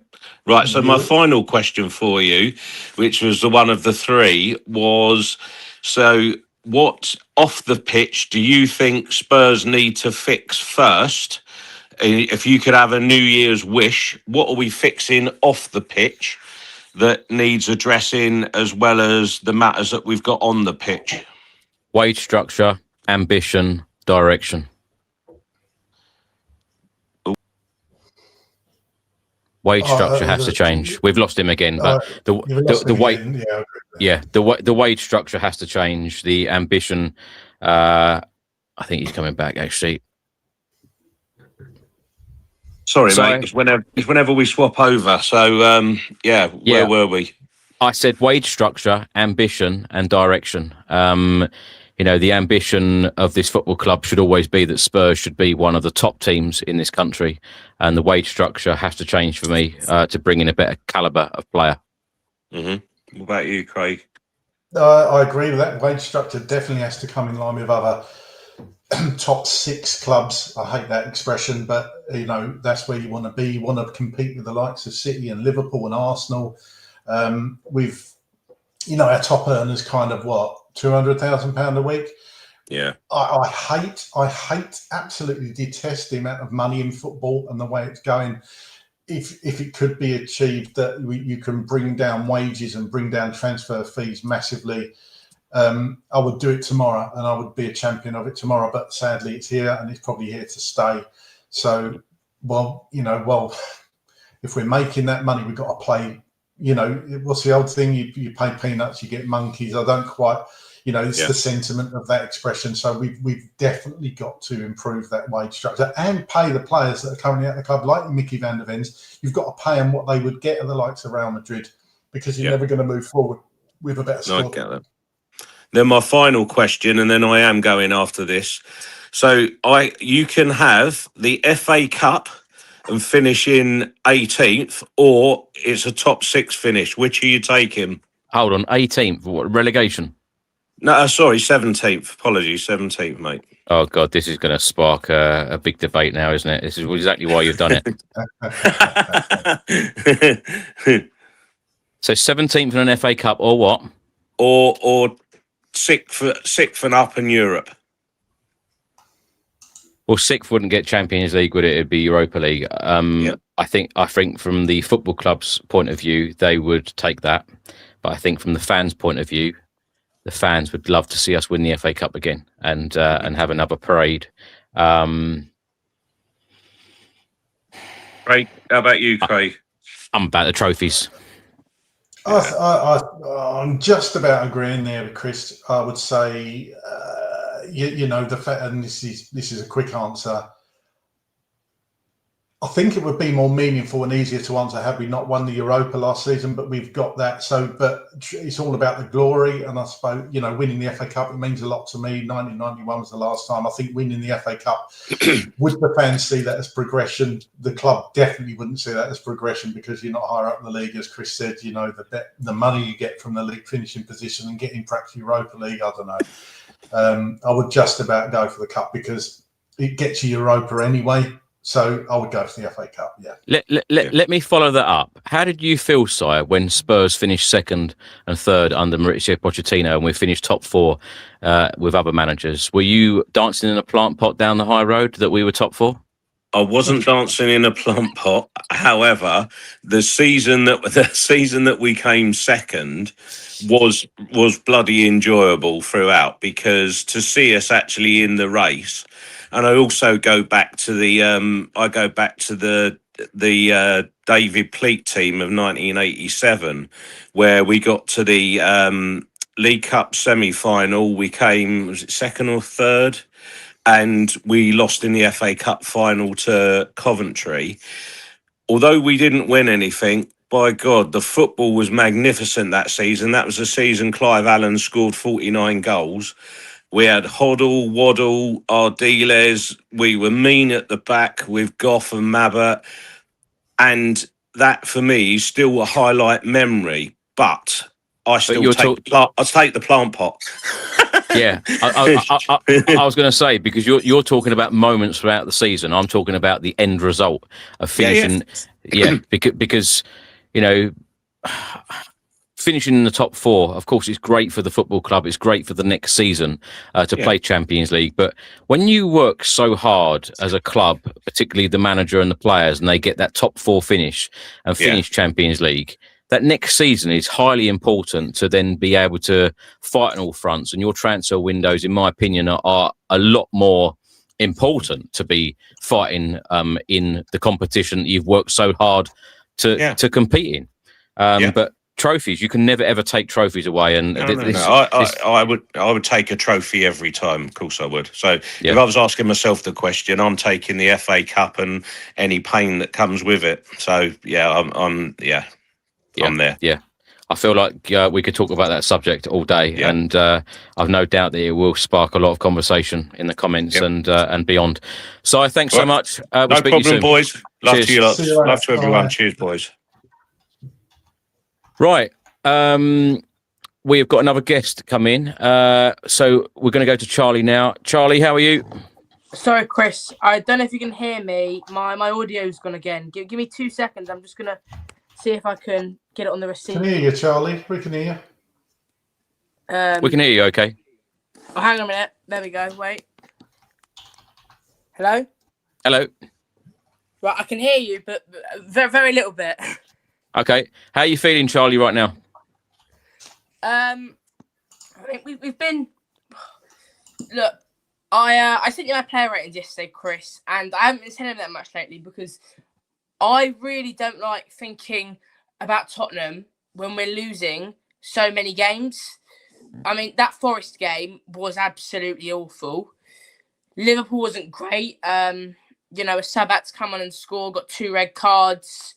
So it's been tough times. But 2 days ago, Palace, you know, I do not think we played well. I look at a stat, I mentioned it in the player ratings video. We had 0.21 XG from open play. Don't get me wrong, set pieces, you know, we look proper good on. Andreas Jorgensen, very, very good coach, especially with these set pieces. But from open play, we're doing nothing. And that's Thomas Frank's job. All right, that is Thomas Frank's job, to make us look good from open play. Andreas Jorgensen's job is to get us to be good at set pieces. We are not looking good from open play. We look boring. My dad said to me, Charlie, I think our tactic is to bore the other team to death, because we are boring everyone to death, and it is awful. I don't like it. I don't like Frank. Matt Wells is gone, though, now. He's in America with some other team. I actually don't know who he's with, but I know he's in America. So I last time I said how much I want Frank to be gone. But I also said the only man I want in is Pochettino, because the only man who's done a good job at Tottenham, I think. So I think now, I don't know what's going to happen this season, but we keep Frank till the end and get Poch. I don't care where we come. I can't see us getting top 5 because we just don't look good enough. Maybe we'll scrape a Conference League or Europa League place finish. I can't see us winning the cup. I'm very confident that Aston Villa are going to knock us out of the cup. Champions League, I think if I said we're going to win that, lots of people would laugh at me because we're not going to win that. So yeah, hopefully, get a European football. For me, that's key. That first season under Ange, I personally don't get me wrong, we're playing great football. When we did play, we were winning lots. But I didn't like how it was just 1 game a week. And yes, 3 games a week is a massive load. And, it hurts the players. But for me as a fan, I enjoy it. I get to watch my team more often. I want to see us playing in Europe every single year. And, I understand that we have to build. The fact that we're in the Champions League and we finished 17th is crazy. So we really need to get a European spot. And, I'm at the point now, some of these fans, they hate Thomas Frank so much. They made an AI picture with Vinay, Paratici, and Xavi.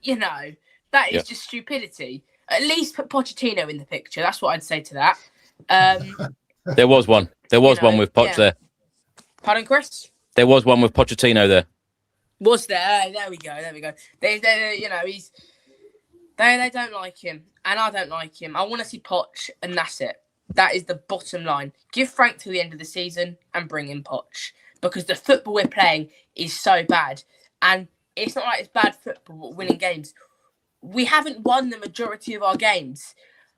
We've won this season like 38% of our games in the league and won 29%. That's not a massive difference. That's not. And that's across the whole season. That's not just looking at this very point. That's across the whole season.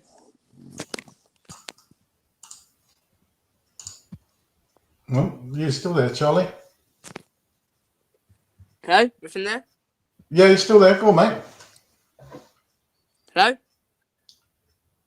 Yeah, we can hear you, Charlie. Carry on. Oh, well, hang on a minute. I think he was waiting for your question, Craig. Let's see. I think he's... Charlie, can you hear us? Right.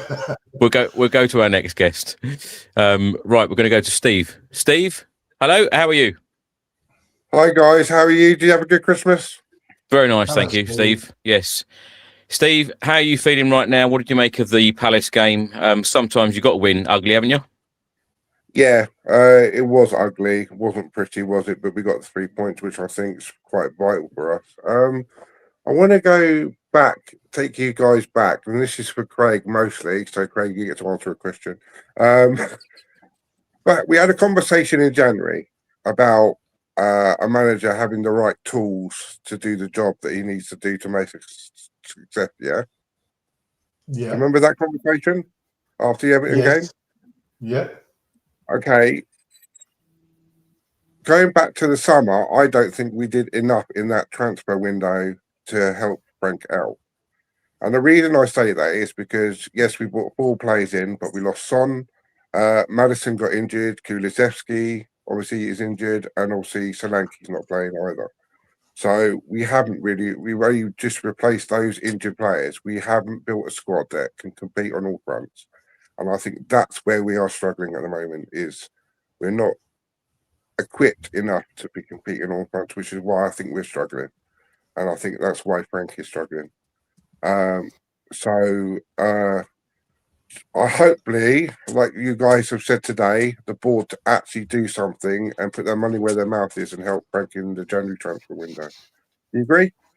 I agree, Steve, but I would say that we've said that about every single manager for the last decade at Tottenham, that they've always been short as well. So I definitely agree with an element of that, but I think that's been the case with every manager that's been through the door, especially the likes of Conte and Mourinho, who we all know that they clearly want ready-made players now, and they, to win, and that's the way they do things. So yes, I agree, but I think you've got to say that other managers have been through the same.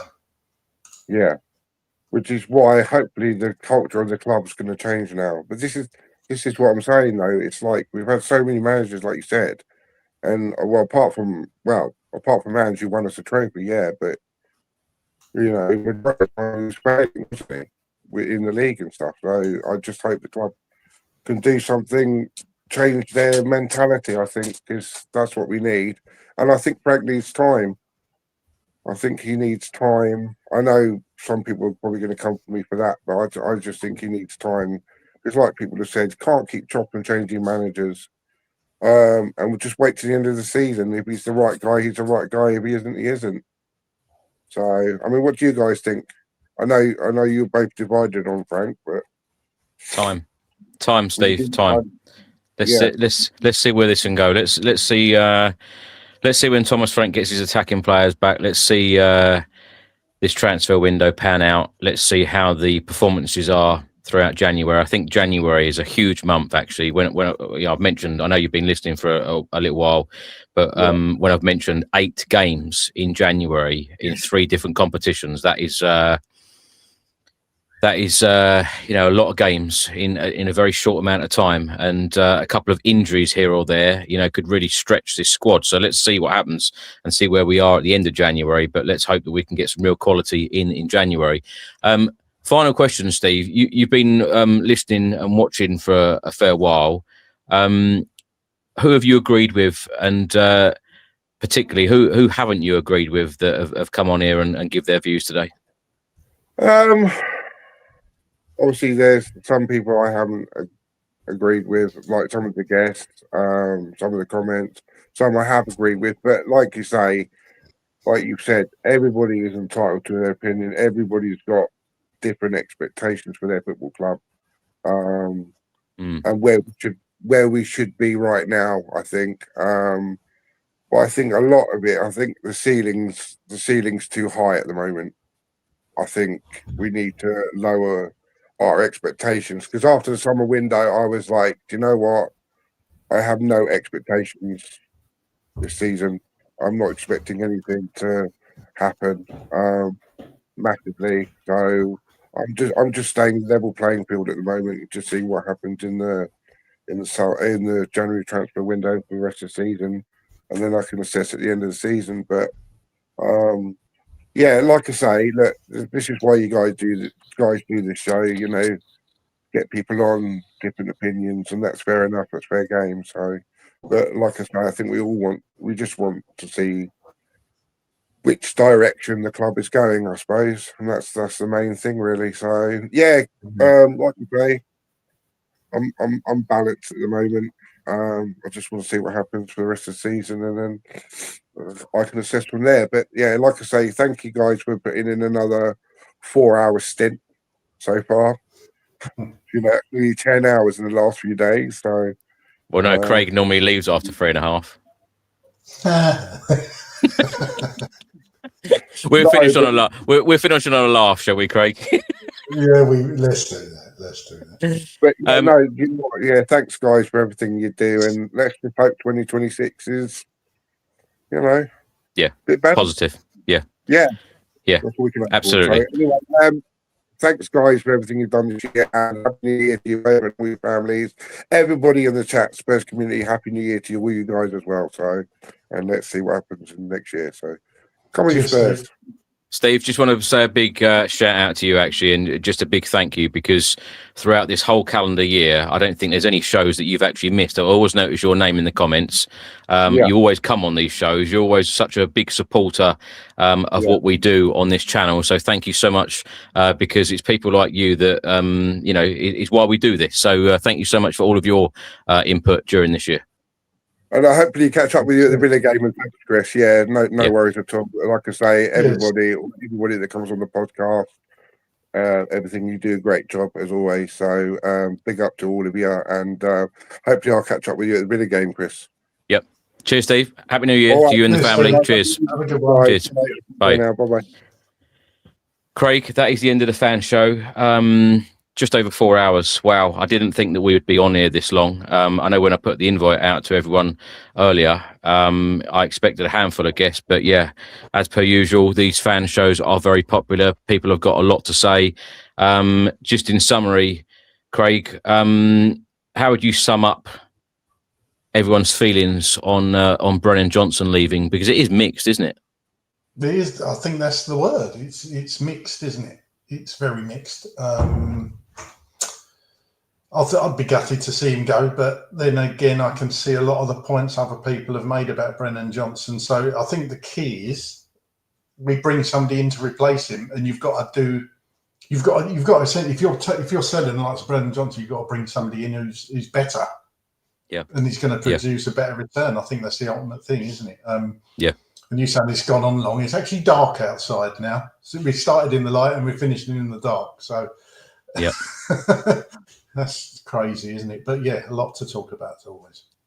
Well, Thomas Frank's press conference, the pre-match presser ahead of the Brentford game on New Year's Day, that is now out on the channel, on YouTube, Facebook, and X, and it's also available on all audio platforms. So do check that out to see what he has had to say today ahead of the January transfer window, and of course ahead of our next Premier League game. After the Brentford game, we will actually be at the halfway point of this Premier League campaign, and as I've said throughout the whole of the show, we are still in touching distance of a top European spot. 5th place could go to Champions League in England. It all does depend on the coefficient rankings again at the end of the season, like it did last year. But there are many European spots available via the Premier League table, and Spurs need to climb up that Premier League table. There's no two ways about it, and we need to show ambition in this transfer window. Hopefully the board will really back Thomas Frank. I'll tell you what, if you follow the Spurs women, they are really making waves in the Women's Super League, and they are also making waves in the transfer windows. Another new signing for them announced today. So they are doing some big things. I just hope that the men's team follow suit and they really do back the manager. And like I said, move up that Premier League table. But I just want to say a huge thank you to every single one of you. I don't plan to do any more lives before the new year. So unless something drastic happens, touch wood. So I just want tomorrow. I just want to say a huge thank you to every single one of you who does subscribe to the channel. The other day we did hit 200,000 subscribers, which honestly, when I started this channel, when it was by accident, one or two people have mentioned about the panels and the stadium updates. It did all start by accident. So yeah, to get to this point and now talking to fans from all around the world, and the amount of great guests that we have on here week by week, it's unbelievable, and we can't do this unless people watch and listen. So thank you so much for watching, listening throughout 2025, and all your support, the comments, etc. It's been brilliant, and I tell you what, during 25, I've really enjoyed talking to so many people from around the world and doing these fan shows. And Craig, I'm sure you'll agree with me, because we've had some great chats on here.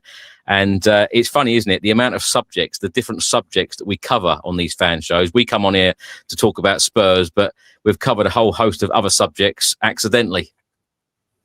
Yeah, and I'm all for it. Actually, people want to come on here and talk about shovels and spades like William might do. You want to come on and talk about something else just to just to not have to deal with Tottenham Hotspur sometimes. But yeah, it's funny how you get sidetracked. But you know, the regulars and the people you see constantly in the chat, whether they agree with you or disagree with you, it always blows me away. Actually, the amount of people that watch these shows and want to become a part of it. So yeah, if you haven't been on, we always welcome new guests as well. So come on, absolutely, speak to us and talk to us, even if your opinion differs from what I think, what Chris thinks. We're always willing to listen to you, hopefully, and be very balanced and just let you have your say. What I absolutely love, my favourite part about it, is to know where people are actually watching from. And then when we go and, you know, to talk to people from all these different countries, it's just incredible where people do listen and watch from. Just while I ask Craig the last question, if you are watching on YouTube, Facebook or X right now, let us know where you are actually watching from, and I will read out as many as I can get through before the end of the show, which will literally be in 2 minutes. Craig, last question for you. Brentford game on the 1st of January. Are we going to get off to a flying start in 2026? And Thomas Frank, of course, going back to Brentford. That's going to feel a little bit strange for him, but I've no doubt, you know, from the first second of the game, Thomas Frank will be fully focused on getting 3 points for Tottenham.